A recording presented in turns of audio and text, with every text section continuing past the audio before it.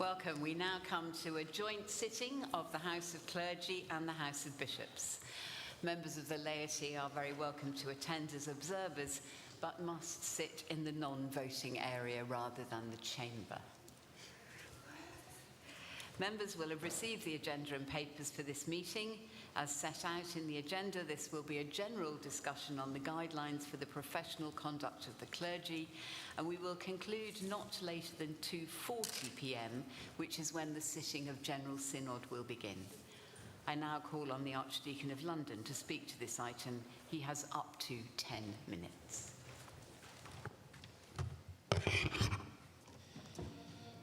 Chair, thank you very much indeed, and thank you all very much indeed for your time and energy this afternoon. I'm also grateful to the Business Committee for making provision for this meeting. We meet because we've not quite reached the point at which we have consensus on the revision of the guidelines for the professional conduct of the clergy. As you know, the revision is needed because the new clergy conduct measure points explicitly to the guidelines as a document to be used for establishing what is and is not good conduct. The existing guidelines, which remain in place unless and until we agree a revised text, were not designed for the extensive use in clergy conduct which has been made of them and which is expected by the new measure. They have a number of ambiguities. They are not consistent in their use of what clergy should and what they must do. Neither the existing text nor the revision establishes any law, nor do they set up any guidance. The guidelines rather point away from themselves towards measures and canons which define what we must do, and to guidance on good practice, such as behaviour on social media, that we should do. The revision is much clearer about this, and therefore is much better for clergy in disciplinary processes. The work has been going on for some time. After the initial meetings of the Informal Guidelines Advisory Group, the Appointments Committee helped us with getting a balanced group together. There was a fringe here at York last year. Drafting, in which many participated, followed, and to consult on finalising the text, we had face-to-face meetings of the convocations in London in February. In addition to what was said in the meetings, further comments were received in writing when they were invited at the convocations, and 24 were received, and almost all those comments were incorporated. In order that the final text can be in one consistent voice, I worked through it. Help with some of the language and framing was received from the lead bishops of racial justice and the racial justice lead. The National Safeguarding Team were invited to look at the draft, and it has been through a thorough legal check. It has been read through by the Standing Committee of the House of Clergy and the members of the Guidelines Advisory Group, and thanks to all those who have helped with getting the text better. The House of Bishops also considered the draft document. I had hoped that this would bring us to a point of consensus, and the convocations therefore met at the end of June. But it was clear then that further work is in fact needed. This joint meeting and discussion of the text is therefore a further opportunity to hear views and comments. We're not voting on this now, this is a discussion, although it looks and feels a bit like a debate because that's how the standing orders say that we should structure things. At the end, I will not try to respond to every speech or comment that's made. It would be wrong to try to draft things from the podium. I invite anyone who wishes to do so, of whatever order, and including the laity, to write to me with any further comments. After that, the proposal is that after working through it, the House of Clergy Standing Committee considers a further revision, and it would be with their explicit support, and possibly if they choose to offer it, with that of the Standing Committee of the House of Bishops, that the convocations would again be invited to agree the text, either in November or in February of next year. There's also a scenario in which we vote in principle in November and have a final vote in February. This will, of course, take us across the election period, and just who leads on all of this will, of course, be subject to who is elected. Three main points have been raised that seem to be areas where we do not have broad consensus. First, I apologise. A sentence in the latest draft of the guidelines at 5.48 says that clergy should respect and abide by the regulations and requests of the bishop of the diocese in which they serve. This was not in earlier drafts, should not be in the current draft, and needs to be removed. It's caused grave concern. I don't think it's as bad as has been suggested, but it leads to a lack of clarity, is unhelpful, and will go. The bishop has no general power to require the clergy to act in certain ways over and above the oath of canonical obedience. I'm sorry that I did not spot it sooner, which might have avoided much upset. Secondly, on the seal of the confessional, a footnote number 19 on page 15 has been added to the section on the seal to make clear that while the text which is taken from the current guidelines expresses the law as it stands, the seal is being considered in the light of safeguarding. Let me say again, the guidelines cannot and do not change the law. And the text in section 5D describes what the law is, including a new bit at 524, which states what to do if a disclosure is received in the context of confession. However, it might be that some redrafting on the section of the seal will help. Some of that has already happened. It should be noted that the revision has removed the remark in 3.8 of the current guidelines, which says that the duty of confidentiality relating to the ministry of absolution sets a standard against which confidentiality in all pastoral engagements should be judged. And it replaces that in 5.28 of the new guidelines with guidance on when there is a legal requirement to disclose information which has been received in a disclosure. Thirdly, questions were raised about retaining the text in 7.8 of the proposed new guidelines, which quotes marriage, a teaching document of 1999. This comes from section 10.4 in the current guidelines. The marriage document was published after Issues in Human Sexuality, but does not refer to it. In the debate in General Synod on removing issues from the discernment process, this quotation was referenced. Many felt able to vote for that motion on the basis that the guidelines retained this quotation. To clarify what is referred to here, however, paragraph 7.9, referencing the House of Bishops' pastoral guidance on same-sex marriage, has been separated from paragraph 7.8 to avoid the impression of conflating separate points. Where the guidelines refer to documents which themselves refer to issues in human sexuality, work is being done to those source documents to remove their reliance on issues. Because the guidelines are to be used in discernment, paragraph 2.2 now refers to ordinands and those who are exploring a vocation. In the end, there is no separate section on episcopal ministry. The guidelines are for all clergy in situations such as imbalance of power or duties to colleagues apply across the board to us all. The prefaces and theological reflection will ideally be published with the guidelines, but will not form part of them and not be part of the Acts of Convocations. The texts can be shared, of course, but a bit more work needs to be done on them first. Now, of course, most of us will have some parts of the draft text we would express differently or would tweak or would change. The hope has been that despite all our varieties of ministries, different outlooks and views, different stages of life and ministry and backgrounds, we can come, nevertheless, to a document which achieves general consensus.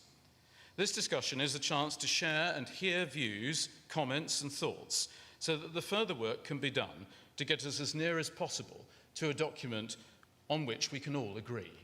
Thank you, Chair. You're now invited to contribute to this discussion, and it would be, thank you very much, helpful for you to stand so that I can call you. The Bishop of Fulham, followed by Rachel Webley.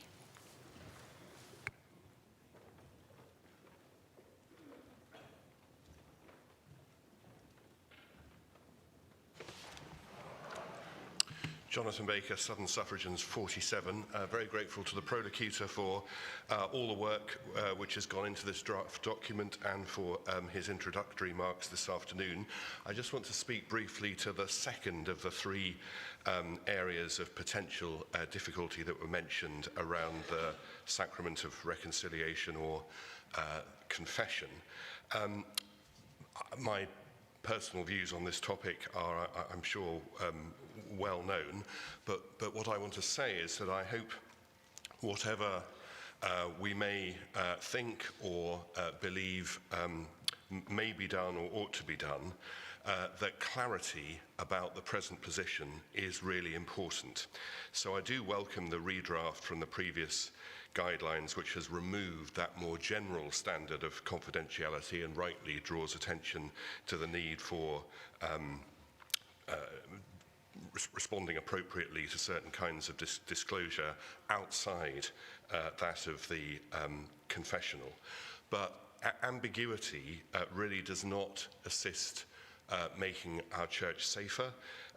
Clergy need to understand clearly and well what this ministry is and is not. So if there is going to be further consideration given to redrafting this section, I hope that clarity will be maintained. I think it relates not only to safeguarding, but to clergy discipline. It might be the case that a clergy person who does not understand the particular nature of this ministry and, to use the shorthand, breaks the seal of the confessional, could find themselves subject to discipline. So I think it's really important, for the sake of a safe church and for our clergy knowing how they are to approach this ministry, that we retain that clarity about what the position is. I'd just add further briefly, I mean, there is a great deal of ecumenical interest in this subject. As some of you will know, I'm our lead bishop for the Eastern Orthodox churches. Both families of Orthodox churches have raised this question, and I think it's no secret to say their position on this matter would simply never change. They relate well to the fact that our practice is to some extent embedded in the law of the land as represented by our canons.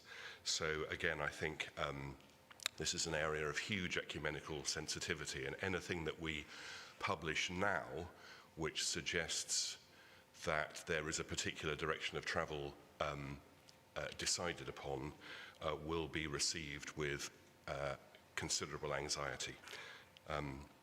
So three reasons to keep our church safe: to be clear about the clergy's, the way the clergy minister in this context, and mindfulness of our ecumenical partners. I hope they will all be kept in mind if that section of the guidelines is considered further. Thank you.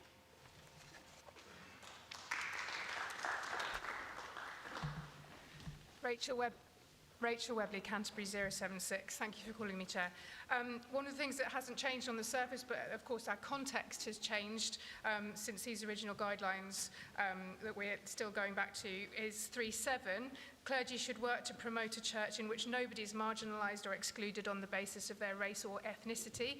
They must not be members or active supporters of any political party or other organisation whose constitution, policies, objectives, activities or public statements are declared by the House of Bishops to be incompatible with the teaching of the Church of England on the equality of all persons and different racial groups.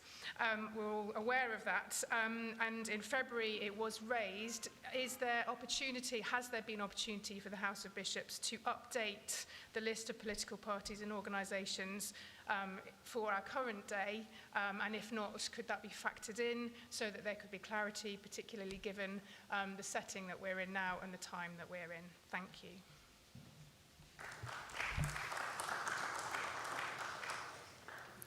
Charlie Skine and Joe.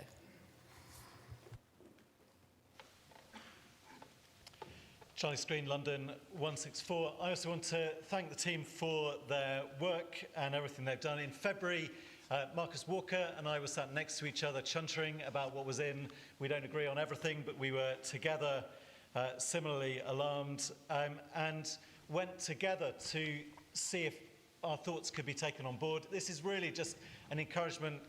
The Prolocutor's invitation earlier to email. We had a very fruitful backwards and forwards. You mentioned this on the Zoom, but particularly grateful for the move from negative framing to positive framing.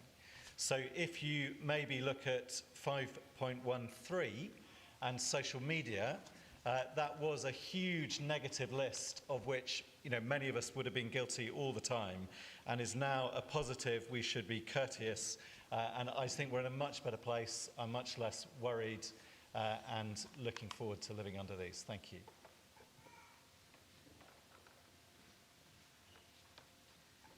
Jo Kershaw, Universities and TEIs 451. I'd like to reflect a bit on the point about the Ministry of Reconciliation and the seal of the confessional. And I largely want to echo what Bishop Jonathan said, but I think I'd like to add an additional perspective as to another reason why the seal and that confidentiality within the space of the confessional, that pastoral space is very important. People worry about what happens if someone discloses that they have committed abuse and how that should be handled. And I think the guidelines which set out the law of the land and what you could and couldn't do are helpfully clear there. But there's another situation, and I want to stress that I'm not breaking the seal here. I hope that I would rather die than do that, and I mean that. But reflecting on things that people who have shared about their own experiences of being penitent, receiving the Ministry of Reconciliation. One of the things about that confidential space is within making your confession, you're able to sort through things that you've done and things that have happened to you. And something that happens sometimes is that actually you realise as your confessor reflects to you that something that you thought was your sin was actually someone else abusing you. And I don't want to go into details because they're not my stories to tell, but I know of at least 2 people who were, with the help of their confessor, able to realise that they were not in that particular instance sinners. They were victims of people in positions of trust who had abused them, and eventually they were able to go to the police and to the proper authorities, and the matter was dealt with. And I mean, hypotheticals are always dangerous, but I do wonder if they would ever, and certainly one of them says that they don't think they would have been able to have got to a point where they recognise what had happened to them and to find the strength to see that justice was done.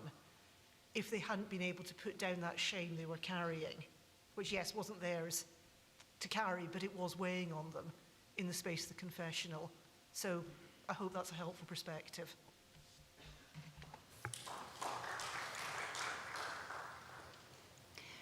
Andrew Atherstone and the lady in red.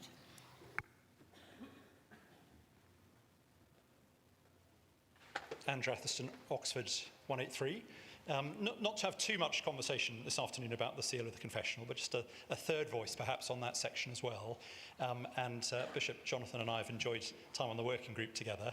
I would really value greater clarity in that section, and a clarity I think that doesn't take us beyond what the law says. I think one of our difficulties is that the law itself is unclear, so it's difficult to be clear about what the law does say. But for example, 523, a clear distinction must be made between pastoral conversations and a confession. I've gone back to Canon B29. I can't see anything about pastoral conversations there. And of course, there's a long tradition which sees those two as closely synonymous. So more clarity on that doesn't go further than our canons, please. I also doubt, I think, the veracity of the new footnote, which says that the House of Bishops is considering this question. House of Bishops has had the Working Party report for a full 2 years now. It hasn't been published. We haven't had any reflections on its recommendations. And it would be good to see some action there that would enable greater clarity in this section. Thank you. Sue Lucas, Chelmsford 82. I am aware that some particular concerns have been raised about particular parts of the document in front of you. However, I would want to commend it as both good and necessary as a whole. the new clergy conduct measure, which has just come into law, and the rules which we agreed yesterday or the day before. I'm in Synod land, I can't quite remember.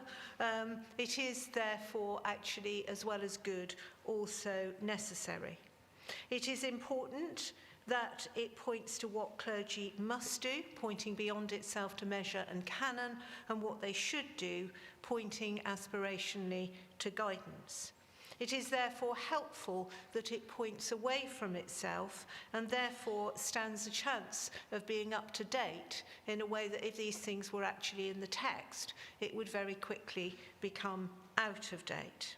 It's also helpful that it is organised thematically, whilst, of course, like everyone else, I take the ordinal very, very seriously in terms of navigating through it. It is actually much more helpful for it to be organised as it is now, thematically.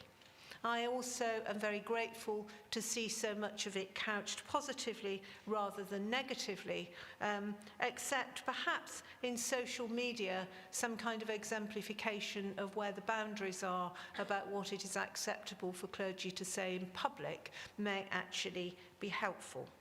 Also helpful is something which is not always completely clear, that actually to clergy who do not hold a bishop's licence or permission to officiate, in fact, their freedom is in that respect rather less than it is to some laity, something that is not always abundantly clear. These guidelines do make it clear. So thank you to all of those who've been responsible for the document in front of you. And it will actually help us out once we have ironed out some of the things that we need to sort out. It will actually help us in actually navigating this shape, this territory, both of what as clergy we must do, but also aspirationally how we should live the life of the ordained. Thank you.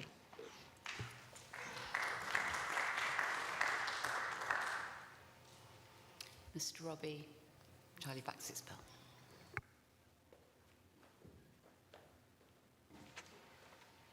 Neil Robbie, Lichfield 143. Thank you, Chair. Some of you were here when we were considering my amendment for the CCM grievance process, and listening to this debate so far, I see a kind of comparable or parallel issue with the issue of the confessional, that we're discussing what should be confidential in discussion and what should be exposed, so just make note of that. But also, I want to acknowledge I was a member of the revising committee for these guidelines, brought in as a CDM survivor to bring my perspective. And the new draft guidelines, I believe, are a leap forward for clergy's accountability. They simplify the framework, they remove extraneous clauses, and seek to strike a balance between minimum and aspirational standards. So I believe we should welcome them, as we just heard about, once a few of these issues are ironed out. But I believe we should welcome them with a proviso. The original guidelines came into use in 2003. They were revised 12 years later, and another 12 years later they'll be published again. And I believe the 12-year gap has been too large. Like food left in the pantry and discovered to be years beyond a best before date, the guidelines become stale before they are revised. So whether we could introduce, as in many governance organisations, a date for the next revision, maybe 3 years or 5 years, or maybe sooner if things change more quickly, I think that proviso would help us to keep them fresh and not out of date. So I would commend them with that proviso.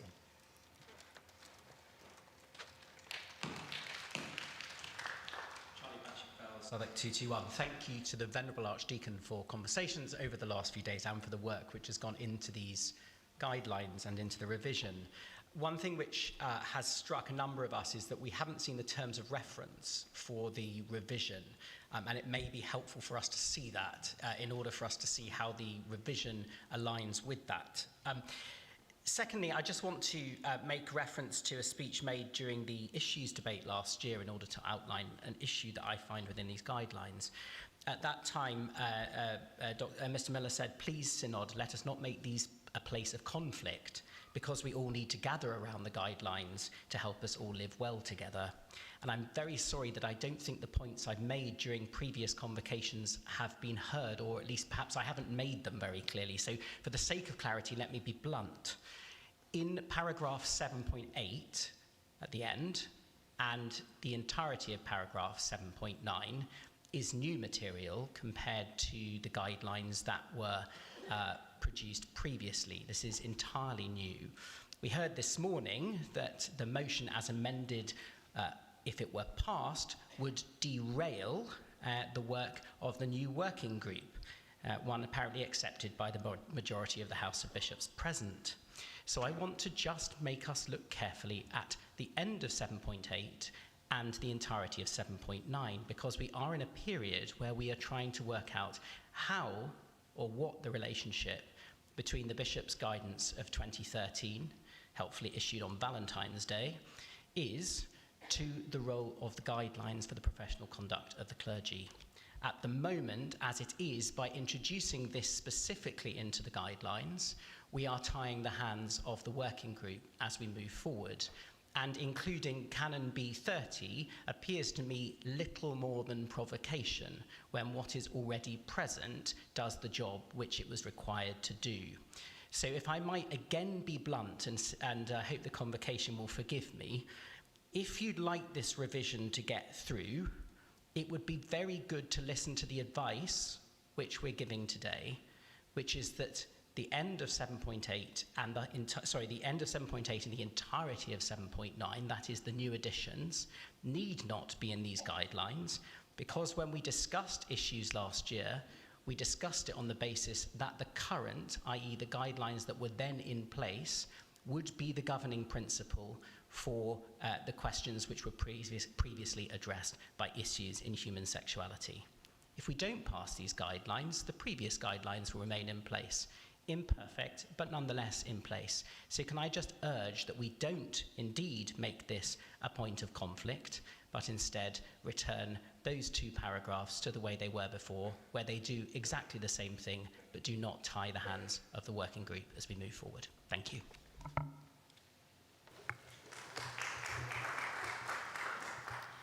Bishop of Blackburn, Miranda Thelthall-Holmes.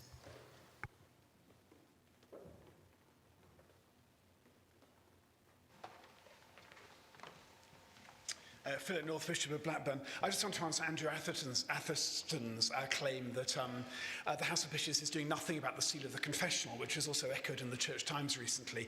We've actually dedicated extraordinary hours and length of debate to this, given how little used devotion it is in the Church of England.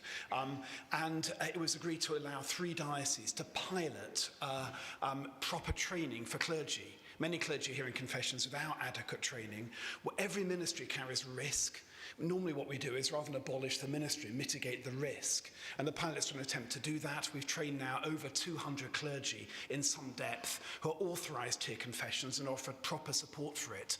And we'll be reporting back to that on that pilot to the House of Bishops for them to decide what next steps should be taken. But of course, if the seal is to go, and with it the Ministry of Reconciliation, because the two go together, that can't be done simply by changing the guidelines. It needs to come back properly to Synod and be considered in full depth.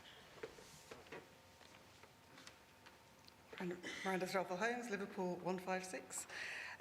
Just want to second really what Charlie has said. I'm a member of the House of Clergy Standing Committee, so I've been involved in these, and I know we've had this conversation with Luke, but I wanted to formally say it in this setting, because it seems to me that I really like the principle that this revision is based on, of moving from negative to positive, and of pointing outside itself, making it really clear that these guidelines, these revised guidelines, aren't creating law or regulations, they're simply pointing to documents outside.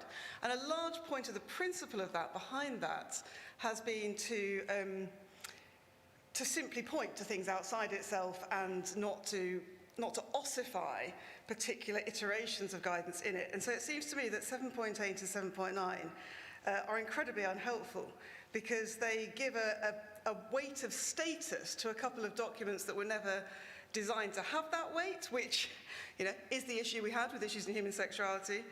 Seems incredibly unhelpful when we know, with working groups and so on, that thought and teaching in this area is evolving. Anyone who is concerned about those things will note that in 7.7, that is currently held.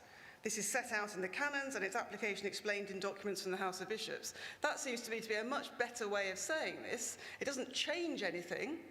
It keeps, as we said in the debate here last year, it keeps all our existing guidance in place, but it doesn't introduce into this documents which may well quickly be found out of date, in particular teaching documents from the House of Bishops, which we know a new one is being worked on. So I would suggest that we simply cut 7.8 and 7.9.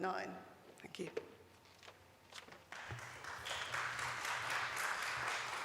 We can take two more if you're really quick. Andy Salmon and Tim.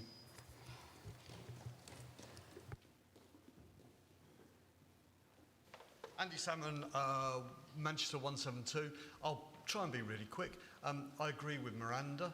I wasn't sure, Charlie, about leaving in the first bit of 7.8. I'd just take out 7.8 and 7.9. But a little practical plea, we've been encouraged to email in our comments, and it's just an observation that most of us here will sit here thinking, yeah, I'll do that, and of course we forget. And it would be really helpful if in a week's time or something, when we've got over all this, we get some kind of reminder that let's email in our comments, because I will forget to do it. And I'm sure I'm not the only one, am I?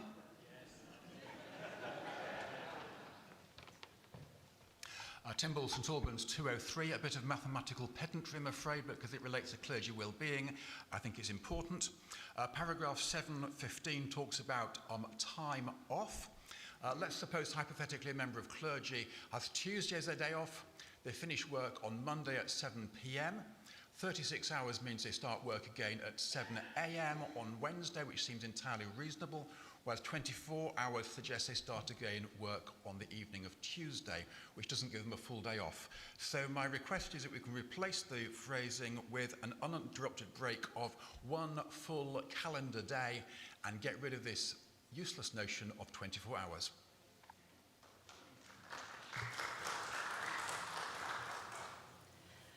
Thank you very much indeed. I'm going to invite the Archdeacon of London to sum up.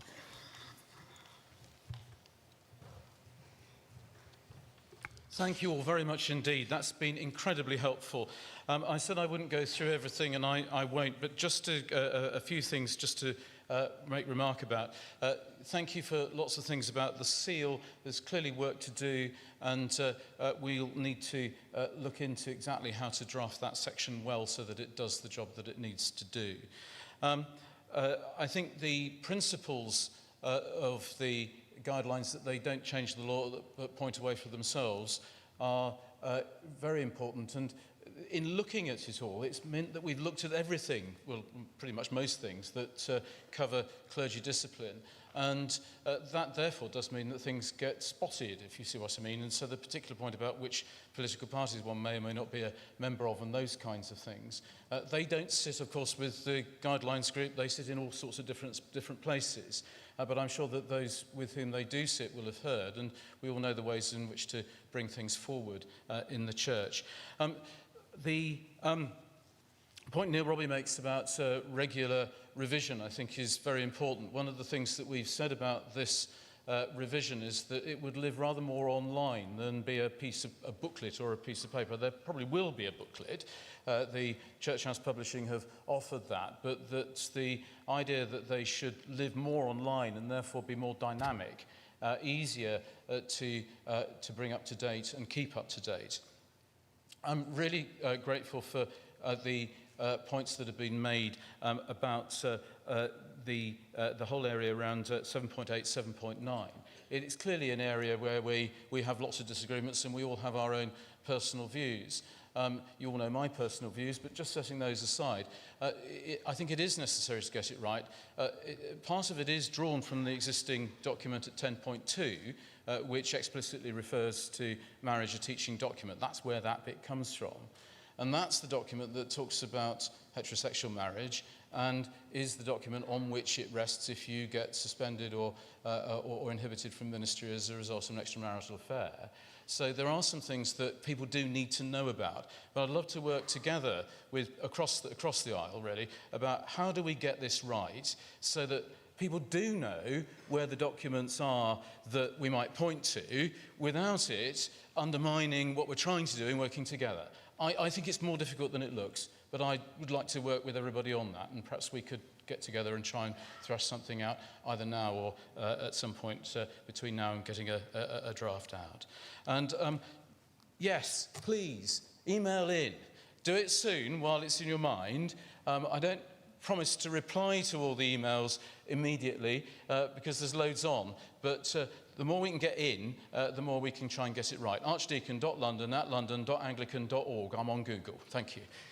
Thank you all very much for your time and effort. Thank you for giving effort to it. And thank you, Chair, for taking on yet another session, and to the staff as well for all the work that you've done in supporting us in doing this. I'm very grateful to them.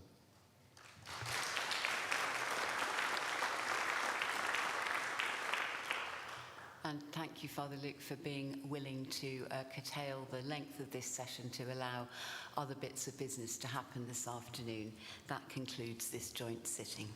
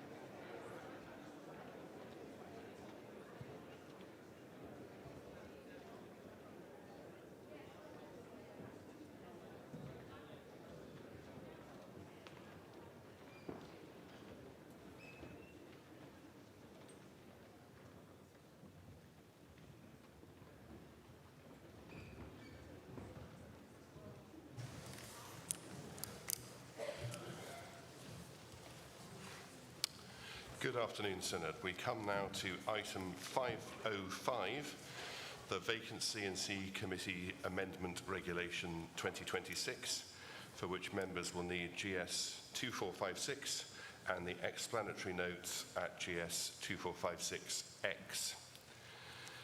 First, I shall ask the Archbishop of Canterbury to move item 505A, the preliminary motion that the amendment regulation be considered. This will provide an opportunity to make general comments about the amendment regulation or to raise specific points which do not relate to the amendment on the order paper. If the preliminary motion is carried, we will then move to the amendment in the name of Mr. Sam Wilson. So I call upon the Archbishop of Canterbury to move item 505A, that the Vacancy and C Committee's Amendment Regulation 2026 be considered.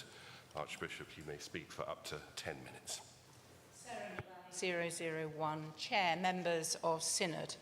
I commend the Vacancy and C Committee's Amendment Regulation 2026 to Synod for its consideration.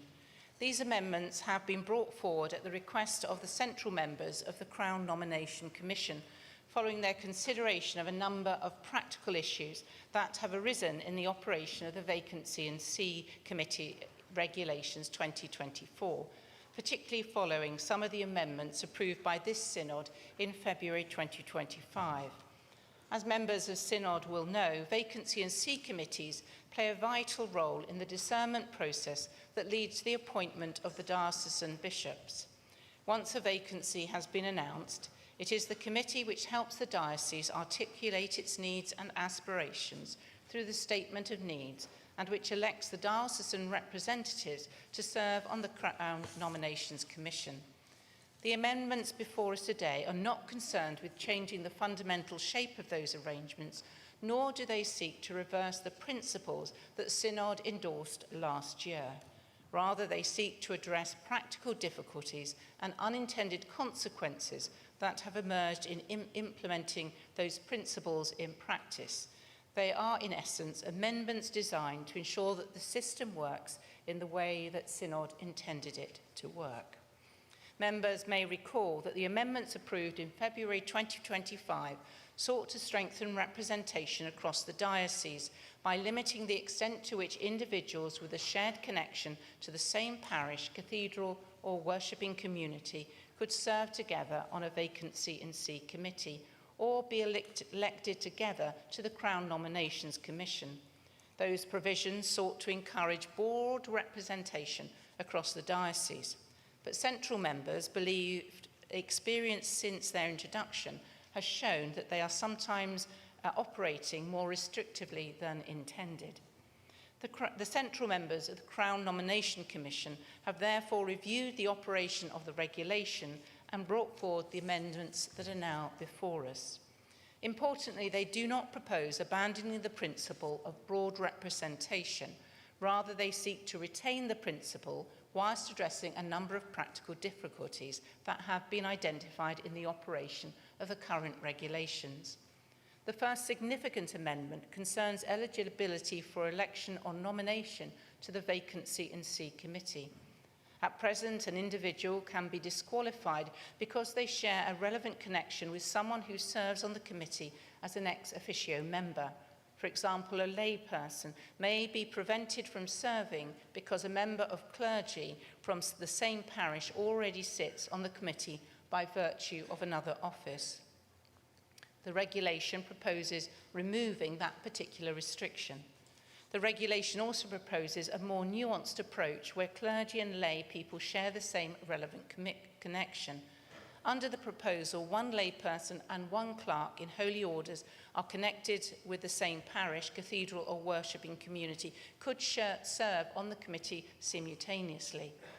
The current restriction could continue to apply where two clergy or two lay people share the same relevant connection. This approach seeks to preserve diversity of representation while avoiding unnecessary exclusion. It is important to note that this amendment relates to membership of the Vacancy and C Committee itself. It does not alter the existing restriction that prevents more than one person sharing the same relevant connection from being elected from the committee to serve as a diocesan member on the Crown Nominations Commission. The explanatory notes make clear that the central members themselves did not reach a consensus on this particular issue and are therefore placing the matter before General Synod for your judgment. The regulation also addresses a particular challenge in the Diocese of Soda and Man. Because the diocese has only 15 parishes, the membership requirements and the restrictions relating to relevant connections have combined to make compliance with the existing requirements exceptionally difficult and, in practice, impossible in some circumstances. The amendment, therefore, disapplies the requirement that the committee must contain at least 21 members in that diocese. In doing so, it provides a practical response to a difficulty that is specific to the Diocese of Soda and Man. A number of further amendments clarify the meaning of relevant connection. Members who have worked with the regulations will know that some questions have arisen regarding cathedrals, licensed ministry, permissions to officiate and chaplaincies. The amendments seek to make the provisions clearer and easier to apply consistently. They also correct minor drafting errors and remove ambiguities that have become apparent since the regulation came into operation. The regulation contains another important provision concerning continuity during periods when the General Synod and convocations are dissolved. Vacancy in C processes frequently extend over many months, and occasionally a committee may find itself in the midst of considering a vacancy when dissolution occurs. The amendment ensures that those who serve as ex officio members by virtue of being elected proctors in convocation or members of the House of Laity may continue to serve until the committee has completed its consideration of that particular vacancy. This provides stability and avoids disruption at a critical stage of the discernment process. It also ensures that the committee can complete its work with those who have already participated in the discernment and discussion leading up to the vacancy process, rather than requiring changes to membership part-way through. The amendments also provide greater clarity regarding leadership within the Vacancy and C Committee. They make explicit the functions of the Deputy Chair and provide for any casual vacancy in the office of Chair to be filled as soon as is reasonably practical. These may appear modest changes, but they contribute to the effective governance and ensure that committees are able to continue their work with confidence whenever unforeseen circumstances arise. Synod, much of what is before us today may appear technical in nature, yet as members of Synod know, confidence in your appointment processes depend not only on good intentions, but also on clear and workable procedures. The details of these regulations affect who is able to participate, how representation is secured, and how dioceses contribute to the discernment process of those called to diocesan episcopal ministry. Well-drafted procedure help to build confidence, minimise uncertainty, and support the integrity of the appointment process as a whole. What the central members of the Crown Nominations Commissions have sought to do is to learn from experience. They have identified areas where the regulation is working well and where some practical adjustments are required. These amendments preserve the underlying commitment to broad and representative participation while ensuring that the regulation remains workable for dioceses of different sizes and circumstances. They strengthen continuity, enhance clarity, and address unintended consequences while retaining the core principles approved by this Synod last year. Therefore, I invite Synod to support the amended regulation and move that the Vacancy and C Committee's amendment, Regulation 2026, be considered.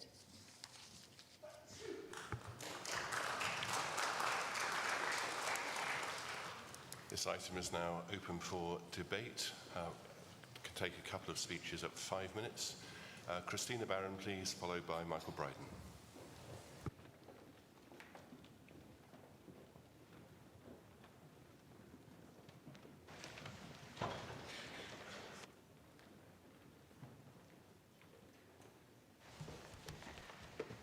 Christina Barron, 245 Bath and Wells. Colleagues, I'm not the sort of person who normally gets up at this sort of item. I'm not an expert on standing orders or technicalities. And I think it's important to say that because it's always possible that I'll cite the wrong subclause or sub-subclause. But I do want, first of all, to correct a misapprehension which some of you may be under, which is that most, or even, well, all of the central members of the CNC think these amendments are necessary and good. Some of them, yes. I mean, I have nothing to say about Soda and Man except that it's an excellent place, and they need their amendment, and they should have it. That's important. And I think it's perfectly reasonable that we define relevant connection and the person in the same category as PTO or, you know, not having PTO or whatever. But what I'm really concerned about is that vacancy and C committees have to have, as a minimum, 21 members. That's not very many. And some dioceses may well decide that it would be more efficient to have a smaller committee, that it would be easier to get together more frequently. My own diocese recently did go for the minimum. Now, if you've only got 21 members, there's no diocese in the Church of England except Soda and Man that has fewer than 21 worshipping communities. Indeed, many dioceses have hundreds of worshipping communities. And especially if you're in a fairly mixed and rural diocese like mine, you've got a lot of relatively small congregations who are very important to their local area.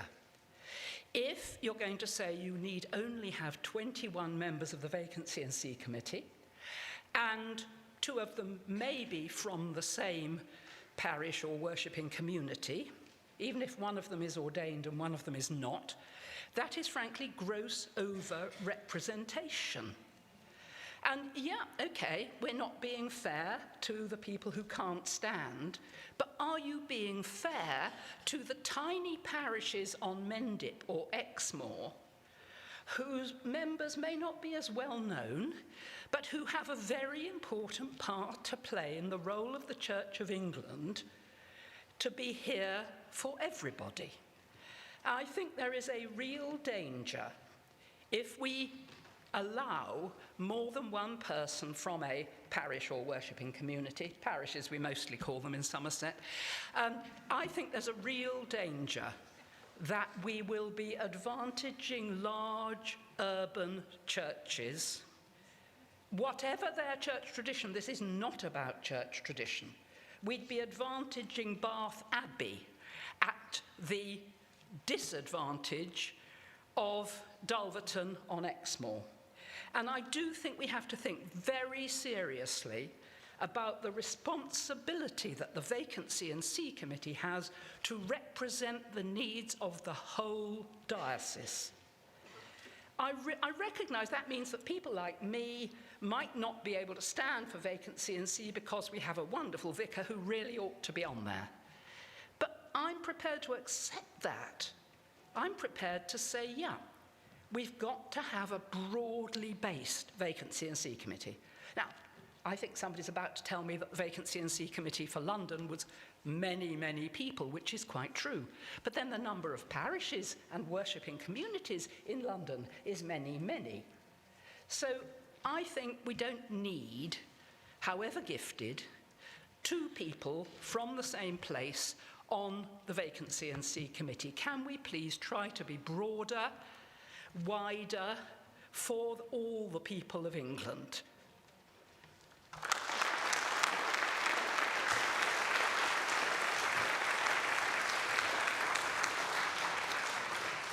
After the next speech, I'm going to reduce the speech limit to 3 minutes. Michael Bryden. Michael Bryden, Soda and Man 219. I've been rather looking forward to this item. It gives Soda and Man a rare moment in the spotlight. So I hope you're going to forgive me if I enjoy it, and that's why I'm wearing a Manx tie in honour of the occasion. The Church of England has had periodic historic attempts to abolish its smallest diocese. In February 2025, this synod unintentionally continued that tradition when it passed the latest vacancy in see legislation. As we've heard, in a diocese of only 15 parishes, it's a total impossibility for us to ensure a vacancy in see committee can produce one of 21 members, all from different parishes. Well, we're very grateful for this proposed amendment since it removes that need. The diocese has asked me to thank those who worked so hard to bring forward this amendment. This debate perhaps just offers a rare opportunity to celebrate Soda and Man and to explain why we hope all of you will at least back that part of the amendment. When I first announced in England my move to the Isle of Man, most people thought I was going to the Isle of Wight. One person thought I was going to the Isle of Dogs. In fact, Soda and Man is at the geographical centre of the British Isles. It's one of the ancient bishoprics of the British Isles, if not the most ancient.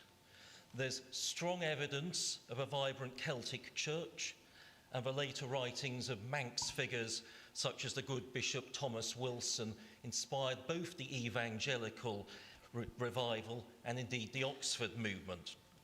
If there are members of the Liturgical Commission listening, I just remind you our Diocesan Synod still hopes you'll respond to our request to put one Manx figure into the calendar.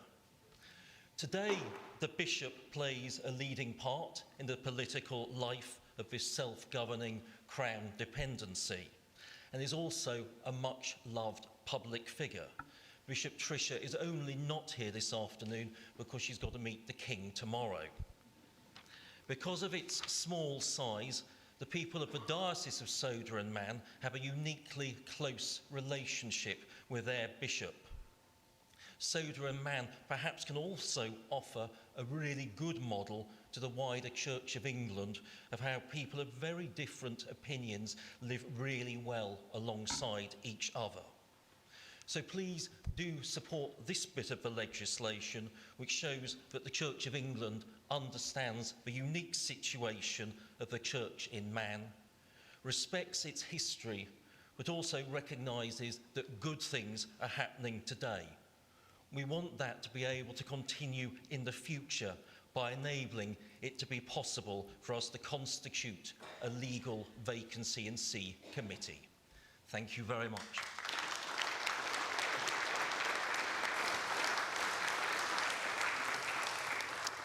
It'd be helpful if those wishing to speak in favour of the motion could indicate. Chris Gill. The speech limit is 3 minutes.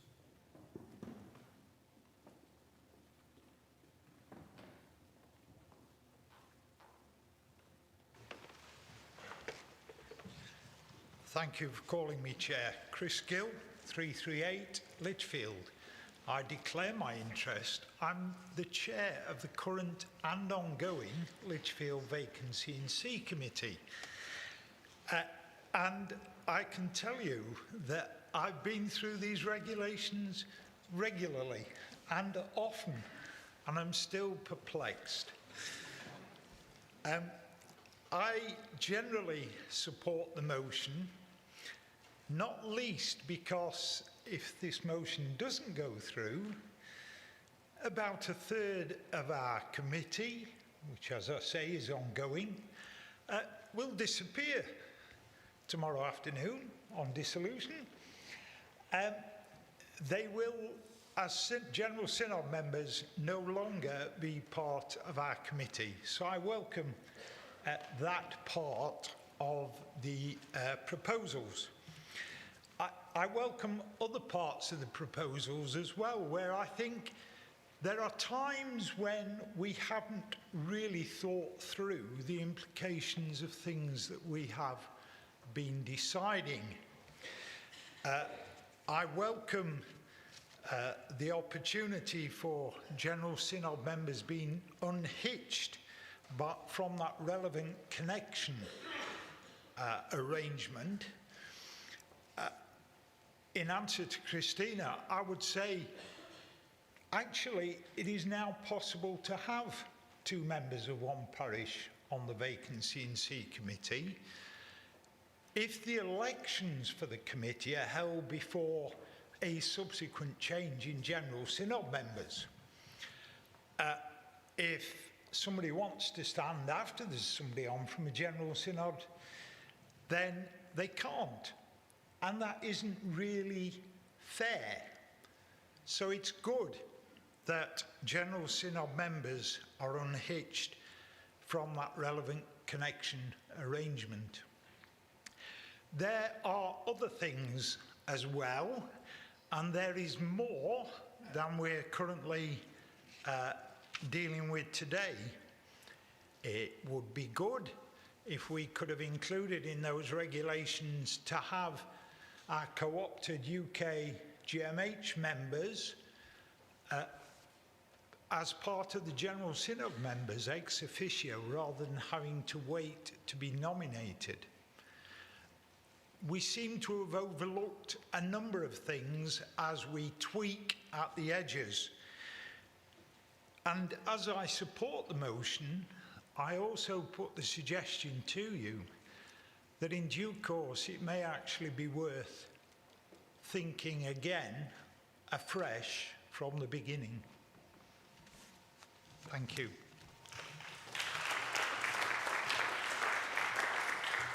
Thank you. Could members please indicate if they wish to speak against this motion?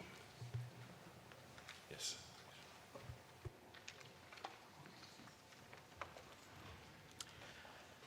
Nick Tall, Bath and Wells 249. While I am speaking against, I actually want to commend an awful lot that is in these recommendations, and it's a shame that they're all being brought together so that we can't approve some and reject others, because I welcome the continuation of General Synod members during an election, which is something that affected us in Bath and Wells in 2021, and so that change makes sense. I also welcome the rules to ensure that the rules for soda and man are workable. But I do have real concerns about the changes that would allow more than one person from a worshipping community to be on the Vacancy and C Committee other than ex officio people. The paper says that it does not seek to change the principles supported in the 2025 amendments that we worked so hard on February last year. However, a key principle behind those amendments was to allow a greater breadth of parish representation. A bishop is there for the whole of the diocese, so as much of that diocese needs to be involved in the work of the committee. We need big and small churches, urban and rural ones. We need churches from different localities, traditions and communities across the whole diocese. If you look at the numbers, the committee needs to have at least 21 people. Some of those 21 are not parish-based, some are ex officio. You are looking to elect at least 4, it's usually around 8, sometimes it's more in a bigger diocese. The smallest diocese in England has 160 churches, the largest has over 800. We shouldn't be doubling up representation from individual churches when so many should be involved. So at the moment, it goes against the principle of maximum representation that we agreed in 2025, and that would narrow the experience on the committee and make it less effective. Now, the only way that we can actually ensure that we can get the rules through for soda and man and around dissolution, I believe, is if we look at one of the amendments coming up in Sam Wilson's name, which carefully distinguishes some of this. I fear that as it stands, if it's going forward as it is at the moment, there will be people with reservations about the infringement of that principle of maximum parish representation who would feel that they had to vote against, and so much good regulation would be lost as a result. I'm afraid I cannot support the amendment as it stands. I sincerely hope that we can make an amendment that we can get a lot of good through and keep considering other things before we end up with the vacancy in C committee elections when they happen late in 2027. Thank you.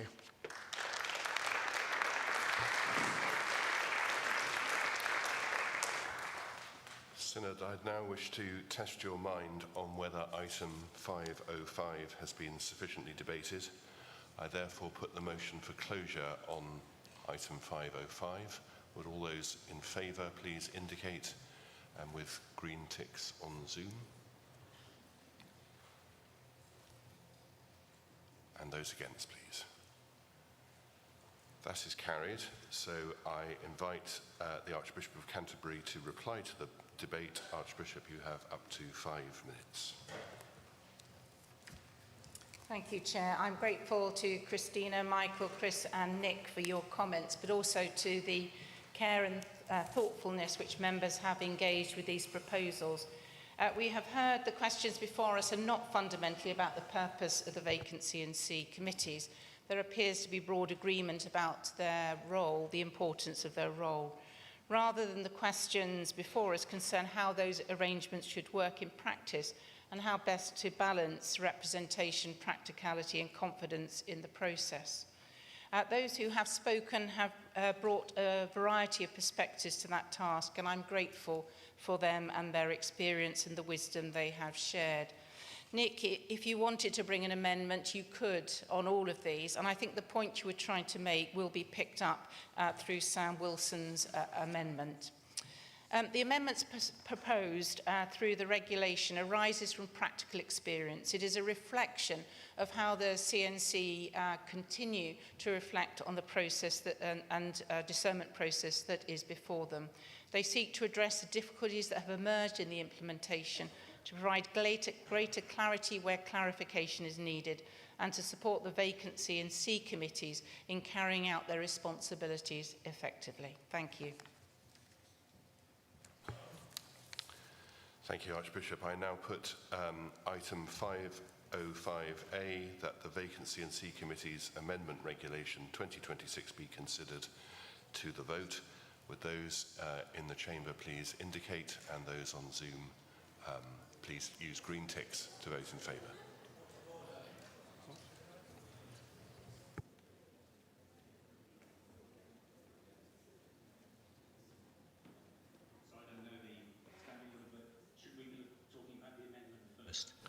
We vote on this first, then we come to the amendment.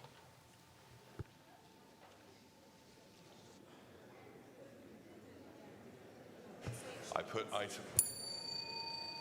item 505A to the vote. Those in favour, please indicate, and with green ticks on Zoom. Thank you. And those against? With red crosses on Zoom. That is carried. We come now to the amendment at item 521. The 25-member procedure applies. This means that the mover of the amendment, Mr. Wilson, will have up to 5 minutes to speak to it. I will then call on the Archbishop to speak for not more than 5 minutes in reply.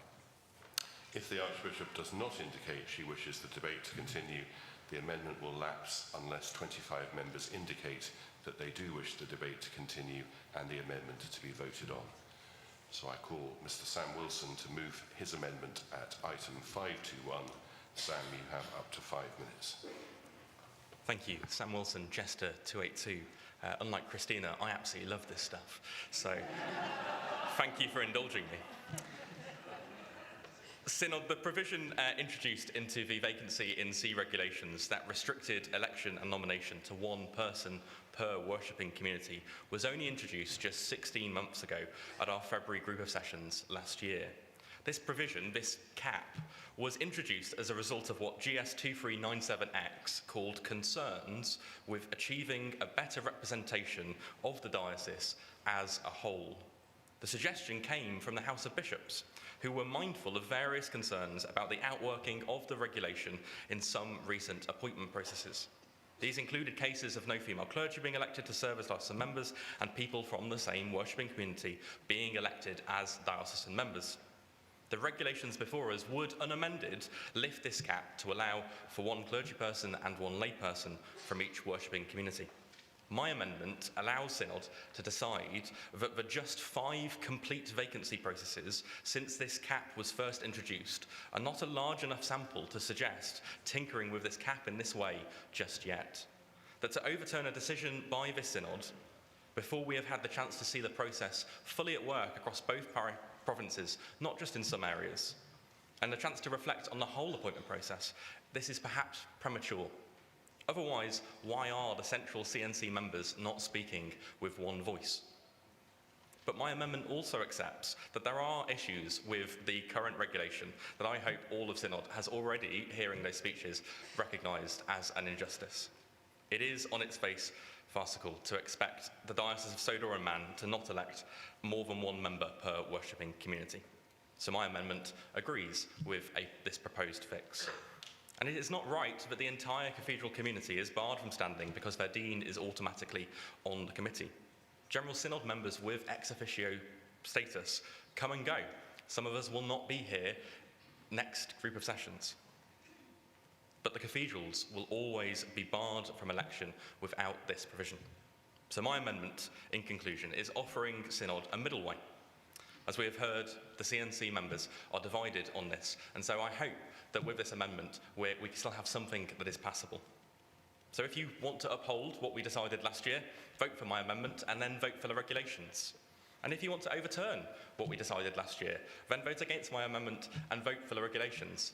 But either way, Synod, let us pass the regulations so that we can fix those particular problems and not defeat the regulations as a whole. This amendment seeks to be helpful so that we can all unite in the name of proper process, because that's really what Synod is all about. Thank you. I beg to move my amendment.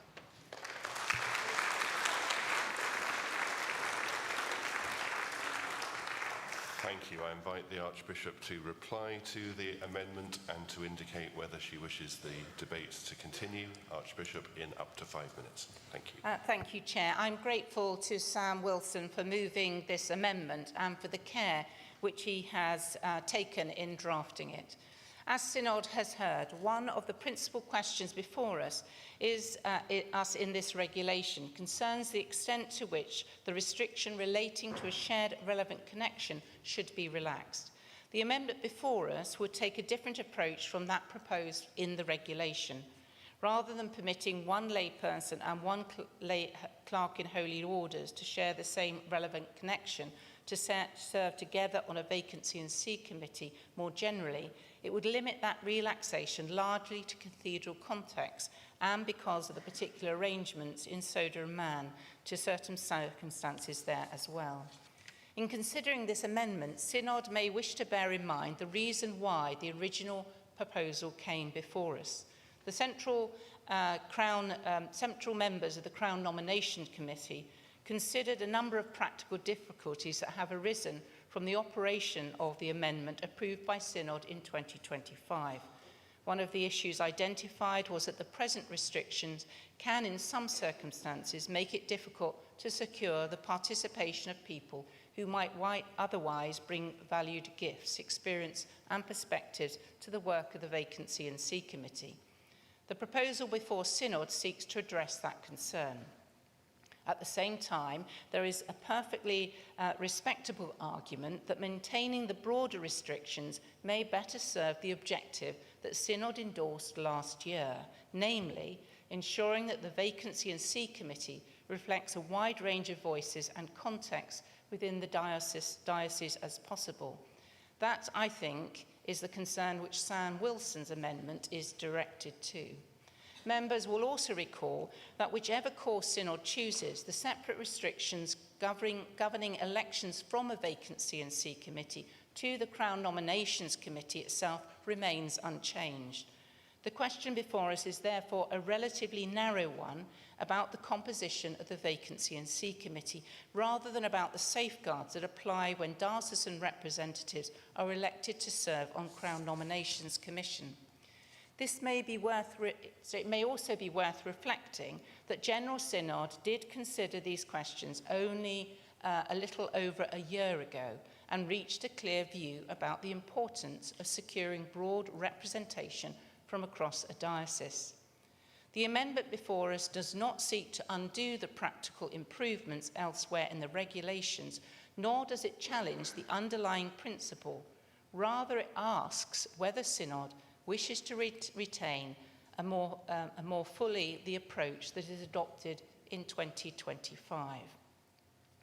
I have already noted that the central members of the Crown Nominations Commission did not reach a consensus on this question. The proposal was brought before Synod precisely because responsible and well-informed people took different views about the balance that should be struck. For my own part, I understand the attraction of this amendment. There is a case for saying that, having only recently endorsed these restrictions in order to promote the breadth of representation, Synod should be cautious about relaxing them more widely at this stage. Therefore, I believe that the amendment raises a proper and important question, while I fully recognise the practical concerns that prompted the original proposal. And I will listen carefully to the views expressed in this debate. I would be content to see Synod support this amendment, and if that should be its judgment. Chair, I do look forward to hearing the views of members, and I am therefore content for the debate on the amendment to continue.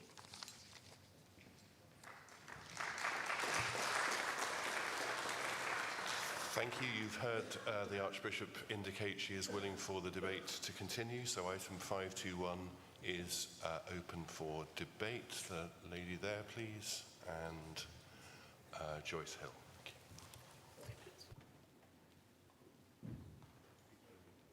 The speech limit is 3 minutes. Lynn Nichol, 433 Worcester. Thank you, Chair, for calling me. I would encourage you to support this amendment.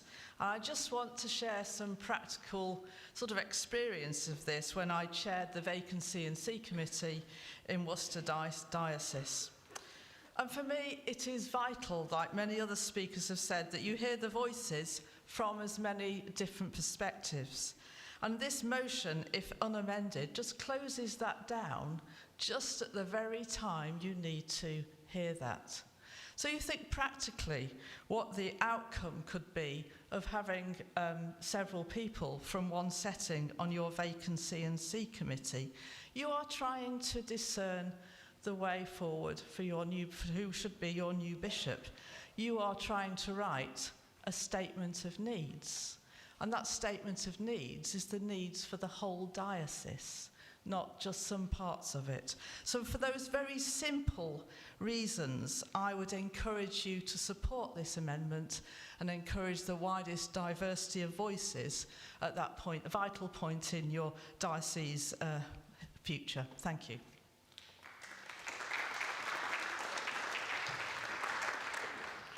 Joyce Hill, Leeds 327. I wish to endorse what has already just been said. I do so from the point of view of having recently lived through what you might call a live vacancy in C committee, because we lost our bishop, of course, as you will all know, Bishop Nick, in Leeds. I was vice chair of the Vacancy in C committee. I convened the group that wrote the diocesan statement of need, and I was subsequently elected to the CNC as one of the diocesan representatives. Throughout the whole of that, it was a comfort to us, it was a source of confidence, it was a source of balanced views that we knew we had an absolutely guaranteed maximum spread achievable because of the cap that was at that point in place. And I would deeply regret anything that moved us backwards from that and ended up with the potential situation of 2 people from any one worshipping community. I think Sam's amendment deals with that very neatly, and then also deals with the other issues, some of the other issues that are in question. I'm perfectly happy with some of the regulations that have, modifications that have been proposed in the main motion, but that question of 2 people from one worshipping community is the wrong way to go, and I would strongly recommend that everybody considers seriously voting for the amendment that we have before us. Thank you.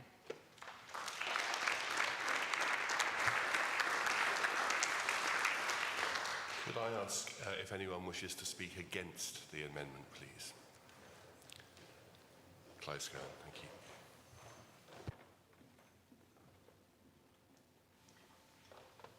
Three minutes, Clive.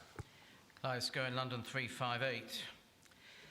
The biggest problem with this, with the regulation as it stands, and which the main motion before us seeks to amend, is that it is actually unworkable. As you will know, although clergy and laity both vote in both elections, we have separate elections for lay members of the Vacancy and C Committee and clergy members. They happen sort of simultaneously, but they're separate elections, separate votes. How is it possible to decide, other than perhaps by drawing lots, which is not what it says in the regulations anyway, how is it possible to decide who trumps who? Whose membership counts to prevent someone else being elected? This particular point doesn't seem to have been considered last time, but actually, in reality, it makes it unworkable. Now, it hasn't actually had to work in many places, and with respect to Joyce Hill, I'm fairly certain the Leeds CNC was elected before the regulation, Leeds Vacancy and C Committee was elected before the regulation came in. So, in fact, that wasn't applied there. It's only happened in a few places that there's actually had to be an election since that regulation was passed. So that's the first problem. It doesn't work. Secondly, representation, the widest possible number and different points of view, absolutely agree. But it is not just about geography. It's also about young people. It's about GMH people. It's about people who live on estates. Now, quite often, estate work has been founded by a parish in its own parish, and there's a new church on the estate. Somebody from there would be excluded if their vicar was on, if Sam Wilson's amendment were carried. These things, when it comes to representation, are multifaceted, and it isn't just about geography. The other problem is that in many parts of the country, there are many churches in one parish, and people talk about local worshipping community, but actually, it's the parish. And the parish can be very big and have a lot of churches in it, and again, one vicar or one lay person on would exclude everybody else, even if it were properly workable. And the third thing I want to talk about is this idea of making an exception for cathedrals. I really don't understand the logic. Cathedral congregations are important, and it's important that they should be represented along with everybody else. But why they get special treatment, I do not comprehend, because the regulation has already removed the presence of the dean as a bar to anybody else from the cathedral being elected, because the dean is ex officio. So if you want to achieve lay people from the cathedral, the regulation as it is drafted achieves it, and you don't need Sam's amendment to achieve that. But I do beg Synod to think about what it was doing if it were to pass this.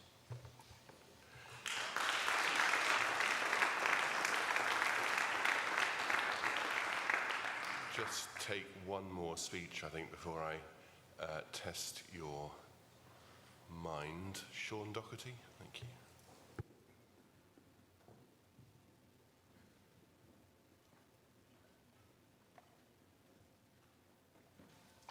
Thank you, Chair. Sean Doherty, Universities and TEI's 450. Just to kind of briefly underscore a point implied in what Clive just said, which is why I want to oppose Sam's amendment, I'm afraid. The parish church I attend is in a low-income community in Bristol, and many people who attend it are from underrepresented groups. They are exactly the kind of voices who tend to be underrepresented in committees of the Church of England, and we rightly say we want to hear them more. It's diverse like that precisely because it's just the parish church and it reflects its local community. It's not part of any theological or church tradition kind of network. Almost everyone who goes to the church does so because we live nearby. And because I attend that church as someone who's plugged into synodical processes and elections and so on, I can actually raise awareness about synods and committees and encourage people to stand. Indeed, they may be more likely to do so if they know that when they go along to committee meetings or whatever, there'll be a friendly face at the meeting, if you think my face is friendly, and somebody that they already know. So I do think we need to ensure vacancy and C committees represent the whole breadth and spectrum of a diocese, but I want to challenge the assumption that people from the same parish will all be like one another. Part of the beauty and genius of the parish is that we are not like one another, but we go to the same church because we are in the same parish. So because of the diversity that we already have in the parish system, I'm afraid I want to oppose this amendment. Thank you.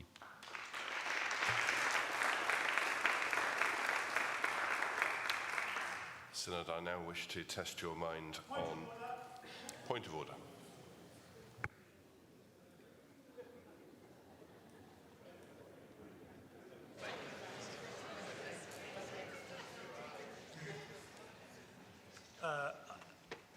I think I might be a bit too early.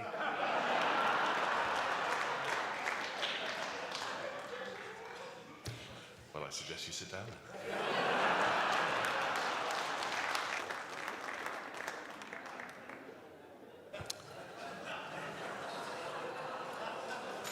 Synod, I now wish to test your mind on whether item 521 has been sufficiently debated. I therefore put the motion for the closure on this item. Those in favour of the motion for closure, please show. Green ticks on Zoom. Thank you. Those against? That is carried. I therefore invite Mr. Wilson to respond to the debate. Mr. Wilson, you have up to 3 minutes. Sam Wilson, Chester 282. As a fan of proper process, I'm really glad that Jeremy just got a harsh lesson in proper process. I'll do the point of order for you if you want. Synod, this is in your hands. The whole point of bringing the amendment was so that we could have this conversation. I'm really glad that we had people from both views on this amendment speaking.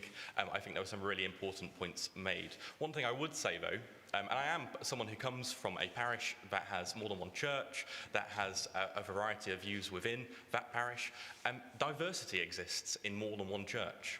And so if you want to make sure that there are people who are GMH, people who are richer, poorer, all the different things that we talk about here on Synods, you don't have to just encourage people from your parish.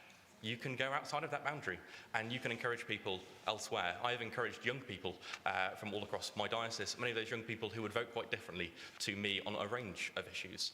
And I think that's a good thing that we do that. And so I don't think that's necessary in this debate. The point that Clive makes about how workable the system is with elections, I think you raise points that can be addressed in different ways. I don't think lifting the cap is the way to do that. I think it's about looking at the timing of elections and the way that that is coordinated. And so I'd hope that the members of the Central CNC and others involved and staff supporting it can look at that and be able to address it. But Synod, the whole point of this amendment is for us to have the debate and for us to talk openly about this particular issue. So I hope you vote as your conscience dictates. Thank you.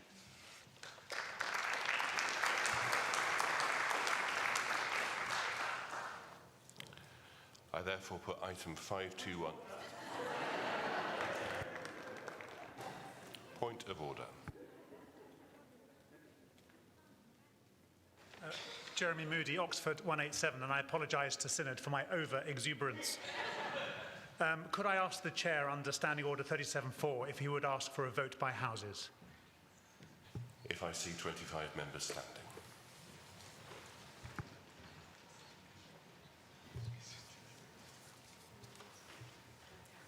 I do see 25 members standing.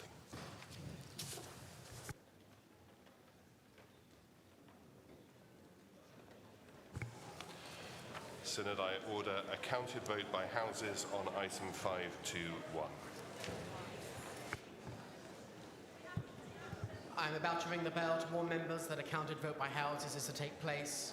2 minutes after it ceases, the vote will begin.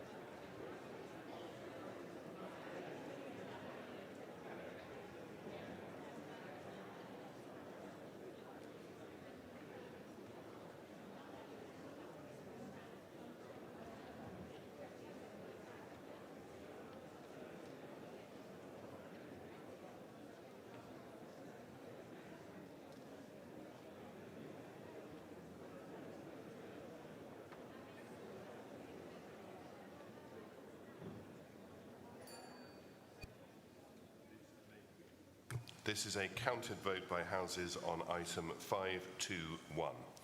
Those present in the central hall using the voting handsets and who wish to vote in favour should press 1. Those against should press 2. Those who wish to record an abstention should press 3. Those participating remotely should use the online voting platform and vote or register an abstention using the buttons on the screen. The voting period is now open and will end in 1 minute.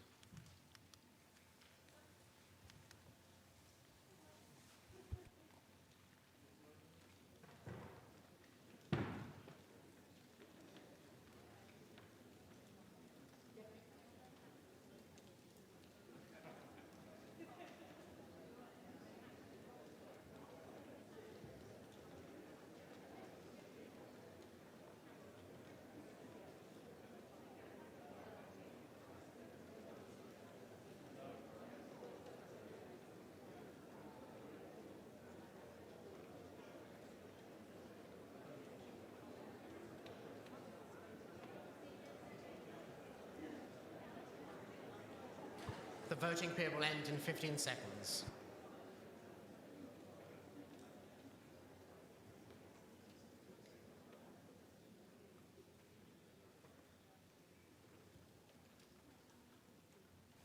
The voting period is now ended.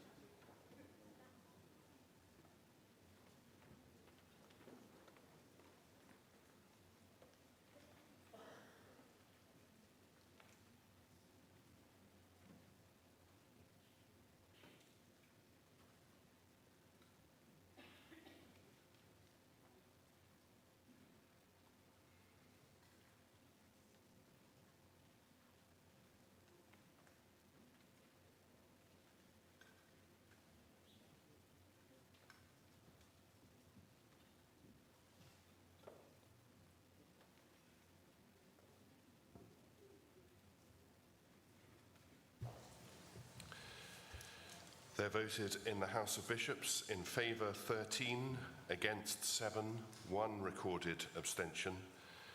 The House of Clergy in favour 81, against 41, 2 recorded abstentions. And in the House of Laity in favour 98, against 60, and 4 recorded abstentions. The amendment is therefore carried.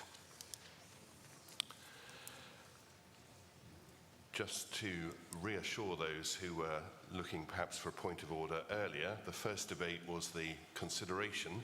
We come now to the debate on the approval. So I therefore invite the Archbishop of Canterbury to move item 504B, that the Vacancy in C Committee's Amendment Regulation 2026 as amended by item 521 be approved. And Archbishop, you have up to 10 minutes. I move item 504B. Nicely done. Item 504B is therefore open for debate. Would those wishing to speak please indicate?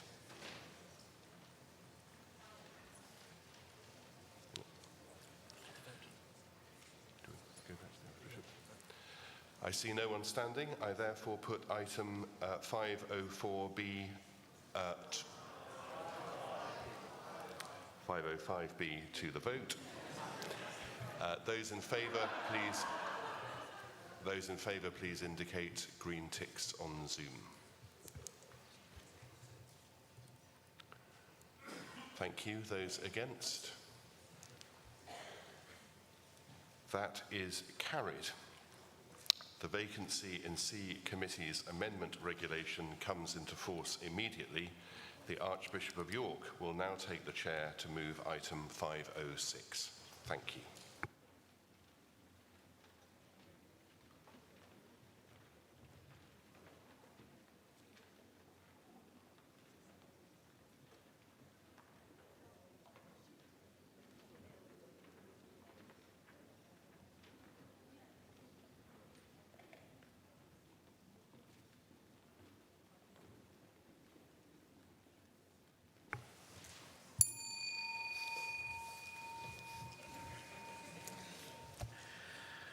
Synod, this is item 506, the proclamation of the Vacancy in C Committee's Regulation Act of Synod.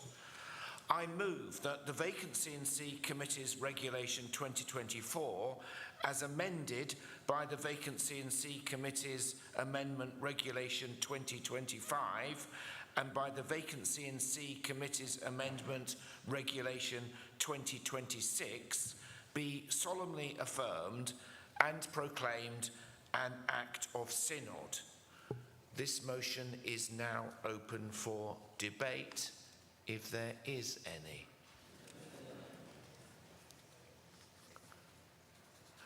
I see no one standing, and therefore I put item 506 to the vote. A show of hands or green ticks if you're online. All those in favour? Thank you. Is anyone against? And are there any abstentions? That is clearly carried. The motion having been carried, I shall now ratify and confirm it for the province of York.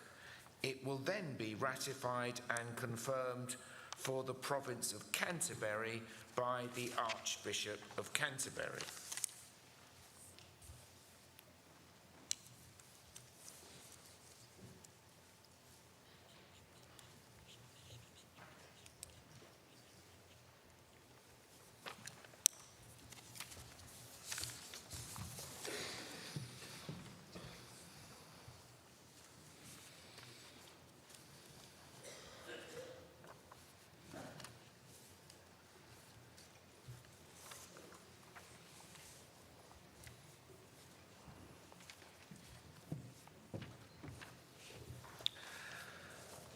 The customary form of proclamation will now be read by the registrar.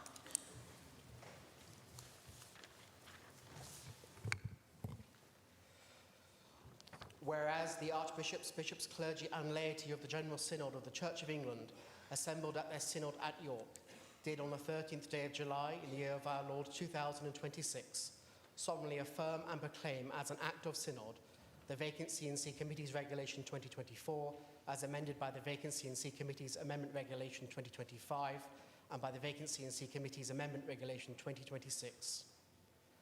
Now therefore we, Sarah Elizabeth, by divine providence, Archbishop of Canterbury, and Stephen Jeffrey, by divine providence, Archbishop of York, do hereby ratify and confirm the said Act of Synod for our respective provinces, and do hereby proclaim to each and every of our dioceses the said regulation as an Act of Synod, and do instruct the Clerk to the General Synod to transmit a copy of the said Act of Synod to the Secretary of each diocesan synod, requiring it to be proclaimed in the diocesan synod at the next session, dated this 13th of July in the year of our Lord 2026. The Act of Synod will now be sent to... The Act of Synod will now be sent to the diocesan synods, and synod that completes this business.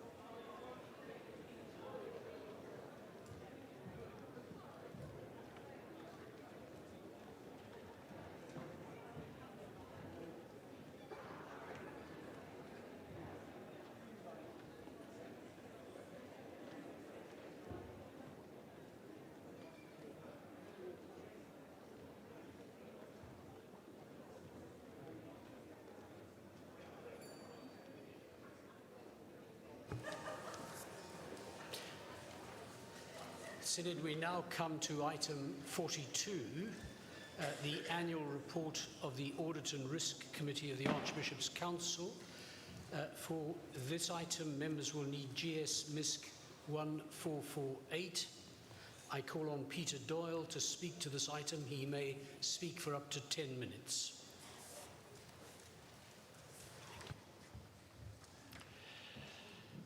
Peter Doyle, 463 Archbishop's Council. Chair, members of Synod, I'm grateful for the opportunity to present the committee's annual report to you following the request of 9 Synod members. I'll begin with a summary of the committee's responsibilities, address the reasons members requested this debate, and end with some reflections on our future work programme. Our role might be summarised as being a critical friend.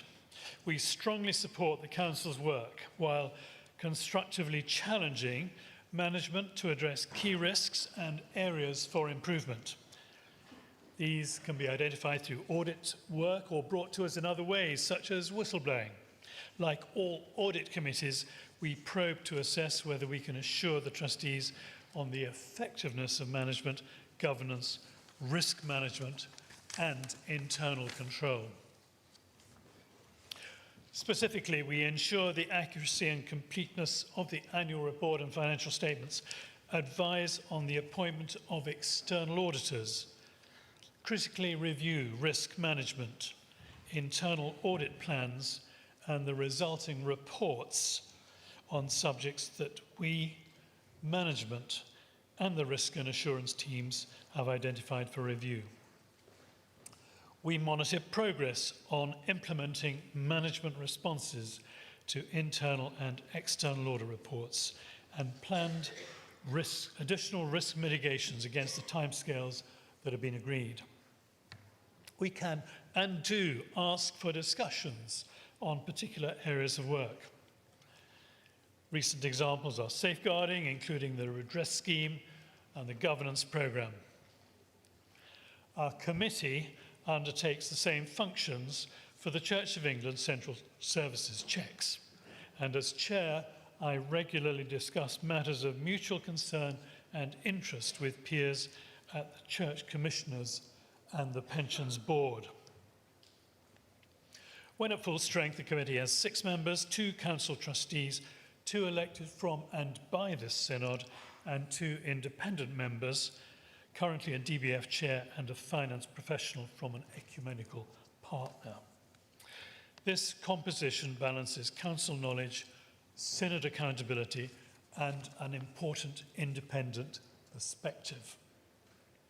At present, in common with the other NCI audit and risk committees, we have 3 scheduled meetings a year and arrange additional meetings if needed. The committee considers this arrangement adequate to enable it to discharge its responsibilities effectively.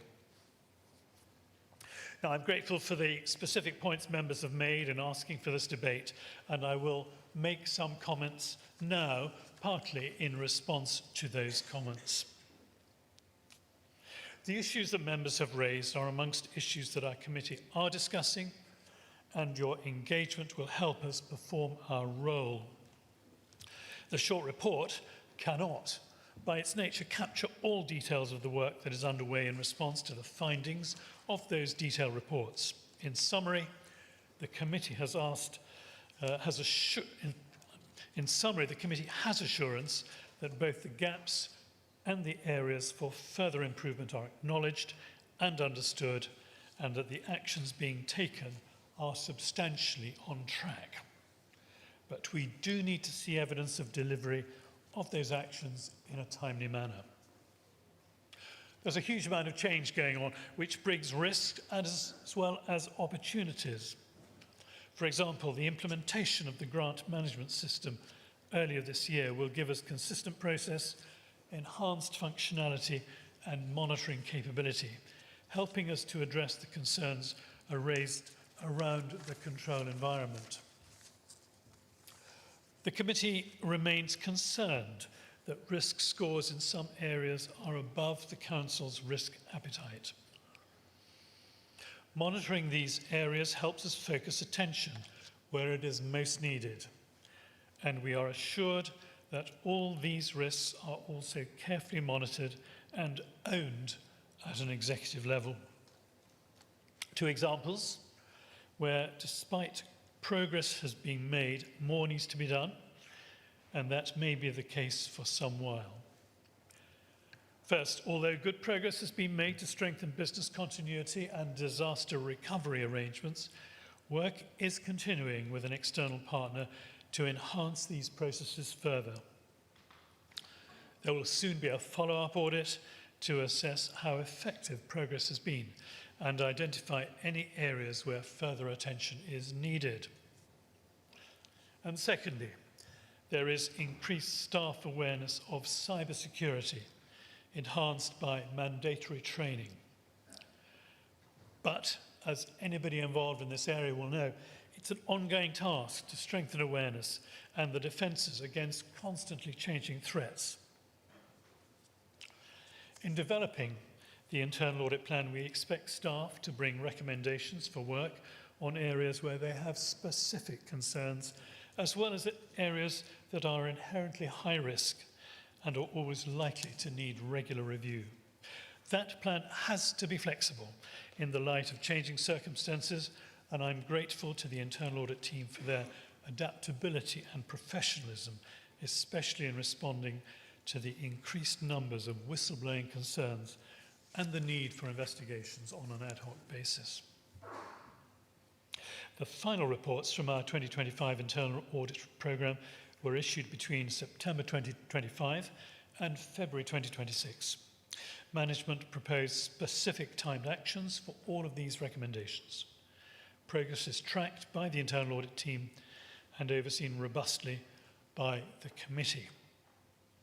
Remaining actions are due by the end of the year, and we are satisfied that good progress is being made in addressing the control weaknesses so identified. And the internal audit team will continue to undertake follow-up work as required to provide assurance or otherwise that agreed actions have been effectively implemented. Similarly, responses to the management actions arising from the external auditor's audit findings report have clear actions attached. We reviewed progress at our June meeting, and staff have shared the report with our new auditor's Buzzercott. Turning to resourcing, our staff team uses an external partner for some work, providing extra specialist capacity. Over the past year, we have increased the internal staff resource by recruiting an internal audit manager, and we've recently advertised for an additional post. Finally, a few words about likely topics for future work programme. We will work with Buzzercott as the new external auditors for the Council and the Checks Group. They attended their first meeting of our committee last month, and we look forward to their fresh insight on areas for further improvement. We will continue to monitor progress towards the launch of the redress scheme and review the adequacy of the essential post-launch reporting and monitoring, not least given the inherent uncertainty in the number of applicants to the scheme and the scale of financial awards. We also expect to maintain a strong focus on the finance transformation programme, ensuring that risks are managed appropriately and that the intended benefits are realised. This applies to the grants management system, which went live this spring, and the new finance system due for later this year. Our role will continue to be to provide independent challenge, support, continual improvement, and give trustees and this synod confidence that risks are being identified and addressed. And while important challenges remain, the committee is encouraged by progress being made. I look forward to hearing your contributions and responding later. I move that Synod do take note of this report. Thank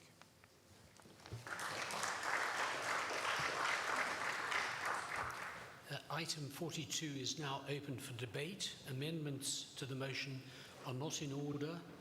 In the exercise of my discretion under Standing Order 22.3, the speech limit will be up to 3 minutes from the outset. I'll call Emma Robarts, I'll call John Bryden, and then Bex Chapman.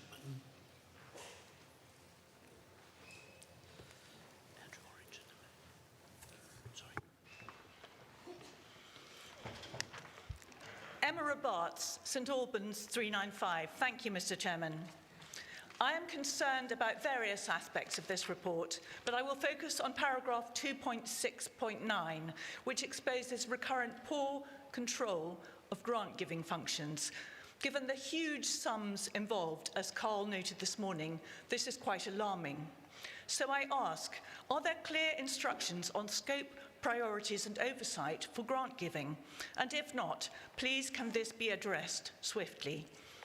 Alison and Carl asked this morning for our comments. I may have mentioned that I'm from the rural parishes. We are being steadily undermined by the redirection of funds into vision and strategy projects and the duplicative bureaucracy that accompanies grant giving. At a SMIB presentation this lunchtime, I was dismayed to find that the SMIB board now has its own comms officer.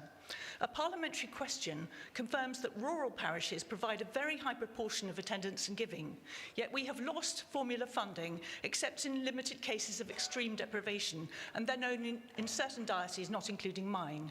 And this is despite evidence that rural deprivation is hidden. Many villages have lost all other community facilities, and the village church is often the last public building. Diocesan finances are worsening with clergy pay rises, which I fully support, and pension increases to pay for. As ever, the pressure is passed to us in the downstairs church. Some dioceses are using total return accounting, but too few, and those that do often seek to use the money to plug deficits, not to fund parish priests. Others are bridging the deficits by selling parsonages, which can only be done up to a point. We need urgent financial action now, because some dioceses are already signalling the intention to cut clergy posts to fund pay rises.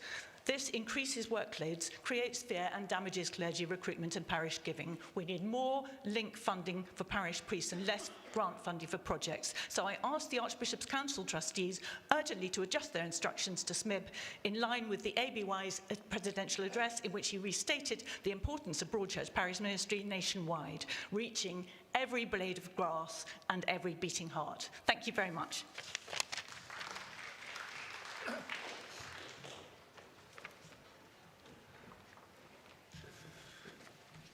John Bryden, Norwich 370. Thank you, Chair, for calling me. I hope my wife is watching, as she will then know I am where she thinks I am.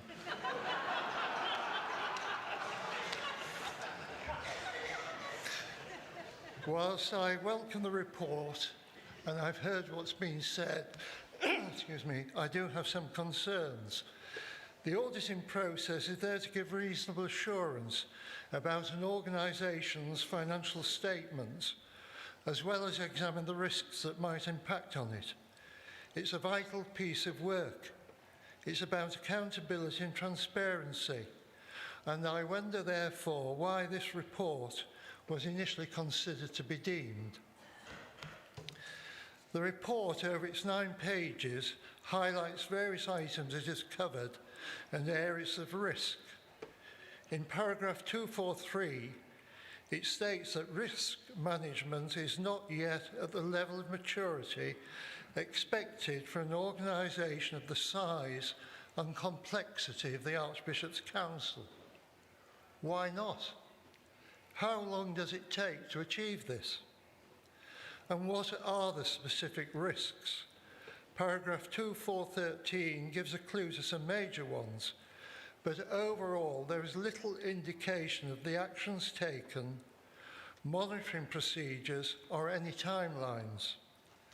Some areas, of course, have been part of previous papers, and it's difficult to establish without looking back what these are and exactly what positive movement has taken place.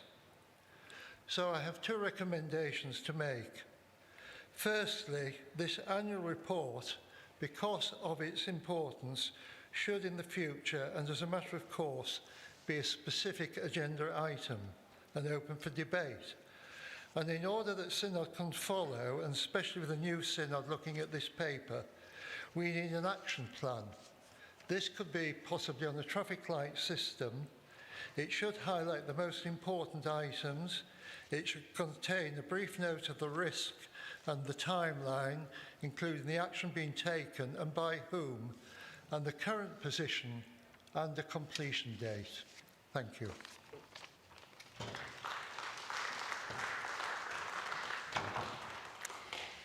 Rebecca Chapman, 414 Southwark. Thank you for calling me, Chair.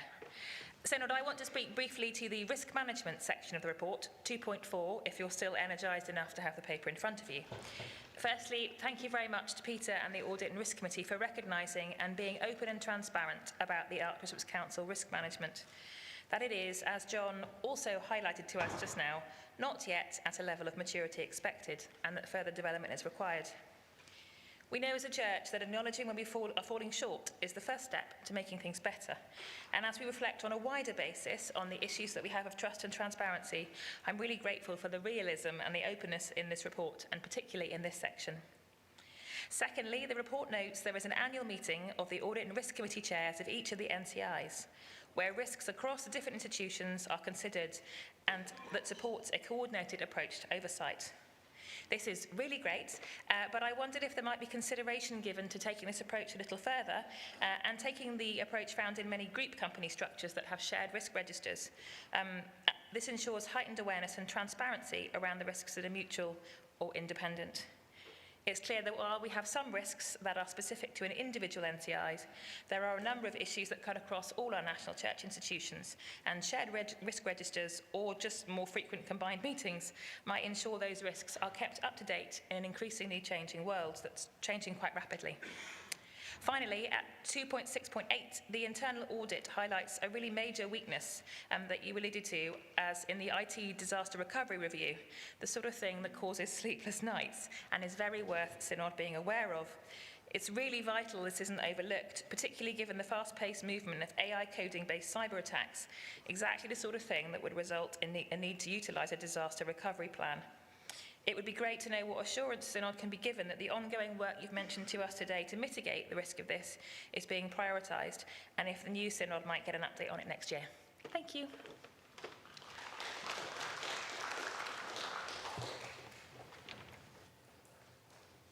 Andrew Orange, followed by Andrew Gray, followed by Ian Johnson.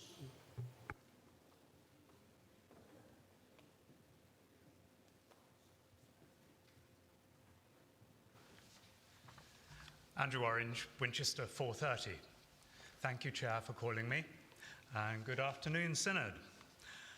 One or two people commented earlier in our discussions about the amount of papers that were given, that it might comprise 2 or 3 inches worth if printed out. So I don't blame members of Synod if the audit and risk report was not the first thing that you went to read.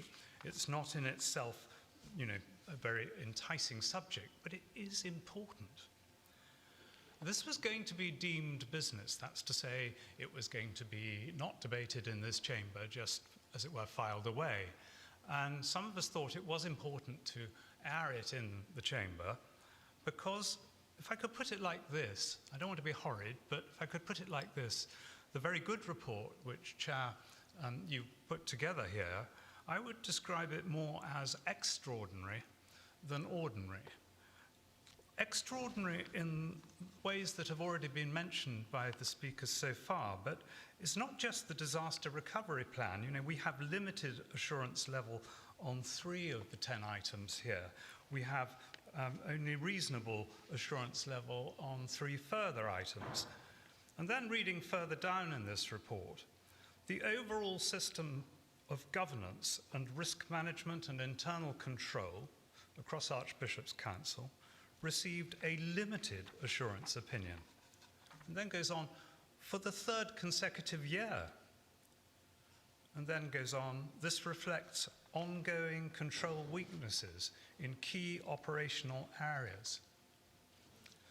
So, and then again, finally, improvements have not yet been sufficient to deliver a step change in assurance outcomes. Control weaknesses persist. I could go on. It's not that I'm wanting to be horrid here, but I did think it was important to draw Synod's attention to the point that this is not a glowing report. We should continue to keep our hand on the pulse here and monitor it in the coming months and years. Thank you.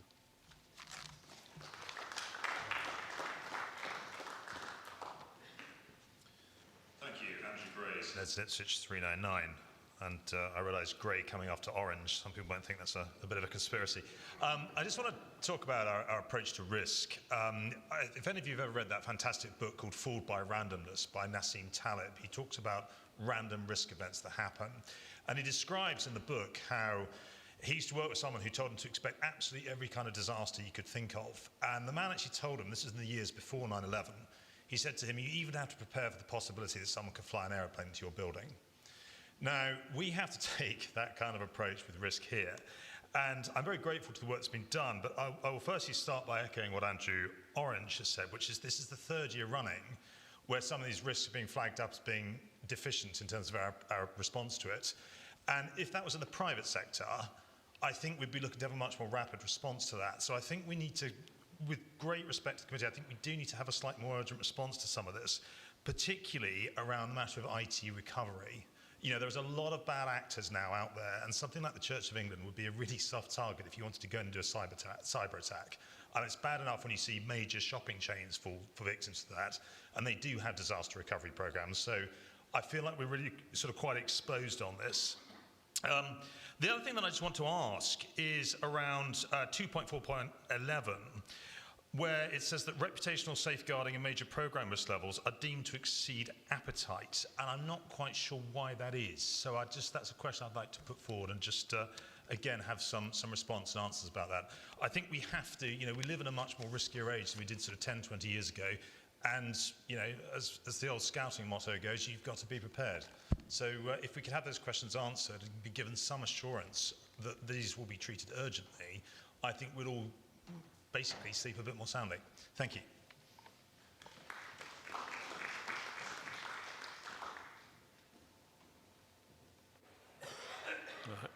Ian Johnson, 387 Portsmouth. Thank you, Mr. Chairman, for calling me. GS MISC 1448 matters because it tells Synod what Archbishop's Council own Audit and Risk Committee thinks about governance and control across the national church. Its conclusion should give us pause, and I'm the third person to say that the third consecutive year the audit has provided only limited assurance. The report identifies continuing weaknesses in core controls and IT resilience, together with capacity limits which restrict the breadth and depth of the assurance work. Now, the committee rightly records progress: improved audit methods, counter-fraud arrangements, governance work and financial transformation, and it also says that these have not yet produced the necessary improvement assurance. This is not a minor technical qualification. The Archbishop's Council has major influence over national programs, funding, safeguarding policy, and so on and so on. If its own internal assurance remains limited for a third year running, Synod should ask what that means in practice.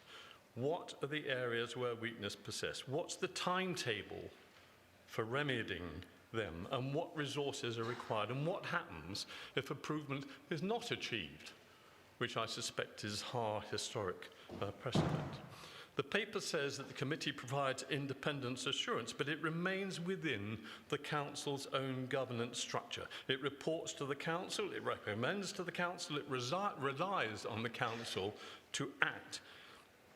There's no criticism of your committee, absolutely not, or its members, but it does raise the wiser constitutional question of where the body is able to test whether the council's response is sufficient, whether its recommendations are implemented, and whether repeated failures have consequences. Synod is invited simply to review and note this report, which has been mentioned was deemed. How on earth we deem a report like this is just absolutely beyond me. Synod should ask for a recovery plan, named weaknesses, clear milestones, responsible officers, necessary resources, and an annual account of delivery. And it should also ask whether this demonstrates the need for a more fundamental review, and maybe I would say this, of our national institutions. There is something fundamentally wrong with the way that this committee is reporting. Limited assurance year after year is not just an audit finding, it is a warning about governance. Synod should treat it as such and not take note. Thank you.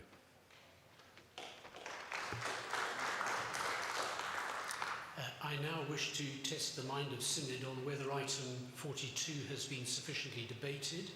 I therefore put the motion of closure on item 42. This will be by a show of hands for those present in person, and by means of a green tick if in favour and a red cross if not in favour for those on Zoom. Those in favour of the motion for closure on item 42, please show. Those against the motion for closure, please show.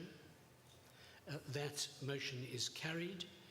I now call on Peter Doyle to respond to the debate. He has up to 5 minutes.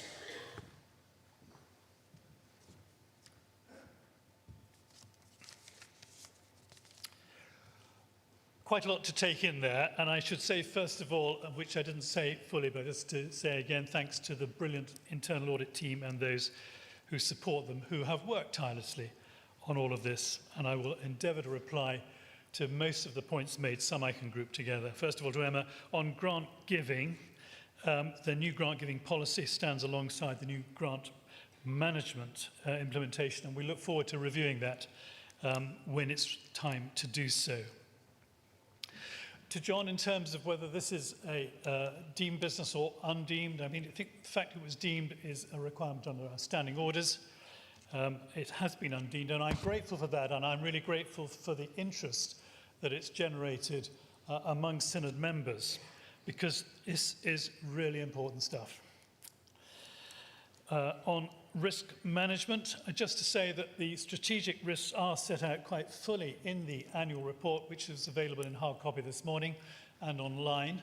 I would commend that list to you. It is a moving thing constantly, because we wouldn't be doing our job if we weren't constantly looking at the various risks and the mitigations and all the other things that go into that. To Bex, thank you very much for your supportive comments. Trust and transparency and openness. The reason we can have this sort of debate, and what is quite rightly some concern about the speed at which things are going and the limited assurance, is because of the openness of the report and the fact you've had this and this opportunity. So I'm grateful for your comments on that. And if I may take Andrew's orange and grey and Ian together, yeah, I mean, it isn't good enough, really, is it? Limited assurance, and that we've had that for a while. It really isn't. But what we do have is some additional resource. You've heard me refer to that, and that will help. The second thing to say is, this is not an area where things necessarily move as quickly as they can. It takes a while. You have the report that says it's not good enough, and then you wait for things to be put back and put right, and then there are improvements. And I just refer again to cyber and to business continuity, where great work has been done, and we had a report to the audit committee to tell us about what work had been done. It's not perfect, it's not completed, but it's on the way. And as I think Ian said on cyber, every audit committee that I'm familiar with has cyber right at the top of its list. Well, Church of England has a number of items at the top of its list of risks, of which cyber competes with 2 or 3 others to be top of the list. But it is very much in our view, and as you know, it only takes one employee who perhaps is flustered at the end of the day, thinking about something else, to open an email that they shouldn't open, and the bug comes in, and we know the havoc that is caused. It happens so many times in so many organisations, and there is training in place for that, and there are reviews and the usual system of calling people pretending, or sending emails and pretending to do it. We do all of that. We're constantly looking for more. On safeguarding, I just say this: the risks are too high. Huge amount of work has been done. We will not really be able to take stock and change risks on that until we've seen the independent safeguarding go in. We're obviously will need to be in dialogue with the Charity Commission to see that they are satisfied with progress made, and also in response to the audit. And I should also say that's a good example of an area where individual parts of our organisation have their own risk registers, they have their own actions to be taken against those, and they monitor those. And we see that particularly in areas like projects, the big projects, the finance transformation project, and so on. On a fundamental review of governance, of course, we've seen that we've not had what we've wanted, which would have helped us progress in that area. And that is, I'm afraid, beyond the immediate scope of the Audit Committee. But we will press to do what we can in smaller ways on governance.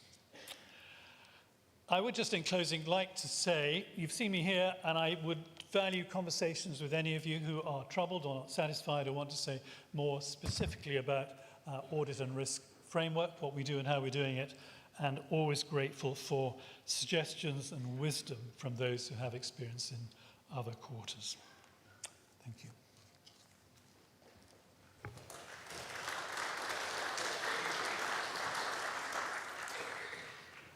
I will now put item 42. Point of order.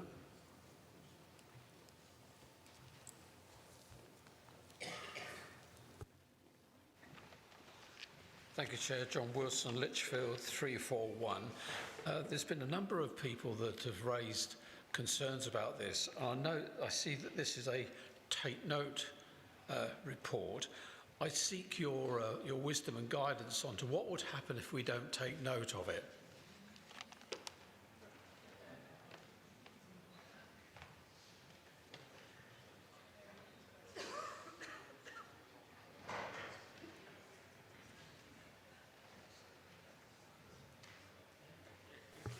Thank you very much indeed, Tom. There are 2 points in answer to that. First, I'm afraid it's not a point of order, but thank you for raising it.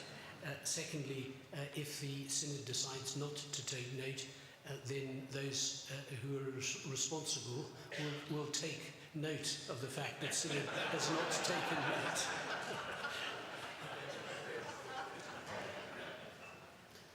I will now put item 42 to the vote. For those present in person, this will be through a show of hands, and for those on Zoom, green ticks for and red crosses against. Those in favour of item 42, that the Synod do take note of this report. Those in favour? Those against? That is carried. Item 42 is now closed. We move to item 20.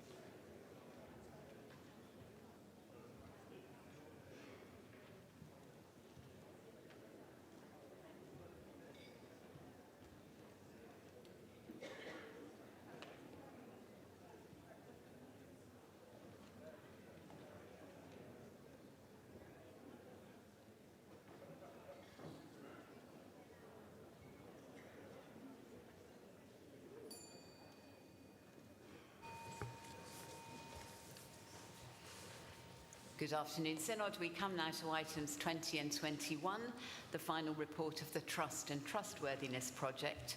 Members will need GS 2457. Can I just explain that we will have the whole of the take note debate, after which I will be calling on Marcus Walker to speak to his following motion. I now invite the Bishop of Peterborough to introduce the presentation and the speakers.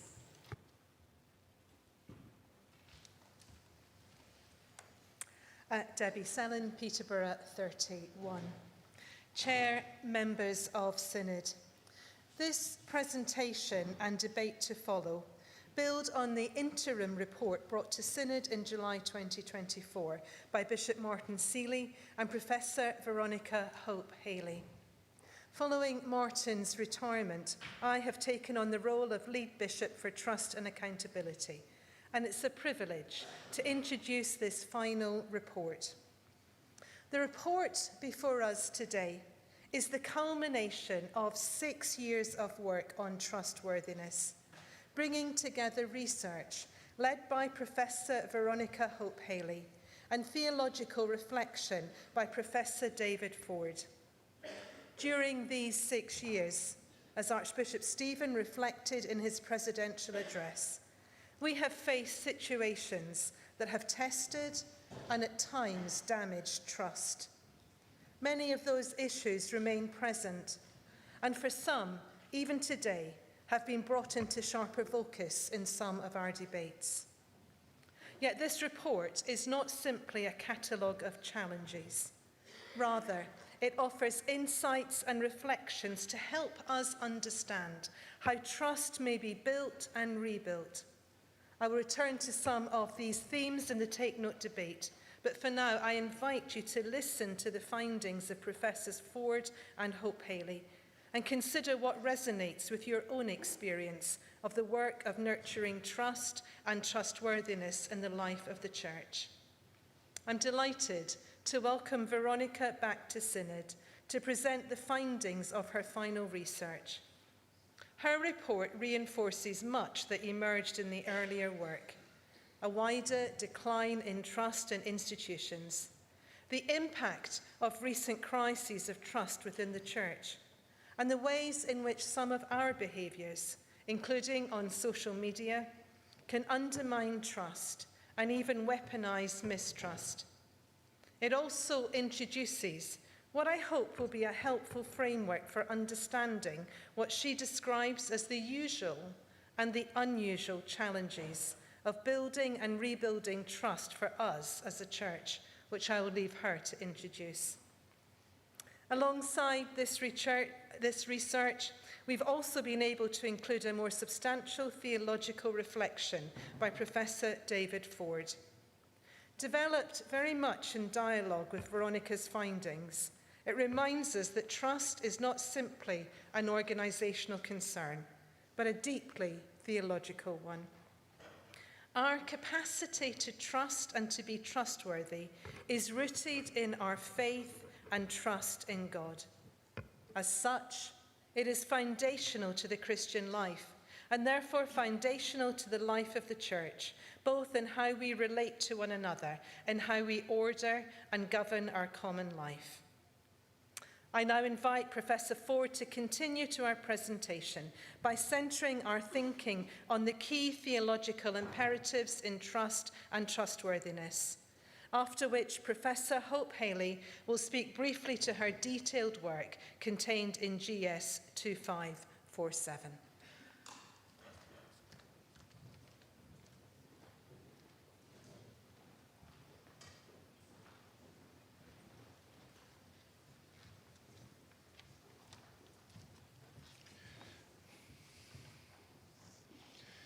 Members of Synod, it's very good indeed to be here with you today, and thank you for your invitation to speak.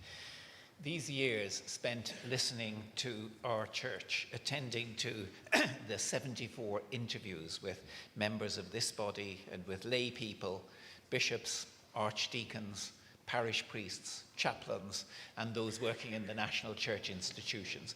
This has been a deeply moving experience, hearing one testimony after another. For me personally, it has been something of a culmination of my life in the Church of England since I came over 50 years ago from the Church of Ireland. The testimonies of the interviews have resonated again and again with one area of involvement in the church after another. As a student in Cambridge with people like Stephen Sykes, Charlie Mould and Donald McKinnon, as a church warden of a parish in inner city Birmingham for 5 years, really to get to know the Church of England, being a church warden is one of the great experiences. As a lay reader in the Church of England for around 40 years, in a series of very different parishes and all sorts of involvement with dioceses. It's so lovely to come here and see so many familiar faces. But also 15 years chairing the Council of Westcott House and 15 years on the Council of Ridley Hall at the same time. And then the Doctrine Commission on Money, Sex and Power, which didn't make the waves you might have expected. And centrally, being part of the team that wrote the Church of England Vision for Education, that astonishing area of our church's involvement with over 1 million pupils across the nation, and our report, Deeply Christian, Serving the Common Good, is, I see, a companion document to the one that we're presenting to you today in Synod. There's also been 44 years of marriage to somebody who became an Anglican priest about 25 years ago. And so that too has been fed into it. But above all, I think, there's been the effort of trying, always in vain, to sound the depths of the Gospel of John. But all of these things have actually come to a head, really, in relation to this report. And I hope that you find it worthwhile to study this theology that is not just me. I mean, there's been a wonderful team of people who've been doing it with me as well. And I think it has been an unprecedented, in-depth listening exercise to our church. And that has been combined with both Professor Veronica Hope-Haley's analysis and interpretation of the interviews, which was an immense labour and analytical challenge. And also this accompanying theology, as Bishop Debbie has just said. And that's what I want to talk about. In working on the theology, it slowly became clear that what we should probably have aimed at, and we did try to aim at, is a basic Christian wisdom of trust and trustworthiness in the church. You can read it in your papers, the result, both in summary form and in full. And we hope that it can help everyone in the church who wants to take the report seriously and respond to it in faith and in practice. What I want to do now is to highlight just 4 of the many things that have especially gripped me in the course of those years that we've been working on this. The first is an absolutely basic essential. It's the meaning of the Greek New Testament verb pisteuein and closely related words. Now, it's usually translated as believe, but it also means trust and have faith. Though, of course, it's usually only in your translations used in one of those terms. And in both the New Testament world and our own, trust is often the fullest and most accurate translation. Every strand of the New Testament uses this language of trust. And a good rule of thumb when reading translations of the Bible and when praying, singing hymns, following a liturgy, serving on committees, or just thinking about what most matters in our Christian living day by day, is always to think trust together with belief and faith. Faith in the New Testament is not only intellectual belief, but fundamentally and primarily relational trust. And in a situation where both the church and society increasingly recognize how vital and fragile trust is, if we don't grasp this, we miss the centrality trust should have in our faith and life, and also miss why the impact is so great when we face failures of trust. Now, Veronica will say more about both interpersonal trust and institutional trust in a while. But my first basic point is that it has been utterly central and basic to Christian life since the beginning. Second, there have been the Psalms, with their powerful, passionate cries. The interviews also, had powerful, passionate cries, cries of pain and anguish, disappointment, anger and lament, and also of trust, thanks and hope. Wisdom, I think, is often found in the discernment of cries. And it's that sort of wisdom that we've been searching for in these past years. Praying the Psalms daily has modelled clear-eyed realism about all that can go wrong, while always coming back to utter trust in God. Jesus on the cross cried out in the words of Psalms, and the wisdom of the cross is at the very heart of our faith. Third, and most important of all, has been the desire of Jesus. Listen to Jesus praying to his Father. I ask not only on behalf of these, but also on behalf of those, this is us, who will believe, have faith, trust in me through their word, that they may all be one. As you, Father, are in me, and I am in you, may they also be in us, so that the world may believe, have faith, trust that you have sent me. And there's more, of course, in that prayer. It gets deeper and deeper. This prayer is the ultimate desire of Jesus for us, poured out on the night before he died. It's his desire that we, his followers, be utterly united in trust and in love with himself and his Father and with each other for the sake of the world to which he was sent in love. As you can read in the report, the interviewees agonized over one example of disunity and distrust in our church after another.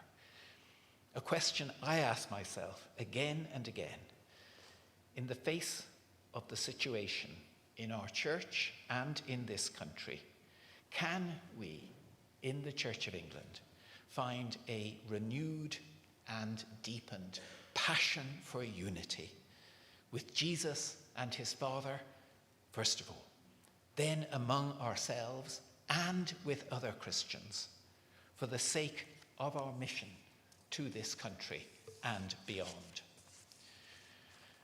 Our church has always wanted to be a blessing to this country. I see this report opening a way to be that more and more fully. This country needs institutions that show how trust can be repaired, renewed, and sustained. We need these lively signs of trust and trustworthiness.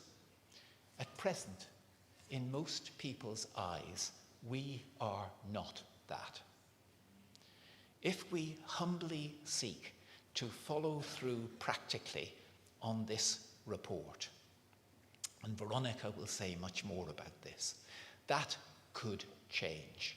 We could change.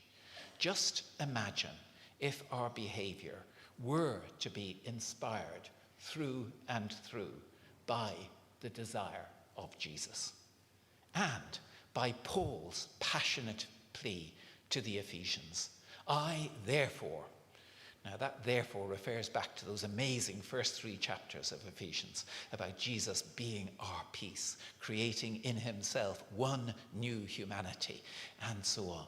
I therefore, the prisoner of the Lord, beg you to lead a life worthy of the calling to which you have been called, with all humility and gentleness, with patience, bearing with one another in love, making every effort to maintain the unity of the Spirit in the bond of peace.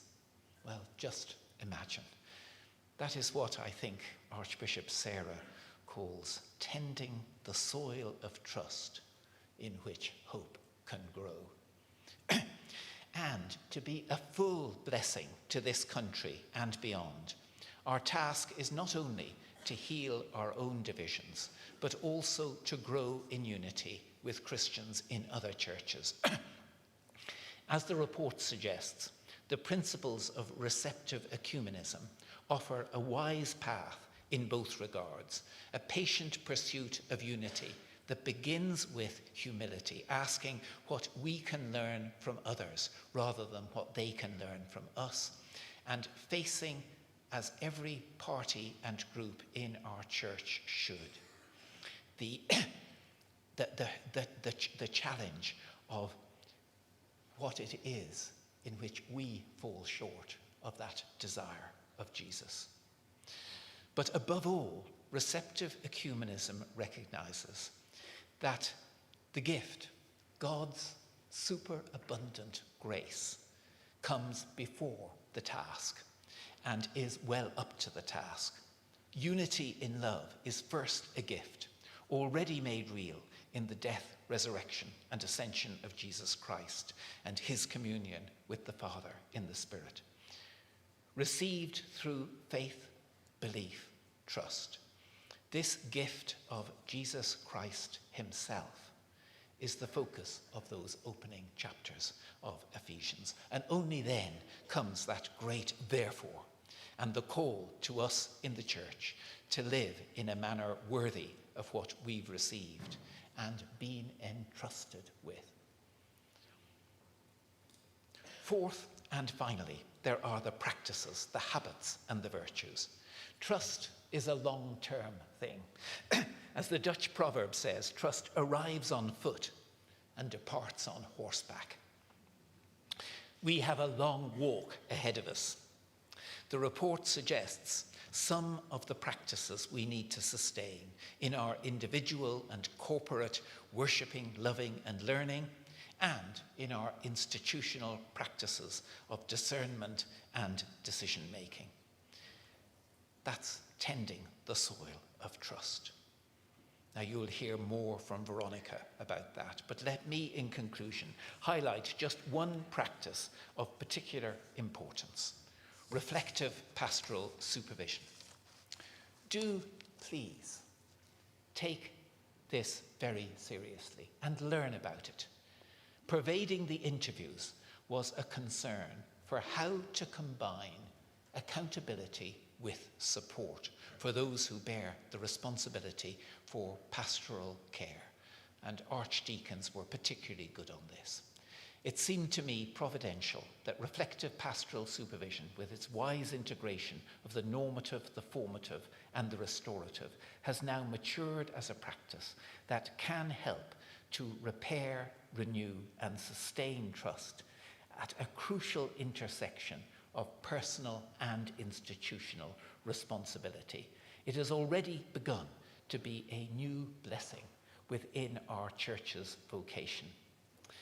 And we trust that that new blessing will become part of the glorious ecology of divine blessing that the Psalms, above all, celebrate. God blessing us and creation, creation blessing God, and us blessing God, each other, and all creation, including every part of the Church of England. Thank you.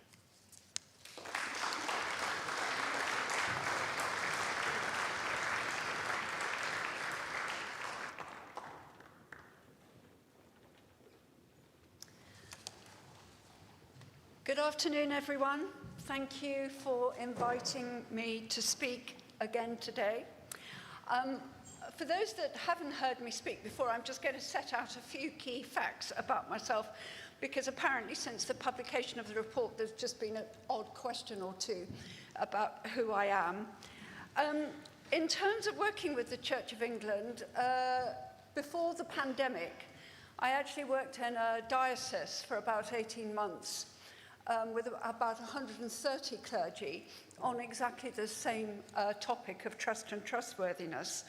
For this particular report, I've interviewed 74 people, as David has said, but also, over this time, I have spoken at numerous conferences, workshops, development programs, and I've listened intently to the lived experiences of people in this institution at every level.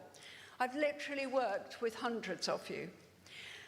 For me personally, my own background, I'm a senior academic, professor, dean of faculty, but I also, alongside that role, spent 33 years doing organisational reviews. I've worked across the United Nations, I've worked with international NGOs, I've worked with global corporates, I've worked with national public sectors, I've worked with national voluntary organisations.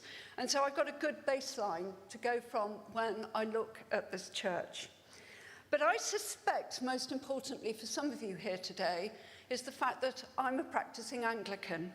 And I have been all my life, since my birth, and that amounts to nearly 7 full decades now. I've never held any office, I've never sought to hold any office. I'm just the sort of person who sits in the pews. I'm on the flower rota, the reading rota, the intercessions rota, and the soup run rota.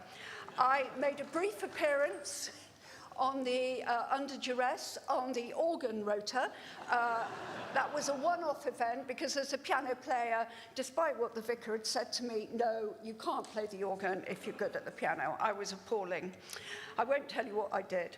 Now, why do we all do this?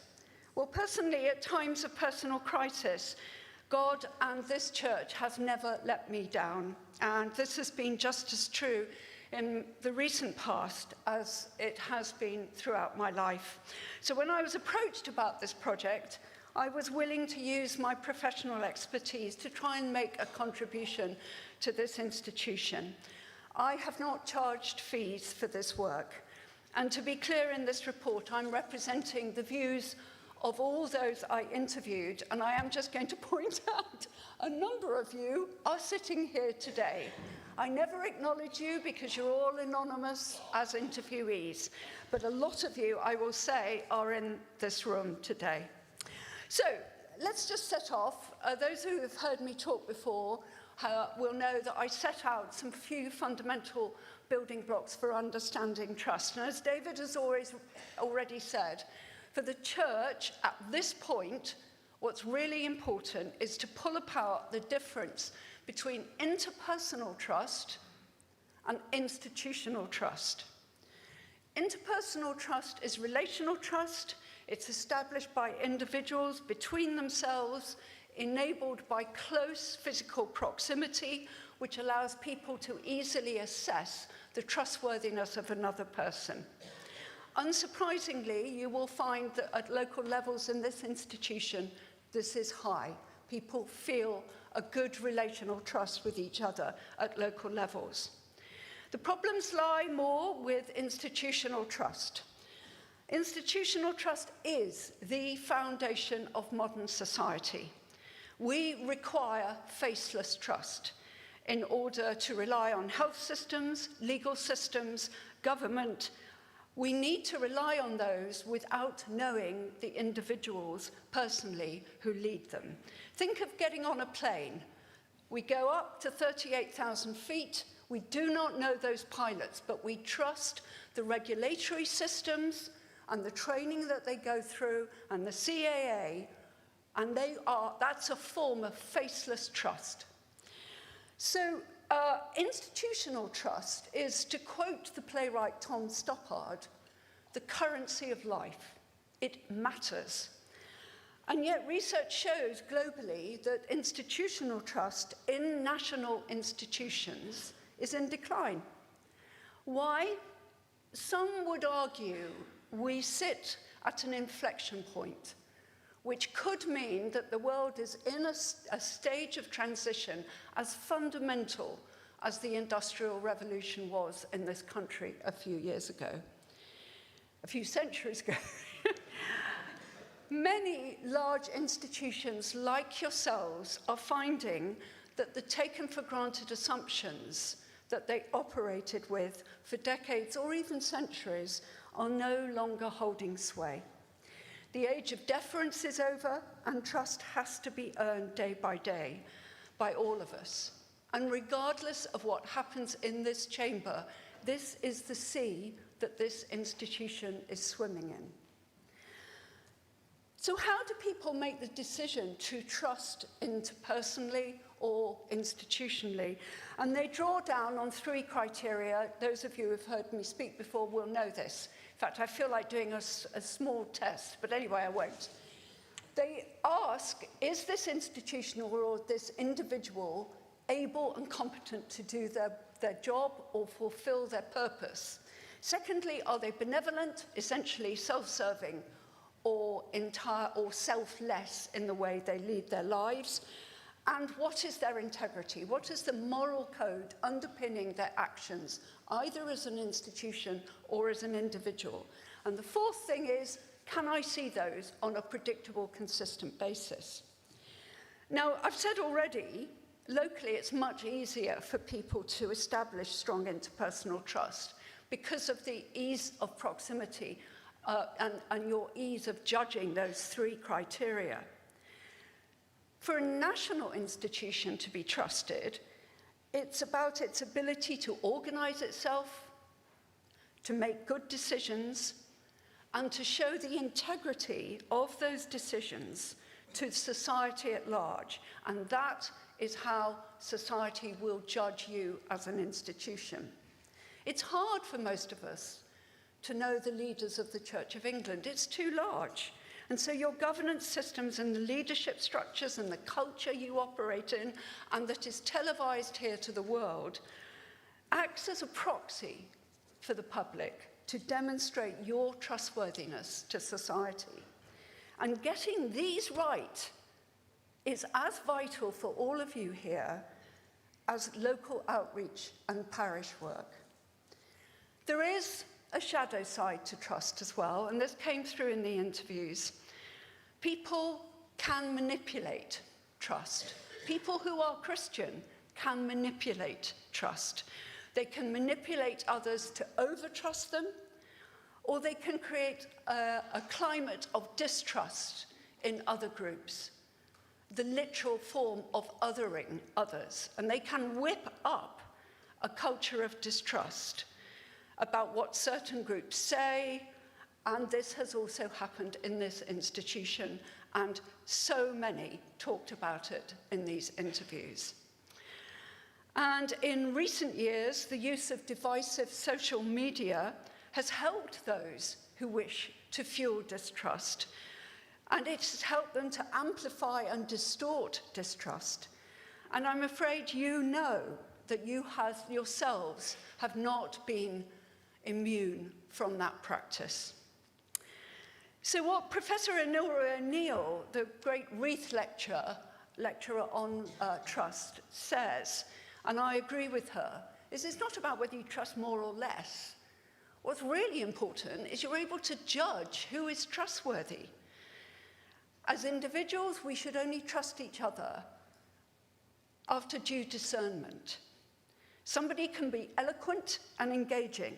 It does not mean they're trustworthy. It just means they're eloquent and engaging. An institution needs 2 things. It needs systems which can adequately gauge the trustworthiness of the people operating within it, paid or volunteer, in order to protect everyone. And secondly, an institution needs to demonstrate to the nation it serves that they can confidently trust its leadership, structures, governance systems without knowing anybody individually at a personal level. So that's the sort of landscape you need to understand. Let's turn now to what you and your colleagues said about trust and trustworthiness in this institution. And I'm going to talk about this, about what is usual, what would we expect to find in other institutions, and what's absolutely unusual about this institution. So let's start with the positive and unusual. It's positive, but it's unusual.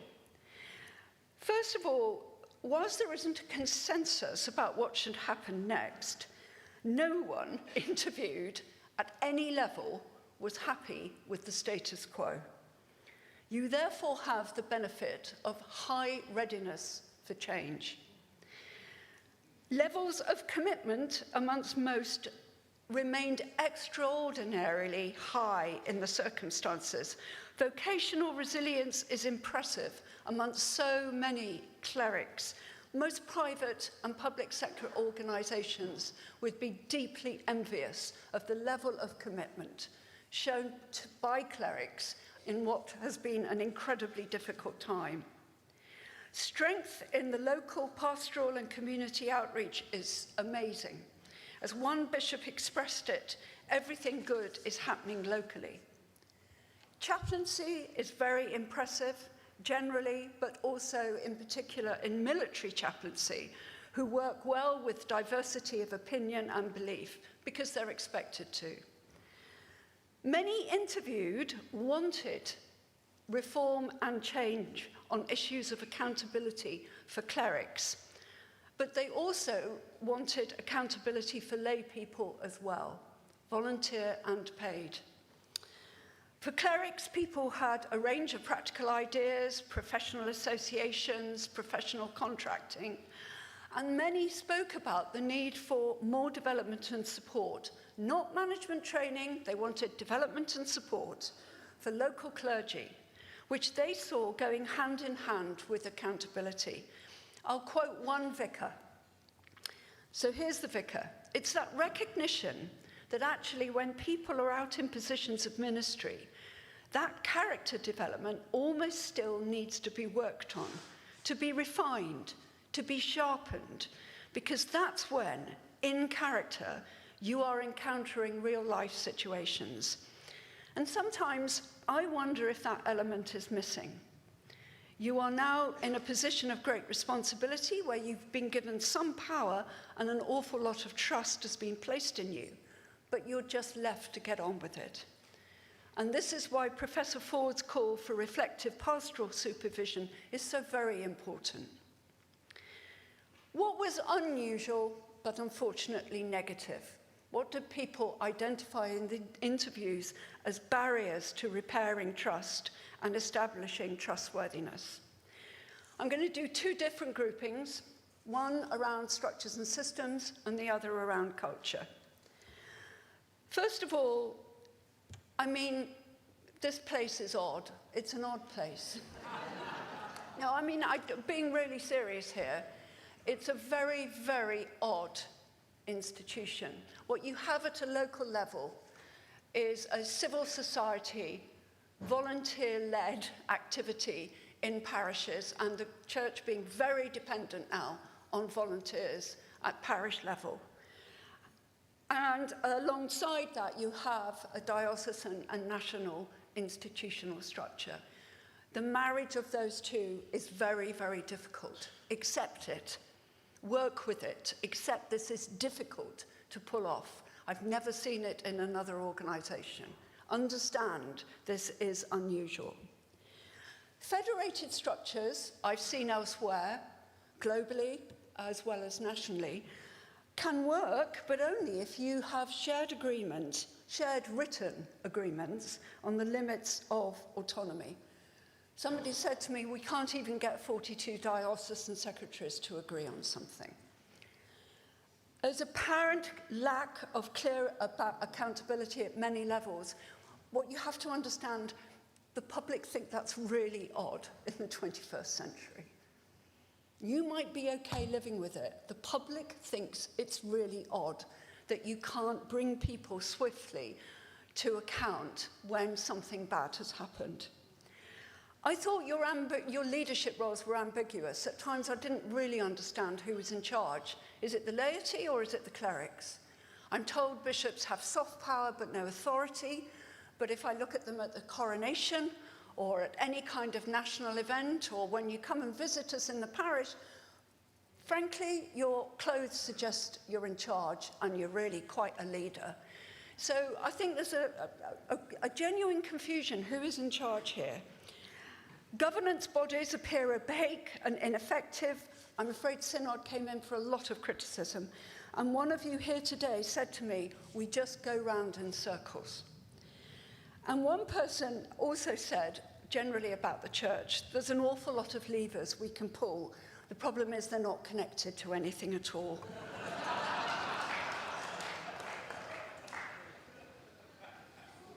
So, what's unusual and unhelpful to developing trust amongst your culture? Well, what many of you call tribalism, this is your word, not mine. Tribalism, the retreat to the comfort of those who think the same, married with an investment of personal identity and faith and belief, makes for understandably heightened emotions in discussions and in those tribes. I found there was a blame culture. Everybody blamed everybody else. As one archdeacon said, arrows fly in all directions, and I would absolutely confirm that. Everybody else was blamed. There is an element of naivety about trust, I think, from some. It's a sad naivety, and people should be careful about where they put their trust. And those on the front line of the parishes talked of being time-starved and overstretched. But so did the people in Church House. One person from Church House said, "We haven't got time to run a conspiracy. There's too much to do."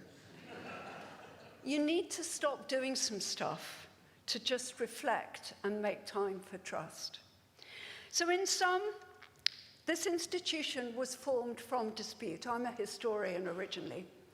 It's a broad-based church which, by its declared aims and purposes, must serve a diverse nation, and a nation that changes. And that means you must continually renew structures, leadership, systems, and cultures like everybody else does in the ever-changing world. When facing the need to do fundamental change, how do thoughtful institutions decide how to renew themselves structurally and culturally? Well, I'll tell you, their first action is not to buy a management bestseller, and nor is it to bring in the management consultants. Their starting point, in fact, is to go back to their core philosophy. If you are the National Health Service, the simple philosophy that has underpinned their organisation to date has been free healthcare for all at the point of delivery. And that runs through the structures and processes of that institution just as much as the Hippocratic Oath runs through every individual doctor.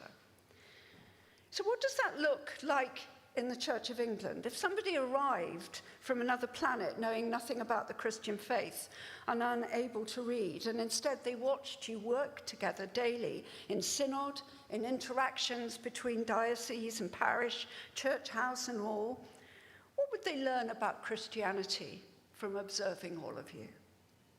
David has quoted from Ephesians that the gift of God is received by trusting and believing, and this is done for building up the body of Christ until all of us come to the unity of faith. Which Christian principles should underpin your journey towards renewal and repair of your structures and systems and the regaining of the trust of society? That is for you to answer.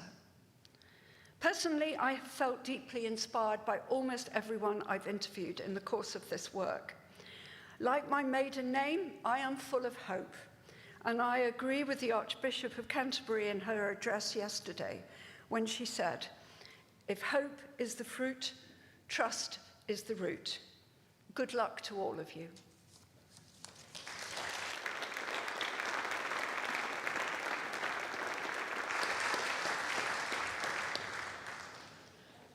David and Veronica, we're so grateful to you for today, but also for the immense amount of work you've done behind the scenes.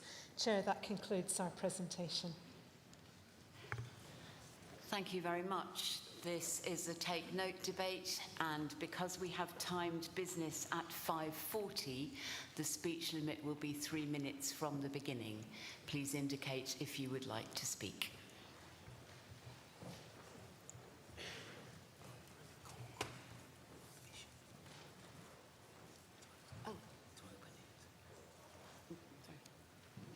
Apologies. Bishop of Peterborough is now going to move the take note. Chair, thank you so much. Debbie Sellin, Peterborough 31. Chair, members of Synod, I know that many of you will want to speak in this debate, and I hope that's the true. So I'm going to keep my opening remarks as brief as I can, but I hope that they will set the context and tone for our discussion, as well as provide some further information on how the outcomes of this debate will help shape our future collective work. Trust lies at the heart of every Christian community and is essential to the credibility of our witness to the gospel. As we know, in recent years, we have been acutely aware of the consequences when trust is damaged or lost. So this report invites us. It invites us to look honestly at ourselves and to listen carefully to what others have experienced of the church and its culture. Grounded in those experiences, it gives us an invaluable opportunity to understand ourselves more clearly.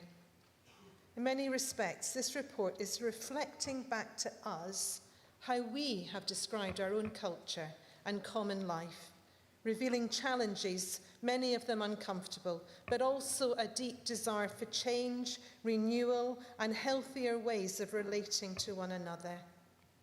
Synod, I urge us to be in such a reflective mode this afternoon as we come to debate trust and trustworthiness in a context where for some this feels fragile and for others perhaps even absent.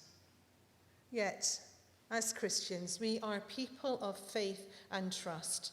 And Archbishop Sarah, you've got another quote again here. You said to us on Sunday that relationships of trust are the soil from which hope springs. If hope is the fruit, trust is the root. And roots grow slowly, with patience, listening, and steady work of walking together. The research and theological reflection in this report underscores the need for a sustained and integrated approach to renewing trust and trustworthiness. Such trust is built and rebuilt over time through the consistency of our behaviours, decisions, leadership, and relationships. The challenges identified in this report cannot be addressed through any single initiative, as collective action needs to be focused on several areas. This is one of the reasons why there's not a list of specific recommendations. Had that been attempted, they would perhaps have numbered into the hundreds. But this does not mean that actions relating to trust and trustworthiness are not being attended to. Far from it, as we have tried to indicate in the paper. In the House of Bishops, we are clear that rebuilding trust requires more than reflection. It requires sustained action. That is why we are giving renewed attention to the closely related areas of accountability and support for bishops and clergy, as set out in GS MISC 1467. This work seeks to strengthen clarity, responsibility, support and challenge across the life of the Church, recognising that trust is weakened where authority and accountability are unclear. Alongside this, the House has commissioned a review of its own culture and governance. Taken together, these strands of work reflect a serious commitment, not only to improving structures and processes, but also to strengthening the trustworthiness of our leadership and our common life. Accountability and trustworthiness are not separate agendas. By attending carefully to both, we hope to make a practical contribution to the wider task of building and rebuilding trust across the Church. Synod.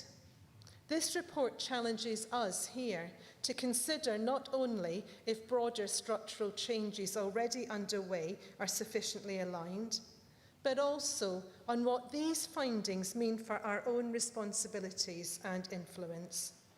Whether our leadership, our decision-making and communication foster trust and trustworthiness, and whether our governance and accountability arrangements provide both support and challenge. Is the soil that we till as Synod, fostering a culture to help make the work of renewing trust more visible and credible, enabling the Church more fully to live out its vocation as a trustworthy body in service of God and society. As a task group, we will provide a closing report that will include the reflections and comments arising from this debate. That report will be submitted to both the House of Bishops and the Archbishops' Council. It will identify areas for further attention and help focus the work that each body has already signalled it wishes to undertake. We also commit to making that report available as a GS MISC paper for the new Synod to support continuity in this important work. Finally, I'm aware that the Reverend Marcus Walker has tabled a further motion to this Take Note debate. I believe that the report already brings in the voice of laity, but I recognise the need always to hear more, and I hope that we will do this in all of the actions we take forward. I look forward to Marcus saying more about how his particular concerns sit alongside the many areas for action that have already been identified. Chair, I invite Synod to debate and take note of this report. Thank you very much, Bishop Debbie.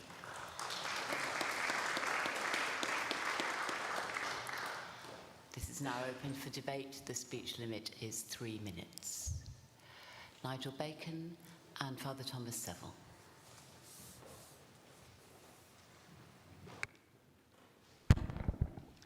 Nigel Bacon, Lincoln 342. Thank you, Chair, for calling me. And thank you, Bishop Debbie, and before you, Bishop Martin, and Professors Veronica and David, for providing us with an excellent and challenging paper. To an earlier debate, how can we speak and act with integrity in promoting unity in our nation when we are ourselves so lacking in trust and unity? There are many aspects of this paper which I could touch on. I'll confine myself to just 2. First, and very briefly, we must deliver thoroughly and with pace on all we are seeking to achieve in improving safeguarding. Without that, we will continue to be on the defensive publicly. Secondly, we need to accept that there are theological differences between us, and both accept and love one another despite those differences. I rejoice that we are a broad church. As a newly elected diocesan synod member said to me recently, in the Church of England, there's a church for everyone. Yes, in such a broad church there are inevitably tensions, and our history since the Reformation certainly testifies to that. Somehow, though, we have, up until recently, always found ways, admittedly some better than others, of resolving matters such that we can truly be united in Christ as one church. Who amongst us can claim to know with certainty the mind of Christ on the matters that currently stress our unity? Now we see as through a dark glass darkly, but then face to face. It is therefore beholden on us to approach with humility, respect, and love those sisters and brothers with whom we disagree, and find a way of accommodating our differences. They may just be more right than we are, and we will all have to give our account of ourselves before Jesus one day. Have we lived in love for one another? We are diverse. We hold diverse views, but we are all seeking to follow Jesus. Let us accept that we are all motivated to serve him as best we can, accept our differences, and find ways of accommodating them within the gloriously broad church that is the Church of England. If we can achieve that, we will be a powerful and tangible symbol of unity in diversity, something our nation needs, something that is essential to our witness to Christ. Thank you.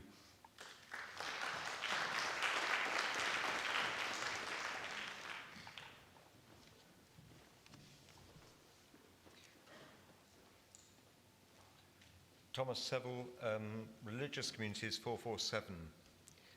thank you very much indeed for the report and for the presentation. And particular thanks for the presentation, because it really has enabled me to engage with the report much more than just reading it. And deep thanks, it's changed my perspective, and thank you. There are a couple of things that if I could make with relation to the report, observations. On page 3, 3 crises are mentioned which the Church has experienced in recent years. There is one which hasn't been mentioned, and that's COVID. And I don't think we really grasp the impact which COVID has had, to a measure certainly, because there will be people here who have lost members of their family and so forth, and had the experience of being locked down. I was in a very privileged position during COVID as being in the monastery where you were able to continue as normal. It was an amazing, yes, I still feel rather guilty about that, but actually I think that it was a way of serving the Church at that particular time. An amazing privilege.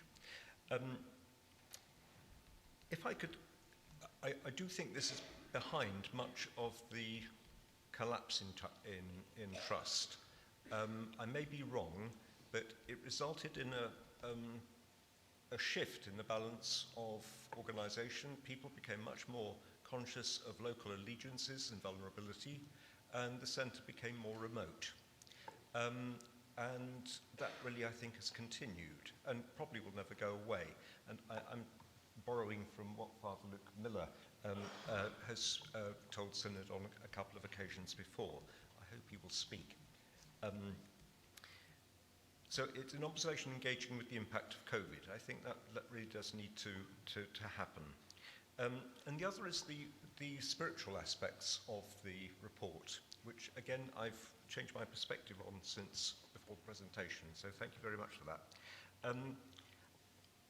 I have some difficulty with the language of ability, benevolence, integrity and predictability.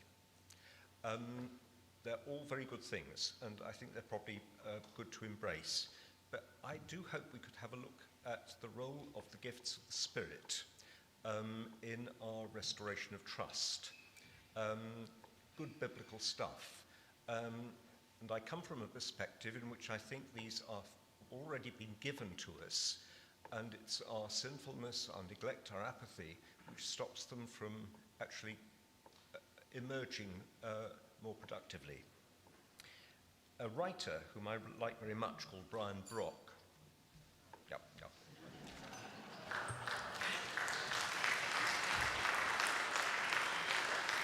Catch up with Father Seville later for the quotation. Call Professor Joyce Jones and Prudence Daly, please.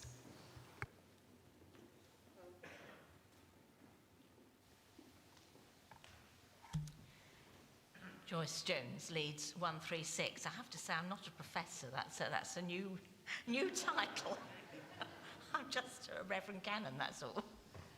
But thank you.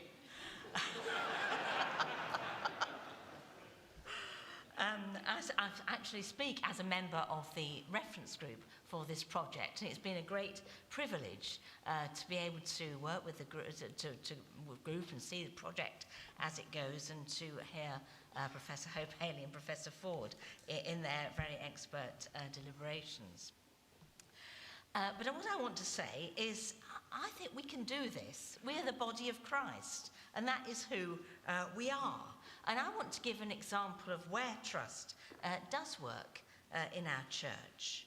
I, like a number of others in this chamber, am a bishop's advisor in the shared discernment process. We're nominated by our bishops to serve on panels interviewing candidates who are put forward by their dioceses as having a vocation to enter training for ordained ministry.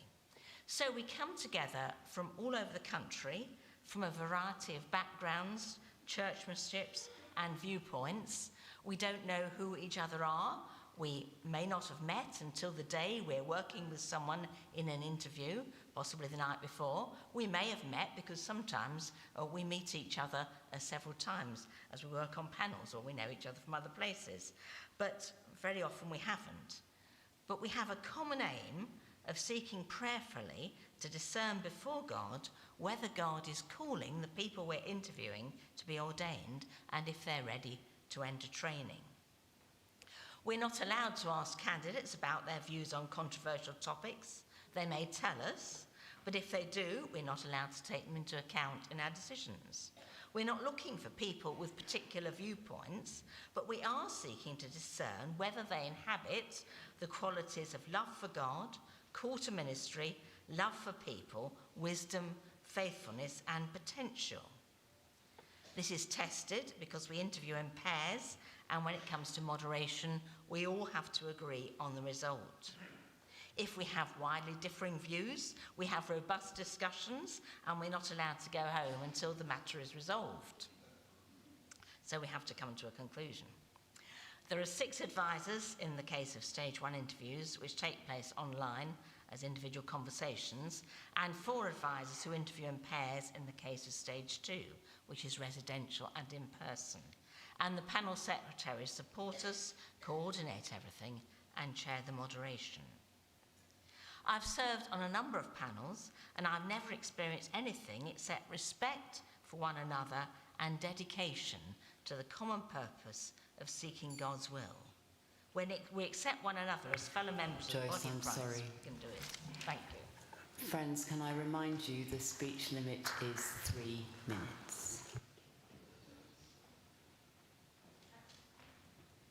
Prudence Daly, 376 Oxford.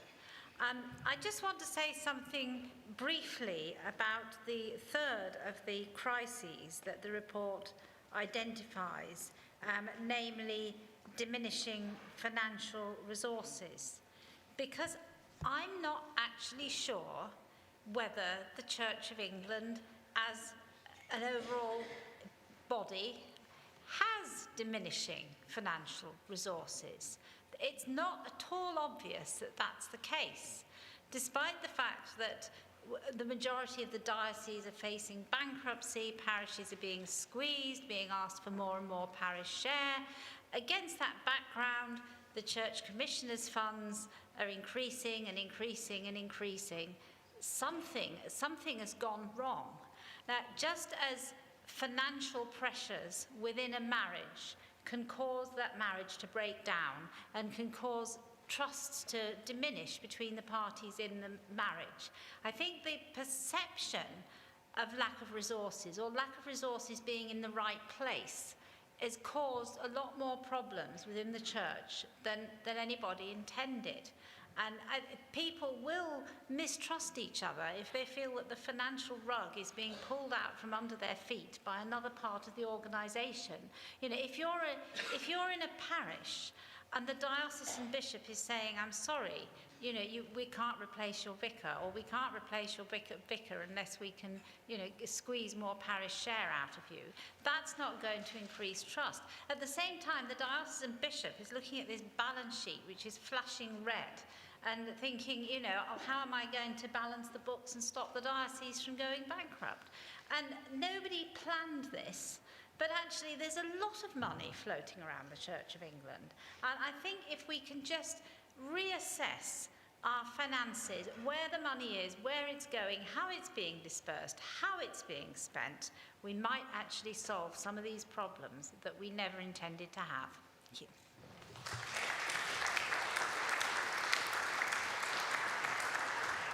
Emma Robart and Gary Waddington, please.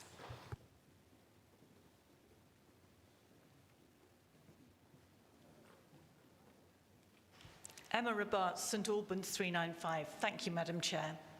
This is the second long trust report we have had. It was very kind of the Professor not to charge for her time. But while it talks about culture change, as Bishop Debbie said, it proposes no hard actions. Therefore, nothing in it will rebuild trust. Indeed, I have to say that the clergy are already suspicious of the report's apparent wish to limit what little autonomy they have left. Frontline clergy are not the cause of the trust problem. The report rather reminds me of the old Irish joke.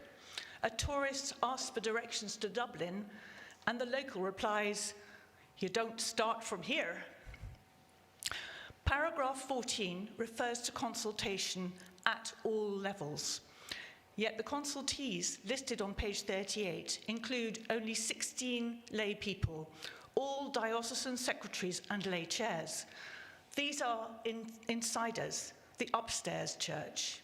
If you want to understand the trust problem, ask the downstairs church, the clergy and volunteers who keep the whole system going. I am a rural lay volunteer, and my trust has been shattered over the past decade. It's a case of how long have you got, but I would just give a couple of examples. Our village church roof had its lead stolen repeatedly, and the Diocesan Advisory Committee gave us poor advice. We spent months doing our own research to make a case for a faculty. When we finally applied, the Chancellor approved it immediately, saying any one of our 6 reasons would have been enough. So we lost trust in diocesan competence and the diocese's respect for volunteers' time. Secondly, in my parents' Hampshire village, when the vicar retired, the church warden was promised the vicarage would not be sold. But then the diocese sold it anyway. And when managers say one thing but do another, people conclude, quite rightly, that they cannot trust the diocese to tell them the truth. Studies show that both clergy and volunteers are burning out, yet the trust report and the centre offer no solutions. We do not trust the central church to look after our interest, I'm afraid. I met a young man recently who works in AI. He predicted a huge backlash against AI in 5 years' time, and that people will be craving community. The church really needs to get ahead of the curve on this and not to shut parishes down. But culture change conversations alone will get nowhere. We need to start in the right place and then make a proper diagnosis of the actions required to rebuild trust. A report on policy, people, and process, not just culture. Thank you very much.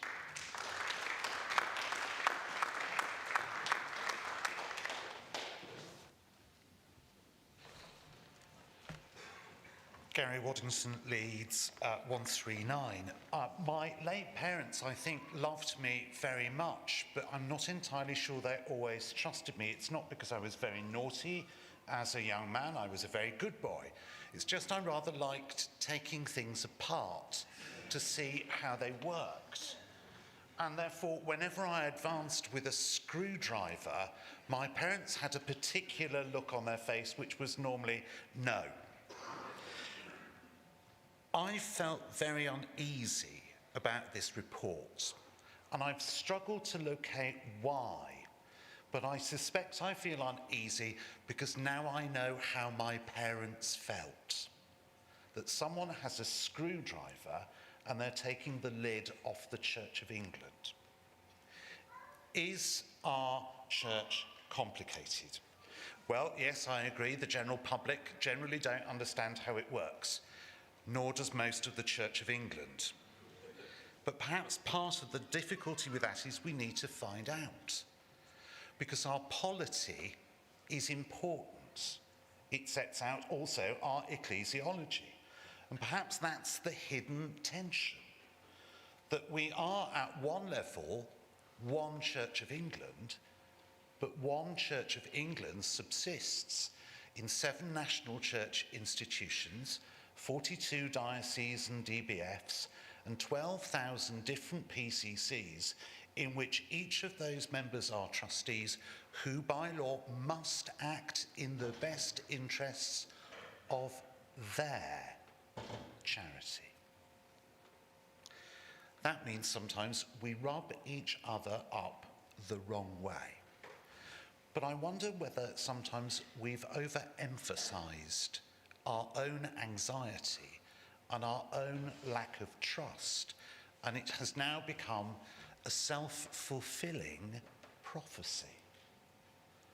Perhaps it may simply be things are not quite as bad as we imagine, but we can run the danger of running headlong into doing things whose consequences we will not know for years yet to come.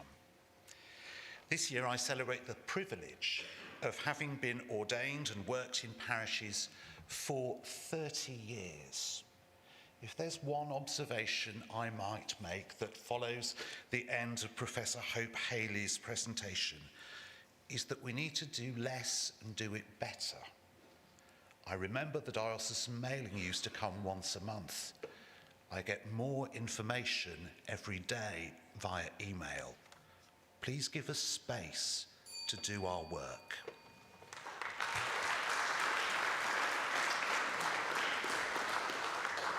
Synod, I'm in your hands, but we have timed business at 5:40 and I want us to be able to hear from Father Walker. So I'm minded to put a motion for closure. All those in favour? Those against? That is carried. I now invite the Bishop of Peterborough to respond to the debate.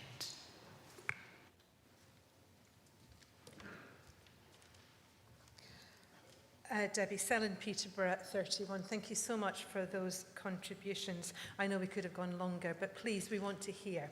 So if there are other things that you haven't been able to say today, please email me, email Nick. We'd like to hear from you. I'm really grateful for some of the areas that have been raised. Nigel, you've talked about safeguarding, you've talked about theological differences and how we might start to work together with those qualities of humility, respect and love. Father Thomas, thank you for reminding us of COVID. And you're absolutely right, that is something that's had a massive impact. And also for reminding us of the gifts of the Spirit. They are available to us. Are we willing to actually reach in and call upon the Spirit to do a work amongst us? Joyce, you've reminded us that we can do this. We are the body of Christ, and thank you for your example of different people coming together with one common purpose and seeking God's will in that situation. Prudence, you've raised the question about our diminishing financial resources. I think that's a question we need to keep looking at. Do we have diminishing financial resources or do we not? And are we creating mistrust in the way that we are talking about that? Thank you. Emma, thank you for your honesty. Clergy, not the problem of the trust deficit. Clergy are exhausted. We need some actions. We need policy, people and processes. We need to work on all of this, but there's also a sense in which there is a culture thing too. We need to do both. And actually there's a question about how we as individuals are responding to this too, but thank you for those points. And then Gary, I love the picture of the screwdriver taking the lid of the Church of England. A lot of this we already know, it is complex, and we can use that as an excuse. We can say no wonder it's difficult because this is what we are like. But your wisdom to us, do less and do it better. Thank you very, very much. So we now move to the vote to take note. Those in the chamber should show by raising their hands, those at home with the green ticks.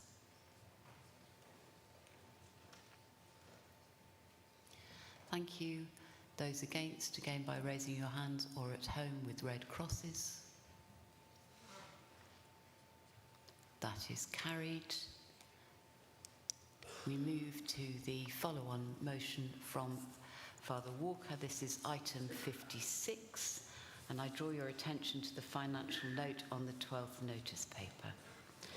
Call on Father Walker to speak to his following motion. He has 10 minutes. Oh, I beg your pardon, I'm told that's 5. Marcus, apologies. Marcus Walker, London 168. Thank you very much indeed, Madam Chair, for calling me to speak. This report is a very good analysis of the internal structures of the Church. But I note that all of the laity who are involved in it are involved in one way or the other in the structures of the Church, diocesan secretaries, lay chairs of deanery synod, and so on.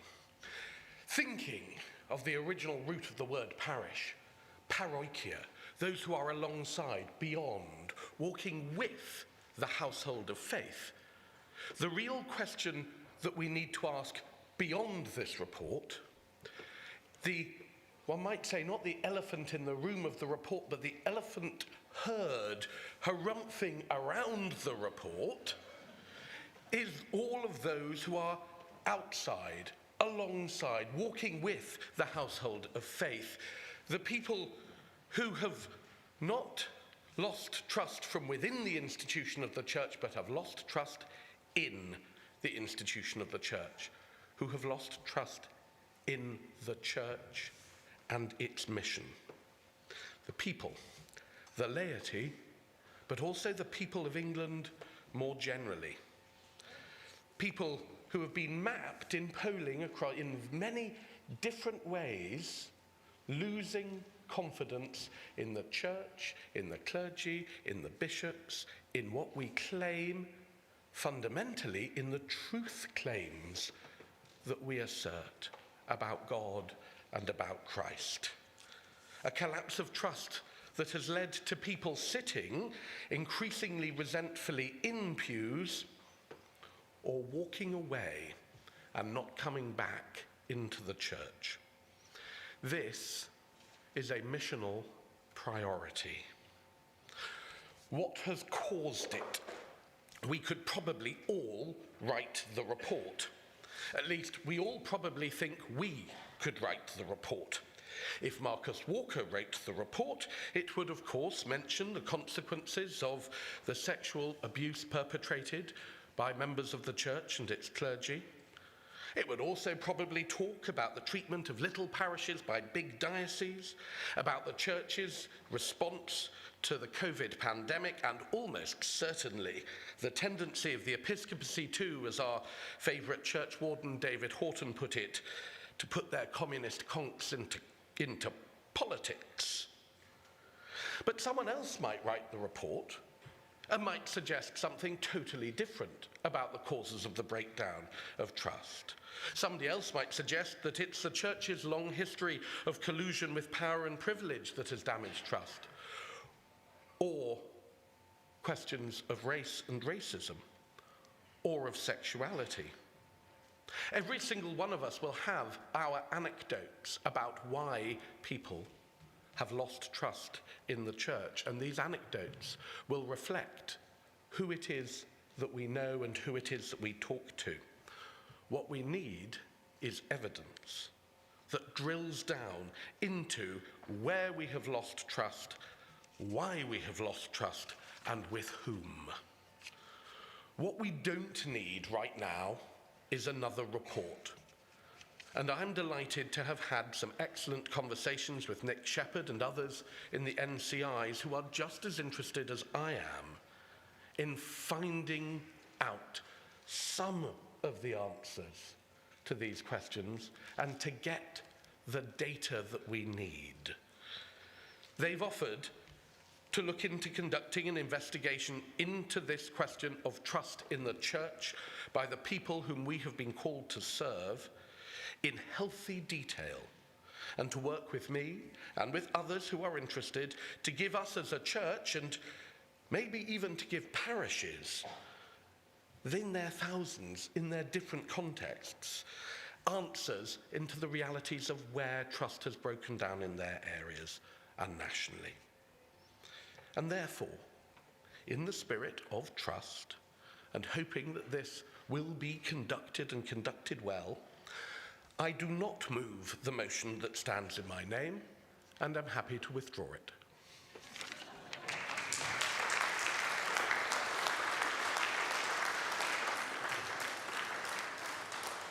Father Walker is willing to withdraw his following motion. That requires the consent of Synod. Synod, do you consent?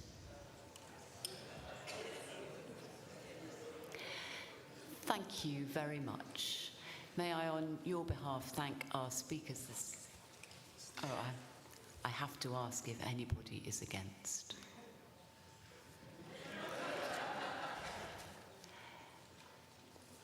Thank you, Synod. May I, on your behalf, thank those involved in the presentation. That ends this item of business.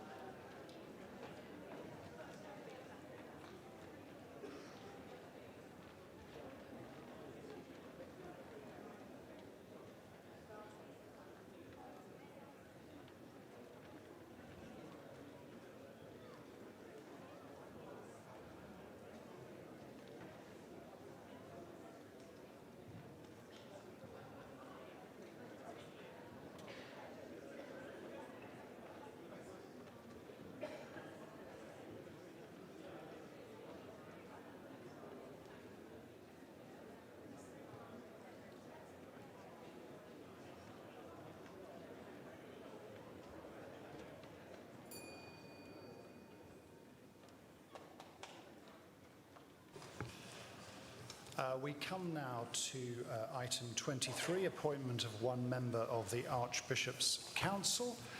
Members will need a GS 2459, and I'd like to call on Canon Alison Coulter to speak to the item. She may speak for up to 10 minutes if she needs it. Thank you, Chair. No, I won't need 10 minutes. You'll be relieved. Everyone will be relieved to know, including me. Alison Coulter, Winchester 428. Synod, I am delighted to recommend to you that the Reverend Richard Springer be appointed as a member of the Archbishop's Council and ask you to vote in favour of this appointment. The Archbishop's Council has 19 members. I think I've already told you that today, but that's important information if you ever do the Synod quiz. I was the only person who knew that. It includes 6 appointed by the Archbishops with the approval of the General Synod. This vacancy has arisen as Charlotte Cook took an NCI staff role and therefore stepped back from being a trustee. With the formation of the new Racial Justice Board, the Council has agreed that this vacancy presents a good opportunity to seek a new member of the Archbishop's Council who could also chair the Racial Justice Board. I want to take this opportunity to thank Miranda Threlfall-Holmes, who has set up the Racial Justice Board and has been chairing this, but she made it clear she only wishes to do this on an interim basis. Thank you, Miranda. So we have conducted a thorough recruitment process using the services of Green Park, a recruitment firm, and we had a strong list of candidates. These were interviewed by an interview panel in June, and then the final candidates were interviewed by the Archbishops. Together, we agreed that Richard has excellent experience as a trustee and that we would be delighted to have him as a colleague on the Council. As is noted in the GS paper, he is Rector of St George in the East in the Diocese of London and has held several governance roles in different organisations. The interview panel and the Archbishops were impressed by Richard's broad experience, his understanding of the importance of and challenge of implementing the findings of From Lament to Action, and commitment to establishing racial justice in the Church. His perspective as a parish priest will be invaluable to the Archbishop's Council. He has good experience of bringing about change in the Church and building consensus, and holds a strong commitment to working in a relational way.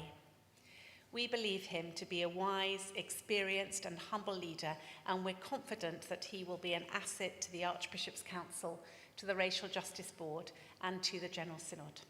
I highly commend him to you, Synod, and move the motion standing in my name. Thank you. Thank you, Alison. Bearing in mind, Synod, we have timed business at 6 o'clock. This item is now open to debate. I'm minded to start with a 3-minute speech limit. So do we have Joel Plant? And Rosemary Wilson.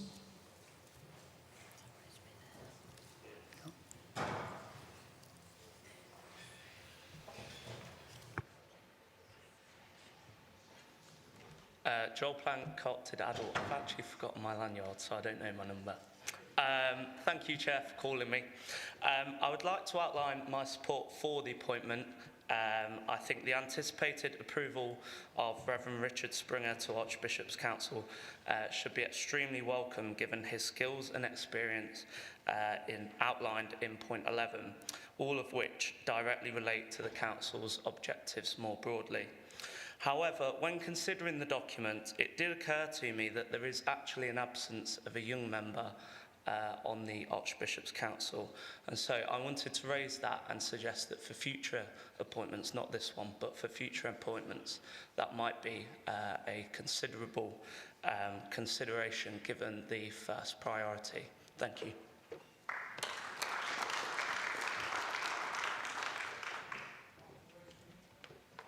After Rosemary, you, Madam. Thank you.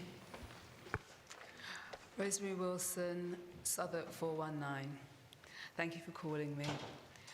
So during item 16, the presentation of the Archbishop Council's annual report, we saw a picture, it flashed up, and my eyesight's not great, but I was immediately struck by how the photo reflected a lack of diversity. In number 76, on the questions notice sheet, I asked the following question: what steps are being made by senior leadership to ensure that, on par with safeguarding, racial justice is a whole church responsibility embraced by the spectrum of church traditions? Dr. Miranda, who, as I said, I thought gave a really full answer, and I thank her for her role on the Racial Justice Board so far, replied that while racial justice does not have the statutory framework of safeguarding, practical steps are taking place to embed racial justice within Archbishop Council governance through Racial Justice Board, joint lead bishops on racial justice, and with strong links to the House of Bishops. Now, the work of racial justice in Southwark has shown me the importance of intentionality. If we want diverse bodies in the Church of England, we have to do deliberate work to make that happen. And it's not just about, I think it's really important to understand as well, it's not just about saying, oh, we just need to have people looking different. It's really the understanding that different people bring different skills and are qualified to contribute to whatever the board is or whatever the situation is. It's not just about sort of like ticking a box. I think we really have to get away from that kind of mentality. It's about recruiting people who have the expertise, but part of their expertise is based on the fact that they are different. So anyway, I think I will welcome the nomination of Peter Doyle, because I think it's going to provide us with an Archbishop Council that is a little bit more diverse. But the challenge now is not to stop here. Thank you. Thank you. After the next speaker, I'd be interested to hear from anybody who opposes the motion. Thank you, Chair, for calling me. I am Josil Munro, House of Laity, co-opted 493. I wanted to speak in favour and support of what Alison has said and the nomination of Richard Springer for this job. I know Richard as a member of Stepney. He was originally a Dean of Cultural Diversity in Stepney quite a number of years ago. He led a group of us in GMH people, and we talked a lot about racial justice and thinking about that and strategizing on that. So he's well able to do that, and he has calm and he has thoughtful ideas on this work. So he will be a great addition to the Archbishop's Council. He's also as a vicar, he is part of a resource church, and they have done a lot of work on Citizens UK, where they have done work for the local community in making sure places are lit and developing on housing. So I do really welcome this. He will be a great addition, and he will be able to bring forward the work on racial justice and help us on that. Thank you. Thank you. So if there's anyone standing who wishes to oppose? No, I'm not seeing anyone else who would like to speak. You, sir? Madam? You have 2 minutes each, and I think those will need to be the last 2 speakers.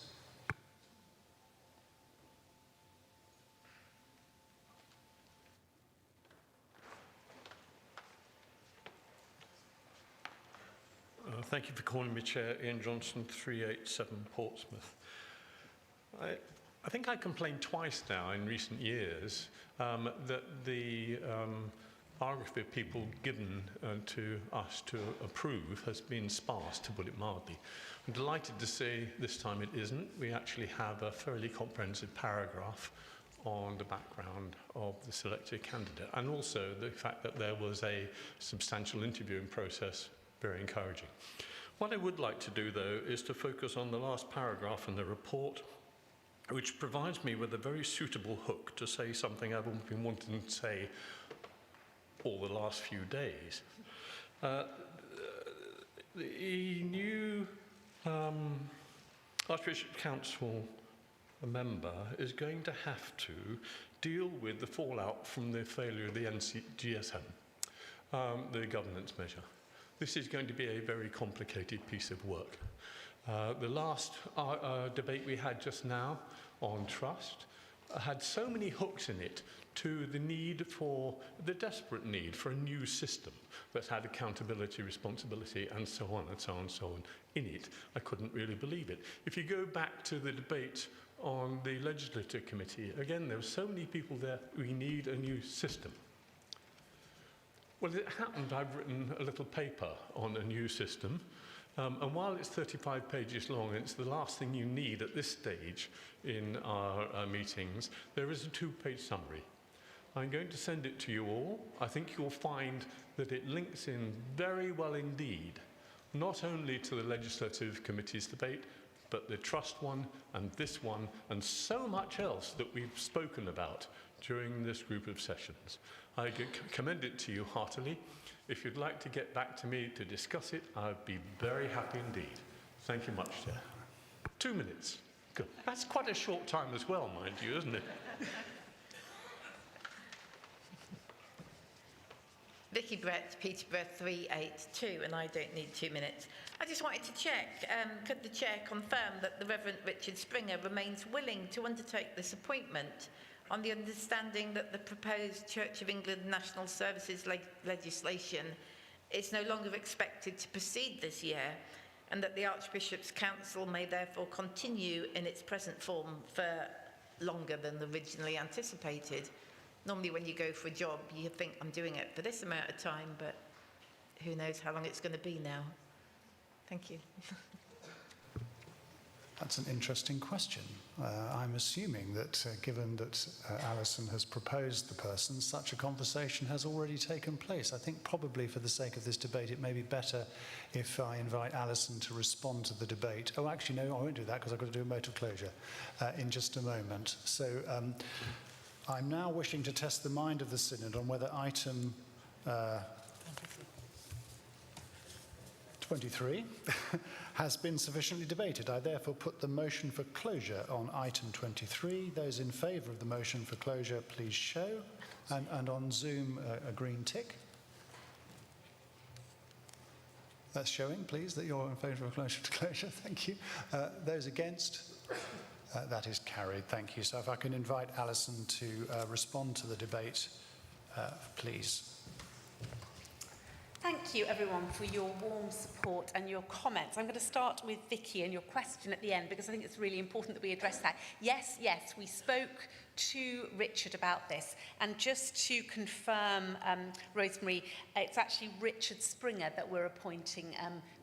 Peter Joel, we already appointed, and he was leading the previous discussion on the Audit and Risk Committee. So just for absolute clarity, this is Richard Springer, and we did speak to him about the situation and explain, so he does know. And of course, that is something that all of us, not just Richard, but all of us are going to have to come to terms with the fact that it's ongoing for us. And Ian, you're absolutely right.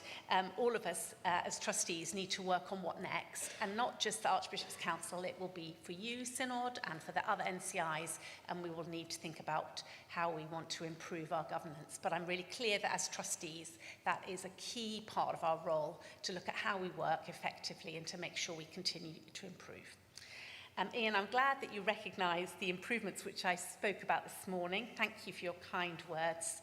And Joe Seal, it was lovely to hear your personal testimony of Richard, which gives us confidence that is indeed the right person for us. Thank you so much. Joel, you're absolutely right. We are too old. I'm very sorry that I'm so old. But we hear you. I think what I would say is it's quite a big and complex charity, and we meet 6 times a year. 2 of those are residential, so it's a big time commitment. And I think this is one of the things that many charities are facing, finding young people who have the time to take on these bigger commitments. We do have the marvellous Joseph Dilwacker, who's not able to be with us this week because he's at work, and he has a young family. So there are these challenges of balancing that. But so that's for your prayers, please, to see how we can take that forward. But I absolutely agree, it would be marvellous to have some young people. Have I missed anybody or anything? I think that's probably all I need to say. Just thank you for your support. Please pray for us and please vote in favour of appointing Richard. Thank you.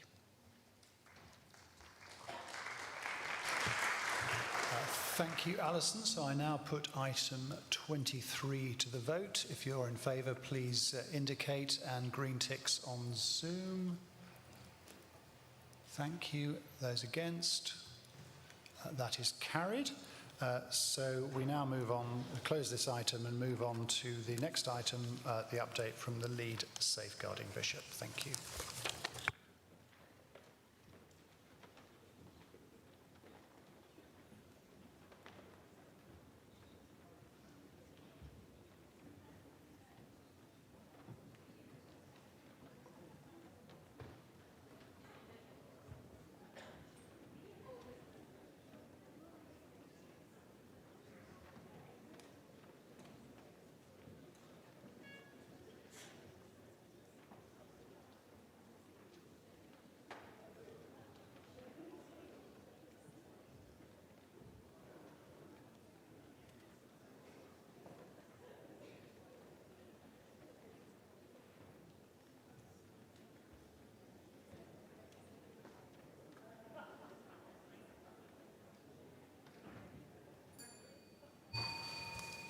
Synod, we now come to item 24, update from the lead safeguarding bishop.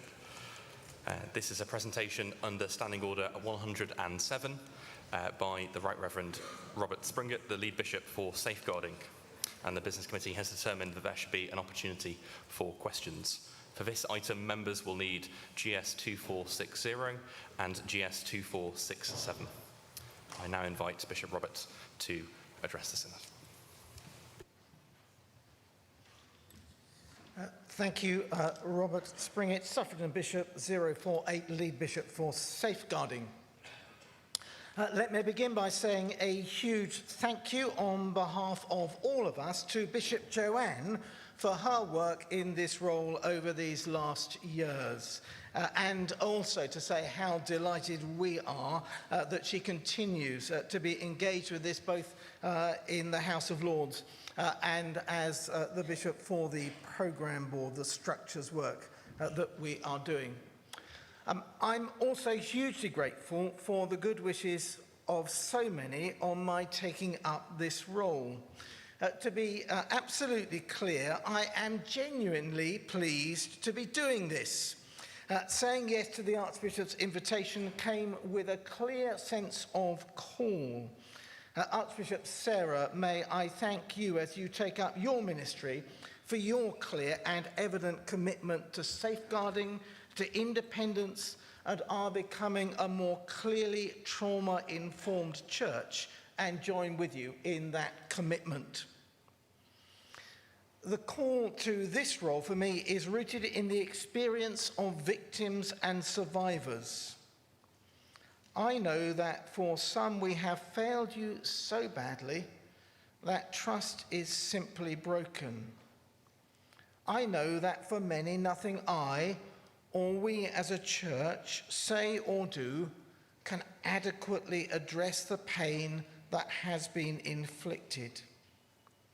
But I remain committed to reaching out and to listening and to engaging as deeply as I can wherever I am invited, to stand in those places of pain. Sometimes I know I will have no words, but Synod, we can and we must listen as we undertake this work. And can I just encourage you, if you have not done so yet, to go and have a look at the Jagged Edges exhibition. It is deeply moving and extraordinarily inspiring, and it was very good to hear those who had curated that speaking the other evening. I was challenged by a survivor recently who asked if we, would commit to the Nolan principles of public life. They set a high standard: selflessness, integrity, objectivity, accountability, openness, honesty, and leadership. I do so publicly now, and Synod, I hope that you will support me in this. One of those commitments is openness, and Synod, you will notice that there have been some questions raised in response to the report from the Clergy Discipline Commission on the area of transparency around CDMs. This was also the focus of discussion last February, when we accepted that there should be a presumption of openness and transparency in the new clergy conduct measure, unless there were good reason otherwise. Whilst, of course, we must allow legal proceedings to run their course without comment, given the presumption we have agreed, it is surely right, when it is in the public interest, to confirm that proceedings are taking place. We must, of course, always keep appropriate confidentiality, but this is not the same as secrecy. In a trauma-informed church, victims and survivors must be at the heart of all that we do, and secrecy only prolongs pain and hurt and further denies justice that is rightly expected. In the case of our response to the Making report, I believe the decision taken by the NSG to publish the names of those against whom complaints were made was in the best interest of these victims and survivors. You have before you two papers, DS2460 and DS2467. The first is the report of the Task and Finish group considering the recommendations of the Making report on the horrendous abuse perpetrated by John Smythe and those who sought to cover this up. The second is a more general update on current issues in safeguarding. You also have the update on the work on structures, which has been led by Dame Christine Ryan and Bishop Joanne. And if there are questions on that, I will pass them on, but it's not the subject of what we're reflecting on this evening. I'll pick up on just a handful of the issues in these two papers in some necessarily brief remarks, but I very much welcome comments and reflections on them all when we come to our discussion in a few minutes. The first, of course, is the report on the Making recommendations, and I want to pay tribute to the members of that group, victims and survivors, safeguarding colleagues, the staff of the NST, for their wisdom and insight. As you will know, we accepted all of the recommendations, most fully, for in part. You will see that there is much that has been done, but there is also much that still needs to be further embedded in our church's life. The group that have overseen this has rightly, after a year, finished its work, but the National Safeguarding Steering Group was very clear in accepting this report that it needs to ensure that it monitors those areas of work that remain outstanding carefully. And this is indeed being done as part of our commitment to monitor all recommendations. Our comments on the seal of the confessional have understandably been picked up by a number of people, and as a group we were concerned that this work seems to have lost momentum. It is now clear that confession is not a regulated activity as defined by the newly passed Priests and Crime Act, and so the responsibility is firmly in our court. There are in the House, as I know there will be in this chamber, some deeply held views, and as one for whom the sacrament of reconciliation holds deep personal significance in my own ministry and my spiritual life, I recognize what a gift this can be. But listening to the voices of every survivor I have spoken with, and indeed the wider public, I am acutely aware, that continued use of the seal is seen by many as fatally undermining our credibility in our commitment to mandatory reporting. Indeed, it undermines for many the sincerity of our commitment to safeguarding itself. Makin shone a light on those who cover up abuse, and like it or not, the seal is seen by many people in that same light. This has led me to conclude that our commitment to mandatory reporting must take precedence. However hard it is, and it is hard, we cannot simply leave this in the too difficult to manage tray. I am pleased that the House of Bishops will take time at its informal meeting this autumn to reflect further, from which I would expect some clarity as to the proper process, there does need to be a proper process, to more formally respond to the question before us. People way beyond this chamber want to know where we stand and what we will do. Let me turn to two other matters briefly. The first is the consultation on definitions, which also has caused much comment. The Charity Commission has been very clear that as a church we have a duty to keep all those who come into contact with us safe. That is something I hope and expect would gather support of the whole church. They've also been very clear that not everything is safeguarding. There is conduct, there is capability, and so on. And therefore there should be appropriate and robust responses and processes for these alongside safeguarding. My sense is, coming out of the consultation, that this work needs to be placed in a wider context, especially alongside the work being led by Bishop Debbie Sellin on trust and accountability. That's not to say we can delay this. The Charity Commission has given us a tight deadline, and it must be a priority, but set in a broader context of our duty of care for all, so as with an overriding duty of care and an updated definition of safeguarding to enable a proper and appropriate response to all concerns and allegations raised. There is clearly more work needed to land this well. This is not, though, and must not be seen as just a safeguarding concern.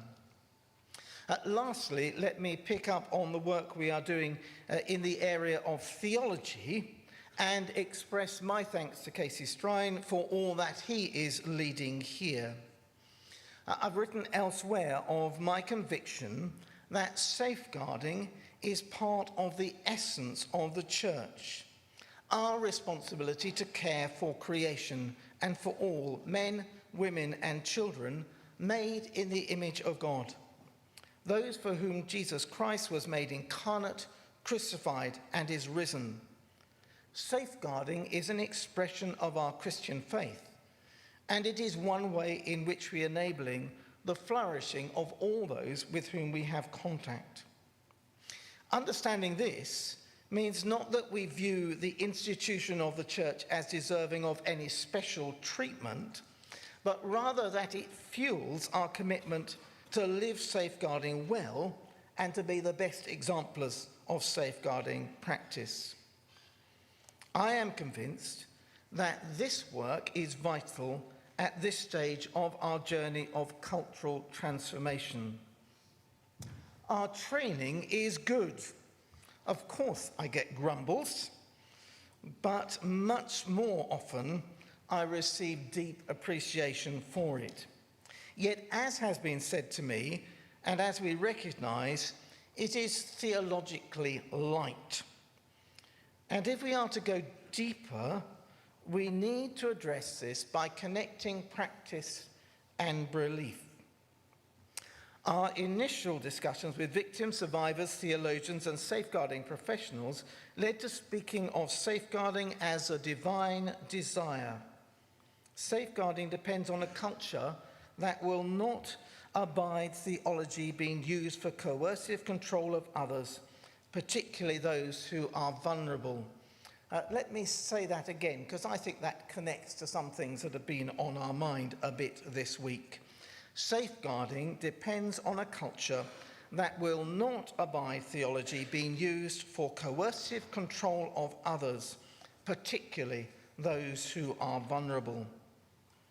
Safeguarding also means a culture where good theology, in its varied expressions across the Church of England, is recognised, taught and promoted as part of safeguarding. Our work in this area will communicate that message and promote it in our safeguarding practice. Let me end these brief remarks by expressing again my particular thanks to victims and survivors. This is not the place, of course, to speak of individual cases, but I, and Synod I trust we, are deeply grateful to those who have the courage and the bravery to come forward. It is not always easy to hear, but I am thankful for your challenge to do better and to learn. Let me thank also so many who work in our parishes as PSOs, who go above and beyond in your ministry, those who serve in our diocesan and cathedral safeguarding teams, our DSOs and CSOs. Finally, may I express my thanks to Alex Gabenji and to the National Safeguarding Team, who serve the Church with professionalism and dedication. I am deeply grateful to them for all that they do, and I trust that you are too. And I look forward to all that you have to say.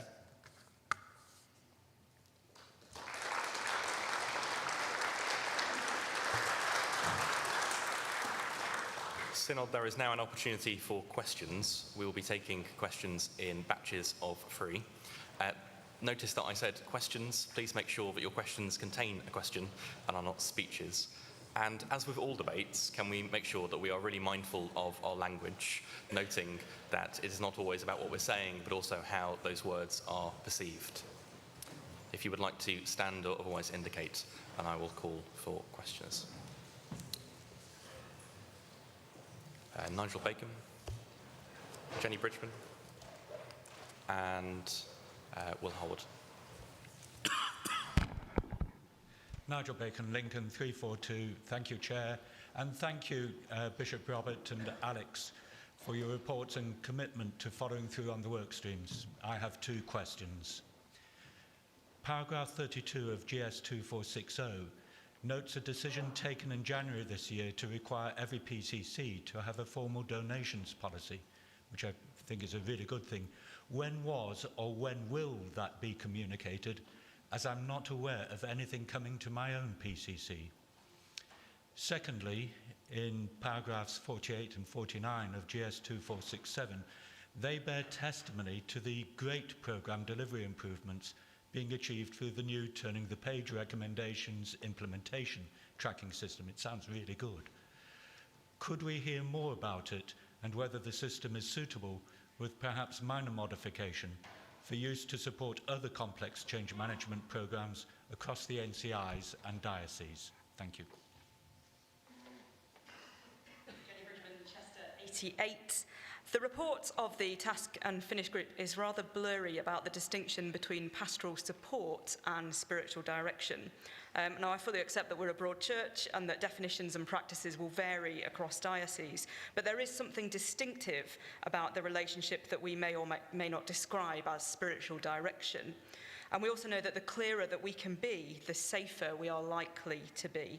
So my question is just a plea for particular care over definitions as this work develops, and especially for spiritual direction, please, to be treated as something distinct from more general pastoral support, with its own appropriate expectations around safer recruitment, training, supervision and review. There is a question mark at the end of that. Thank you.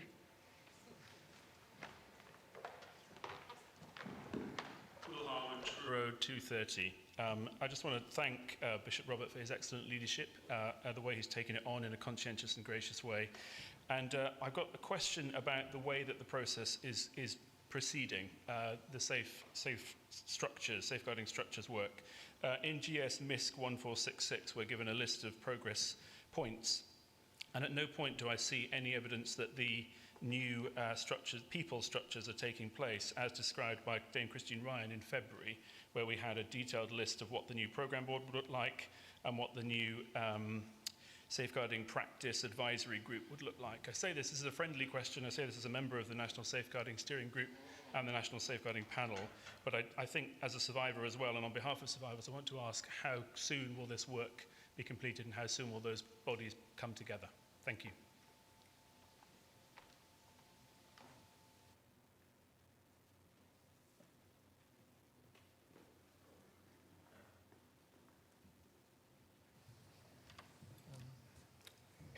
Thank you. Nigel, you're right, and donations and the need for a policy was absolutely clear from the work that we did as part of making. I don't, I'm afraid, have a timetable on that, and I'll need to come back to you. There are a lot of recommendations coming out, but I agree that needs to be done. I'm really grateful to hear what you say about turning the page. I think it's really rather good, and it is a good way of tracking all the recommendations. There are a lot of recommendations, and we need to track those through. I think so. For example, one of the things, because we recognised with making that there was, and I've heard others say this as well, quite a lot of work still to be done here. We took a decision as a National Safeguarding Steering Group within that tracking system to have those as a particular subset so we could keep an eye on those and see how those are actually progressing. And certainly, yes, if there are good things there that we can learn and share with the rest of the church, let's do so. Jenny, you ask about pastoral support and spiritual direction. I'm really glad you've asked about this. I think it is a particular concern around spiritual direction. And the truth is that particularly in relation to spiritual direction, our sense was there needs to be much more detailed work on a policy around spiritual direction. Of course, there are a whole variety of people involved in offering spiritual direction, some of which will be those who hold a license, and so we can be confident in terms of DBS checking and in terms of appropriate safeguarding training. And my sense with spiritual direction, actually, that's one of the places where having good safeguarding training really matters. In other places, we can't quite be so sure of that. So it is a piece of work that is in train to look at that and to give us a clear policy around spiritual direction that gives us that clarity of what it is and what we would expect to ensure that this is safely practiced. I think as I reflect on that, on my own ministry within the diocese, that's about actually who do we recommend as those who will be good at providing spiritual direction, and can we be confident in those that we recommend? So as I say, in some ways for clergy, and I'm quite positive about our current PTO policy, which says spiritual direction. Actually, you do need to have PTO to do spiritual direction. That gives clarity around there. But more widely, did you say woolly? I think that's a very reasonable thing to be saying, and that needs to be tightened up. Will, I get everything you say about the structures. I don't have an answer to that. I think what we need to do is to take that and ask the structures team, and they will come back to you. That's not the particular area of work in which I'm involved. That's Bishop Joanne, but we will pass those on and come back to you on those.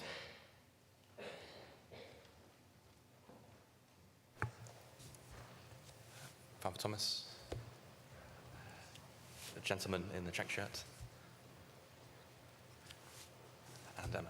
Thank you. Thomas Seville, Religious Communities 447. Touching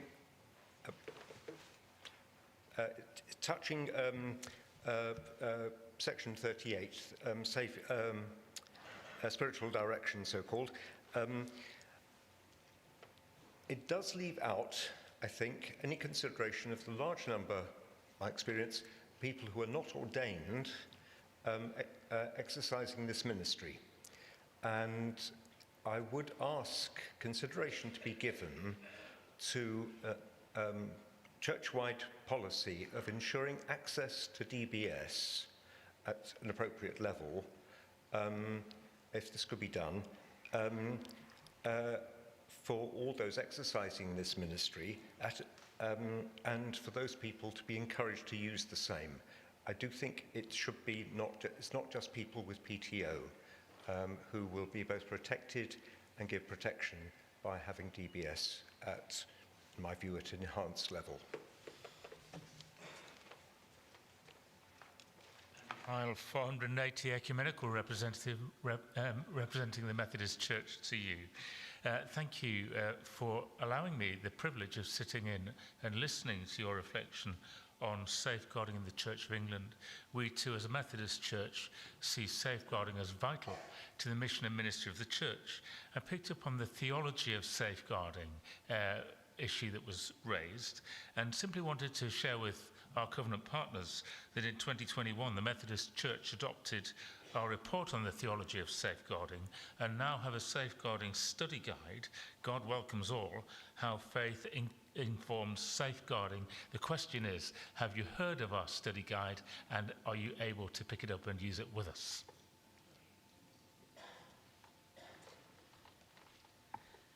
Emma Joy Gregory, Bath and Wells 247. My question is on the seal of the confessional. And it's a question, but it's also a plea. It's, please, could conversations keep central that confession is a sacrament? It's therefore a gift from God. And honouring God's gifts to the church should be the beginning and the end of everything we do. Please, can we not lose sight of that in spite of everything? Thank you.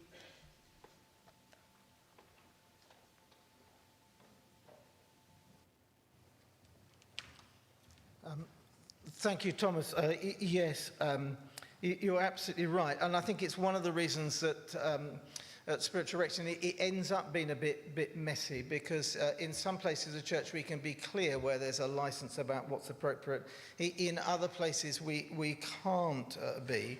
And you asked particularly about DBSs. Of course, DBSs are regulated, and there are certain thresholds as to what we can ask for a DBS for or not, although a basic DBS is always possible. I think what's in that and what we need is a policy around spiritual direction that we can share across dioceses, that we can use within the church, which would give us some clarity. Andy, thank you. Yes, it's very good. It's excellent, and we've read it. Casey Striner's brought the report to us as a group, and absolutely, yes, we need to be working together on that. You were there before us. We give you the prize for that, and we can only hope to continue to grow and learn from all that you are doing. Emma, the seal of the confessional, yes, the confession, a sacrament or sacramental in nature. As I said in my remarks, in my own spiritual life, I am deeply grateful for the sacrament of confession, for the sacrament of reconciliation. In my own ministry, I am deeply grateful for the gift that it is. And yet, as a church, we have learned all too painfully that in the gifts that God has given us, we need to care for the gift of our fellow women and men and children, our brothers and sisters, our children. And we need to use God's gifts aright. Reconciliation is the most extraordinary, amazing gift. And to hear those words of forgiveness, oh, how deeply they move, to be set free. And yet we also need to make sure that God's gifts to us are not abused. And that too is really crucial, because how much that convicts our hearts also. And I think, I just need to take seriously when survivors make that connection between that cover-up of the abuse committed by Smythe, that cover-up of the abuse, that atrocious, that horrendous abuse, that we as a church could cover such a thing up, and nothing else that we must do must contribute to that. We need openness. We need that transparency. So yes, it's an extraordinary gift, but like all of the gifts that God gives to us, we need to use it aright for the building up of God's people.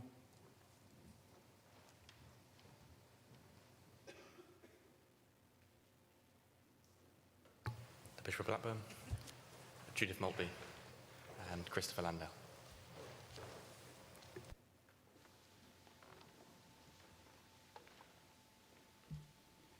Robert, you've just conflated two entirely separate things. There's no evidence at all that the confessional was used as part of the cover-up in the Smythe case.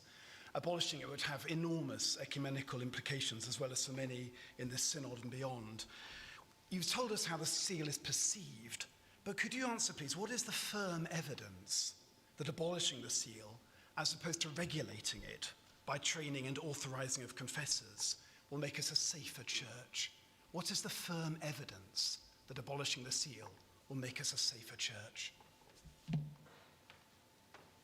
Judith Maltby, University's TEIs 452. Thank you for your commitment to the Nolan principle of openness.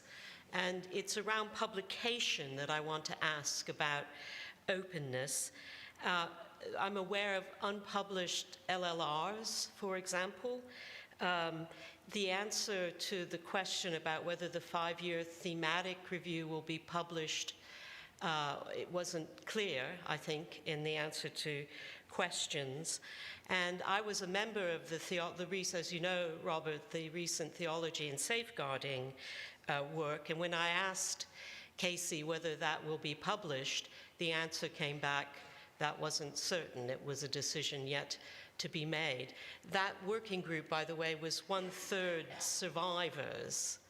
And again, we ask survivors to participate, and then the work disappears into a vacuum. So my question is about openness, and we have all these we do all these reports and investigations. We need to publish them. That's the question. Christopher Landau, Lichfield 146. In relation to questions of theological depth, I wondered whether any specific thoughts had been given to the faith commitments of diocesan safeguarding officers and teams. I've had several people talk to me about this often being people without a Christian faith commitment, and has any audit been done in relation to whether any dioceses appoint these with genuine occupational requirements in relation to Christian faith?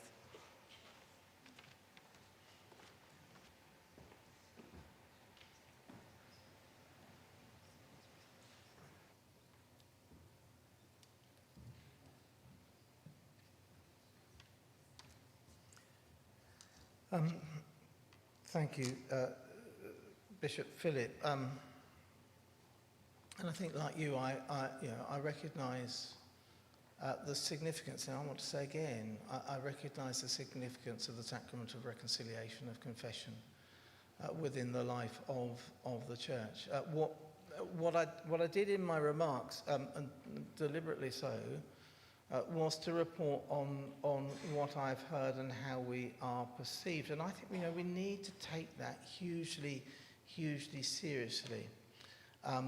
I said that for me, it gives that, it underlines the priority of mandatory reporting. But I also went on to say, it's not my decision to make. We need to talk about the House of Bishops, and there needs to be a process by which we look at it and by which we consider those things. I think for me, the most crucial thing is we can't just ignore it. We can't just ignore it. We've got to look at it, and we've got to be robust to it, because there are people looking at us and saying, "What are you doing here?" But I recognise that I'm treading for many people on really sensitive ground in that. But I would have been disingenuous to Synod if I didn't tell you what I hear and the strength. Just realise in the Making report. In some ways it's slightly odd, isn't it? In the Making report.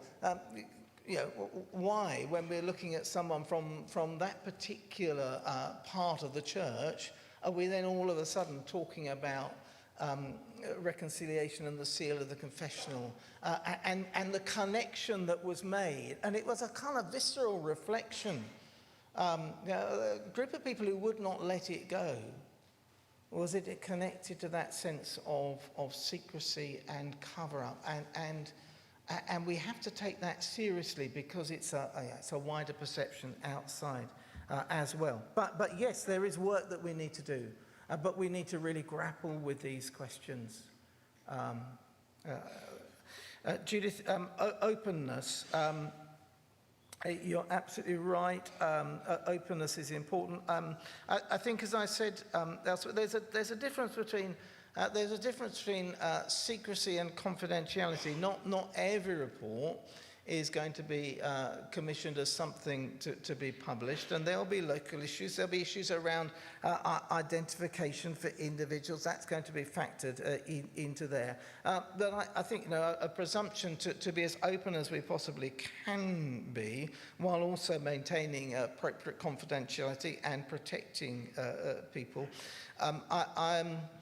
I think it's a really good question that you ask around the thematic review work. I would like to be as open as possible in that. It came as we answered the other day to the National Safeguarding Steering Group.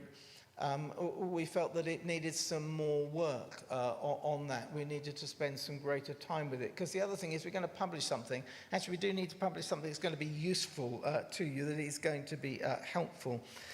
As to regards to the report of some years ago, certainly before I was doing any of this, I will ask the House of Bishops about it. It belongs to them.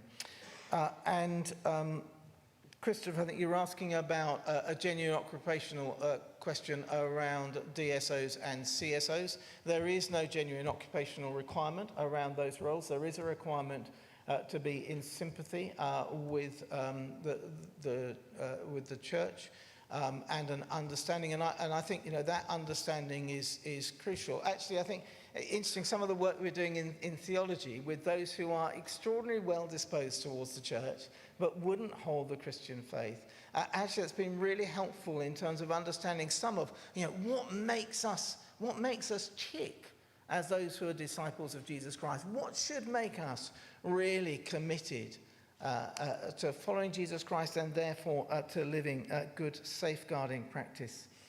And I think it's good for us as well as a church to listen to and be challenged to those who are well disposed towards us but would not themselves hold the Christian faith. They can ask us some of the questions that really make us stop and think, and they can hold us to account. So I'm also really grateful for them and for the challenge that they bring.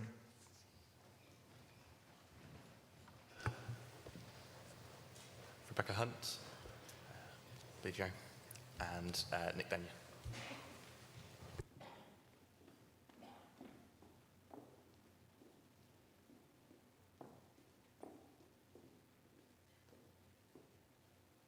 Thank you.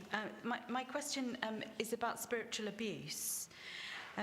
Does the bishop agree that since Scripture commands us to rebuke people as appropriate within the community of faith, that those who do that could be vulnerable to an accusation of spiritual abuse?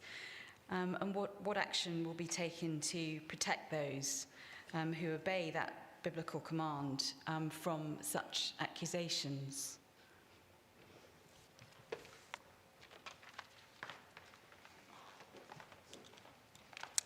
Billy Joe, Rochester 388. It's a point of clarification around safeguarding and good process, really from the top down to help the bottom.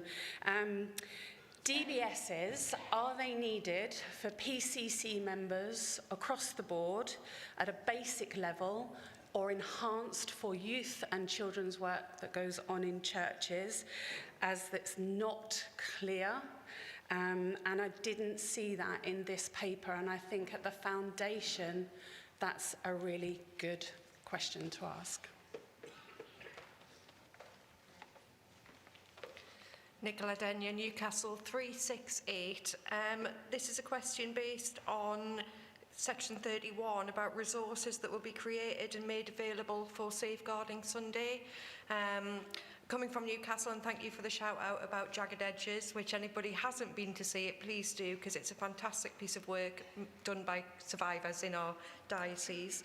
But my question is, the resources that will be produced, will they have the voices of victims and survivors as part of them as they're being produced? And will they be useful in a range of diverse contexts around class, race, so that we've got lots of diversity in them so that people can, they'll make sense to people where they are?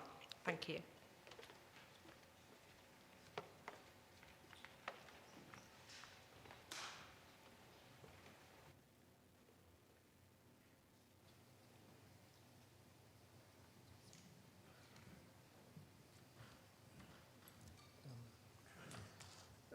Thank you. And Rebecca, can I say thank you also for your question that you raised, and I recognise that we ran out of time, so I'm glad that you've found the opportunity to ask me a supplementary this way. That's good. I mean, first of all, I want to recognise the reality of spiritual abuse. Let me say very firmly, spiritual abuse, there is a reality to it. And I think, as a church, we absolutely need to recognise that. Yes, of course, Scripture is essential to our life and ministry as a church, and I've said that quite clearly before. And the good use of Scripture, which is to encourage and to build up. I seek in my life to follow Jesus Christ, who comes that we may have life and have it in all abundance. Scripture is there as a way of encouraging us to live that life, the life that God has given us in full abundance. And of course it will be that, something that we use in our pastoral work. But even when conduct strays from building up one another, and it starts reflecting a systematic pattern of coercive and controlling behaviour, that's when it becomes spiritual abuse. And so we need to be careful about how we use it, and ensuring that we give agency to the other. If I can be personal for a moment, and I won't share the details because I don't have permission to, but one of the reasons that I am absolutely committed to our work in safeguarding is because of someone who was a victim of spiritual abuse. In a young person, a victim of spiritual abuse, which ultimately led to this person taking their own life. And as an archdeacon, I sat in this person's parents' living room, and I read her diary, which was effectively her suicide note. And I listened to and saw the tears of her parents, and there was Scripture used there, and it was Scripture not in a way to build up, but it was Scripture used almost to it was used as a coercive tool. So Scripture is this most extraordinary gift we're given. It has the words of life in it for us. But as I was saying about the sacrament of reconciliation, of confession, it's a gift. Scripture is this gift given to God by us. We need to use it for the building up of the body. So it's a powerful thing. Use it well. Use it well, and recognize the individuality of all those to whom we minister. And they're right to choose for good or for ill. Billy Joe, you ask about DBSs and PCCs and those who need them. There is that advice on the Church of England website, and I was looking at just the other day.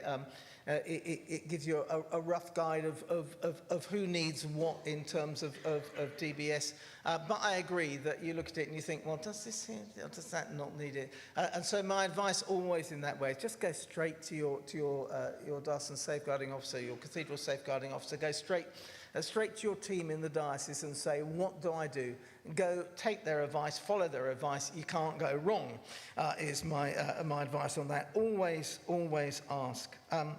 Nicola, you ask particularly about Safeguarding Sunday. Safeguarding Sunday is curated by 31/8, so we absolutely promote it, I encourage it, but it isn't something that we put together. But if I take that in a more general sense about the resources that we provide, of course, listening to the voices of survivors and ensuring that those voices are there in our work is crucial. That's why Jagged Edges is so powerful. And my biggest teachers in this, I mean, sometimes hugely uncomfortably so. I mean, sometimes I've come away sometimes from meetings just feeling totally and utterly inadequate. But I have learned so much, and I am hugely grateful. So yes, of course, those are the most powerful voices, and in all that we do, those are the voices that we hear and that speak. Can I just remind Synod members to identify themselves before they ask their question? Liz Olson, David Ashton, and you, sir.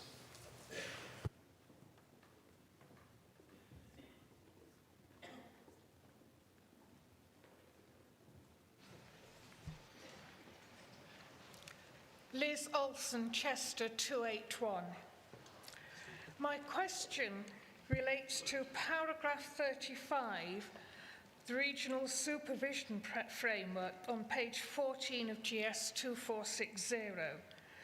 You mentioned creating regional safeguard leads to bridge the gap between national and diocesan levels.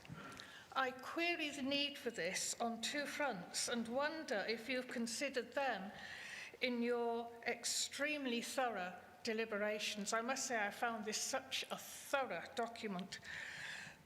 Firstly, we are trying to simplify our structures, which are incredibly complex. So I fear that creating an extra level here will make things more complex than is necessary. And secondly, we spend a great deal of time and money on many issues that may seem a bit far removed from the Lord's mandate to his followers to go and make disciples of all nations. Now, while of course I recognise the great need, because of our past appalling safeguarding offences, to do all that we can to prevent any more from being perpetrated. But I really do question the need for this extra level, this regional supervision framework. And I suppose that my question is more of a plea. Will you please reflect on these factors and consider if diocesan and national levels cannot work something out without the extra complexity and expense required by adding another level to this aspect of our complex work? Thank you.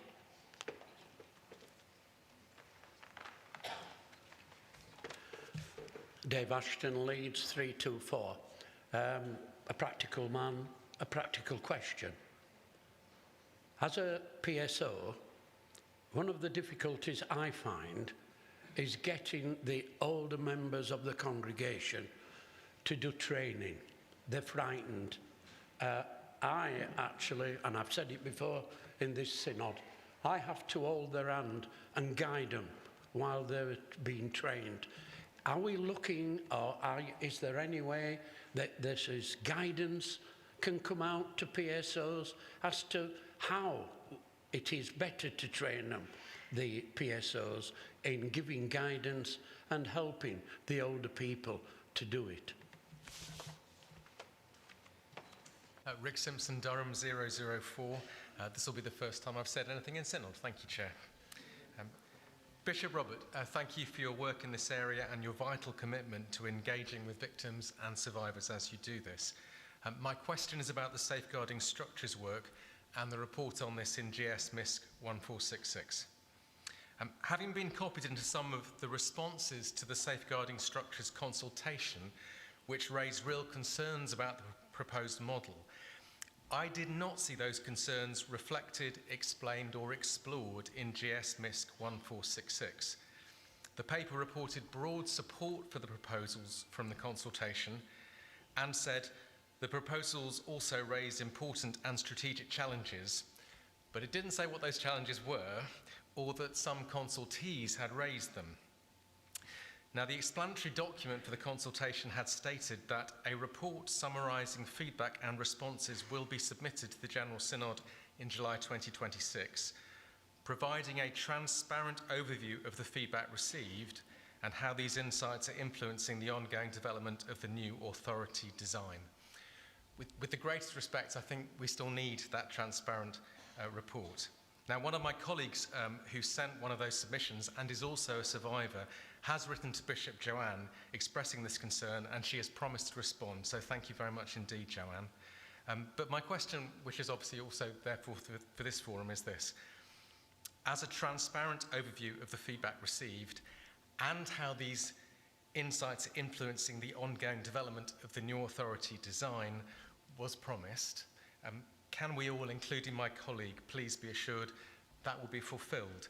And I ask that to ensure good design for the work itself and a good understanding and ownership of it as it emerges and the building of trust in it thereby. Thank you so much, and my prayers for you in this work.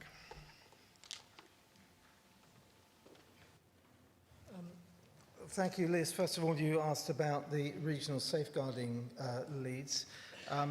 These came as a roll out of Alexis J and ICSA. They were expected within that. Interesting, they also feature quite a lot in the recent INEC report on the National Safeguarding Team, where they are reviewed extraordinarily positively indeed. So I'm kind of going to push back a bit on that, because I think our regional safeguarding leads actually are a real vital bit of connection. And I know from talking to Darson safeguarding officers and cathedral safeguarding officers how significant they are. I don't know if it's in every case, but they certainly do provide supervision, which is essential for our CSOs and DSOs. They enable very good reflective practice. They ensure that our DSOs and our CSOs are not kind of isolated in the work that they are doing.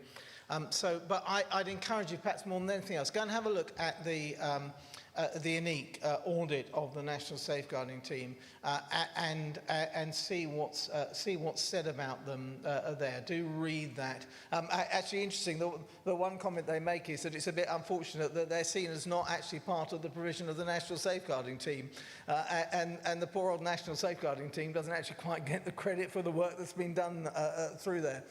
Which is a bit of a shame, really, because actually it is part of the team. It does all join up. So I think it's an essential part of good practice, and I think there'd be an absolute outcry from DSOs and CSOs if they weren't there.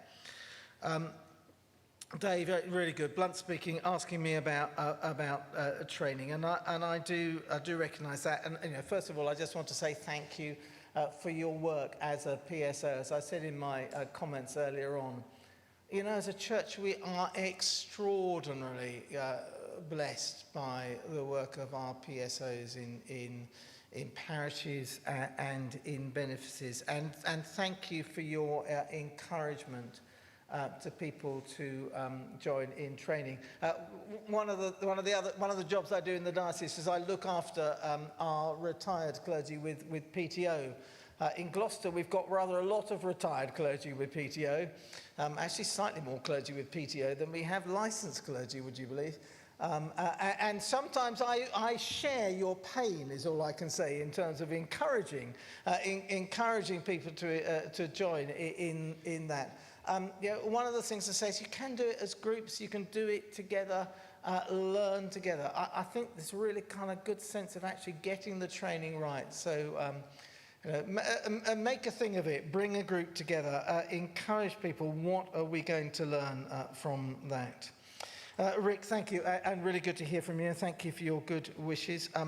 There is a bit of a separation. I think rightly there's a bit of a separation between the work that I'm doing with the National Safeguarding Team, which is our current delivery of safeguarding, and the work which Bishop Joanne is doing with Dame Christine in terms of setting the new structures. I think it's right that there should be a bit of a separation between those two things, which is my excuse of saying I'm not going to give you a detailed answer, but I'm glad that you have asked the question on that. I think, and I would just go back to our last synod, where there was a real kind of powerful sense of an affirmation of the direction of travel in terms of our safeguarding structures, in terms of our independence. Yes, there will be some things that need to be worked out through that, there was, I mean, sadly, I think probably because of everything else happened, it was really not very well attended, but there was an excellent fringe event at lunchtime today when there were people asking those questions. I'd like to say lots of people asking those questions. There were people asking those questions, but only about 6 people, maybe less than that, actually came to the meeting. So do take use of those opportunities. I know the team is really keen to engage. There have been those briefings that have been offered before Synod. I know that's difficult with our diaries and those sorts of things. There was a fringe event at Synod. There will be other things online, and so please do engage with that. But I know that you'll get an answer to that question as well. Synod, there's just about time for one final round. Yes. Bishop Julie. And Stephen Hofmeyer.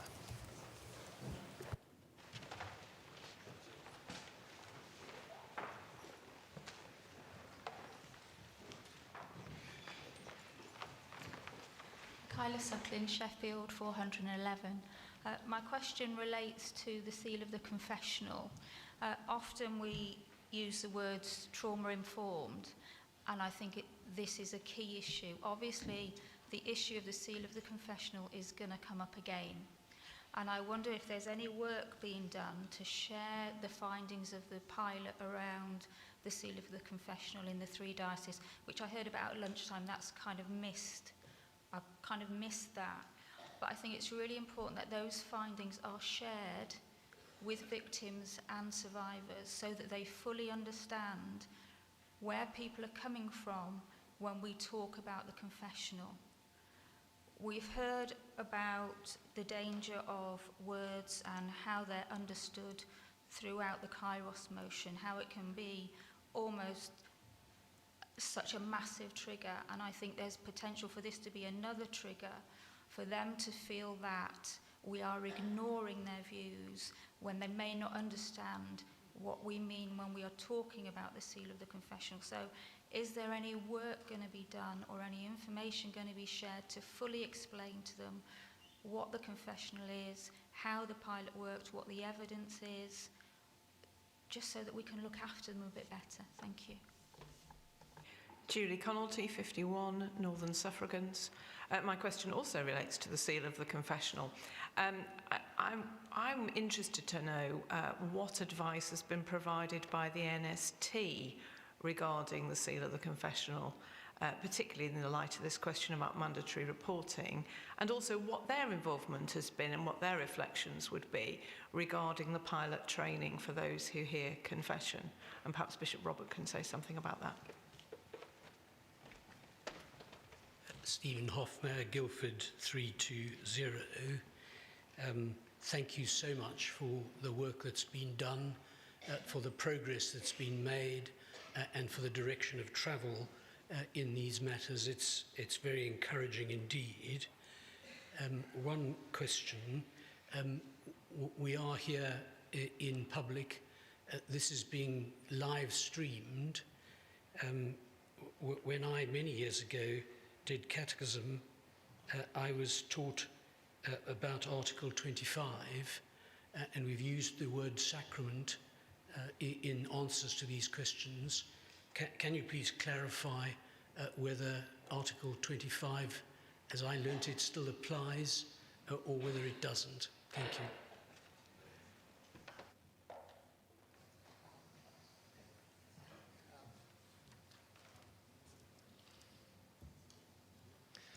Michaela, thank you, and thank you for your reminder that we need to seek in all that we do to be trauma-informed and to be really careful about the language that we use. I think that's one of the reasons why that openness is so important. You ask about the work in the three dioceses. I'm really grateful for the work that the three dioceses are doing.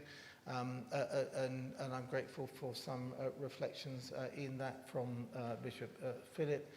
And yes, absolutely, we need to learn from that, and we need to think really carefully about. I think this is, that in a sense that kind of response that we had from those on the group just teaches us something about the language that they use and our engagement and our responding to the humanity of the other and how these things connect to them. So yes to learning from the work that's been done, and absolutely yes to being trauma informed.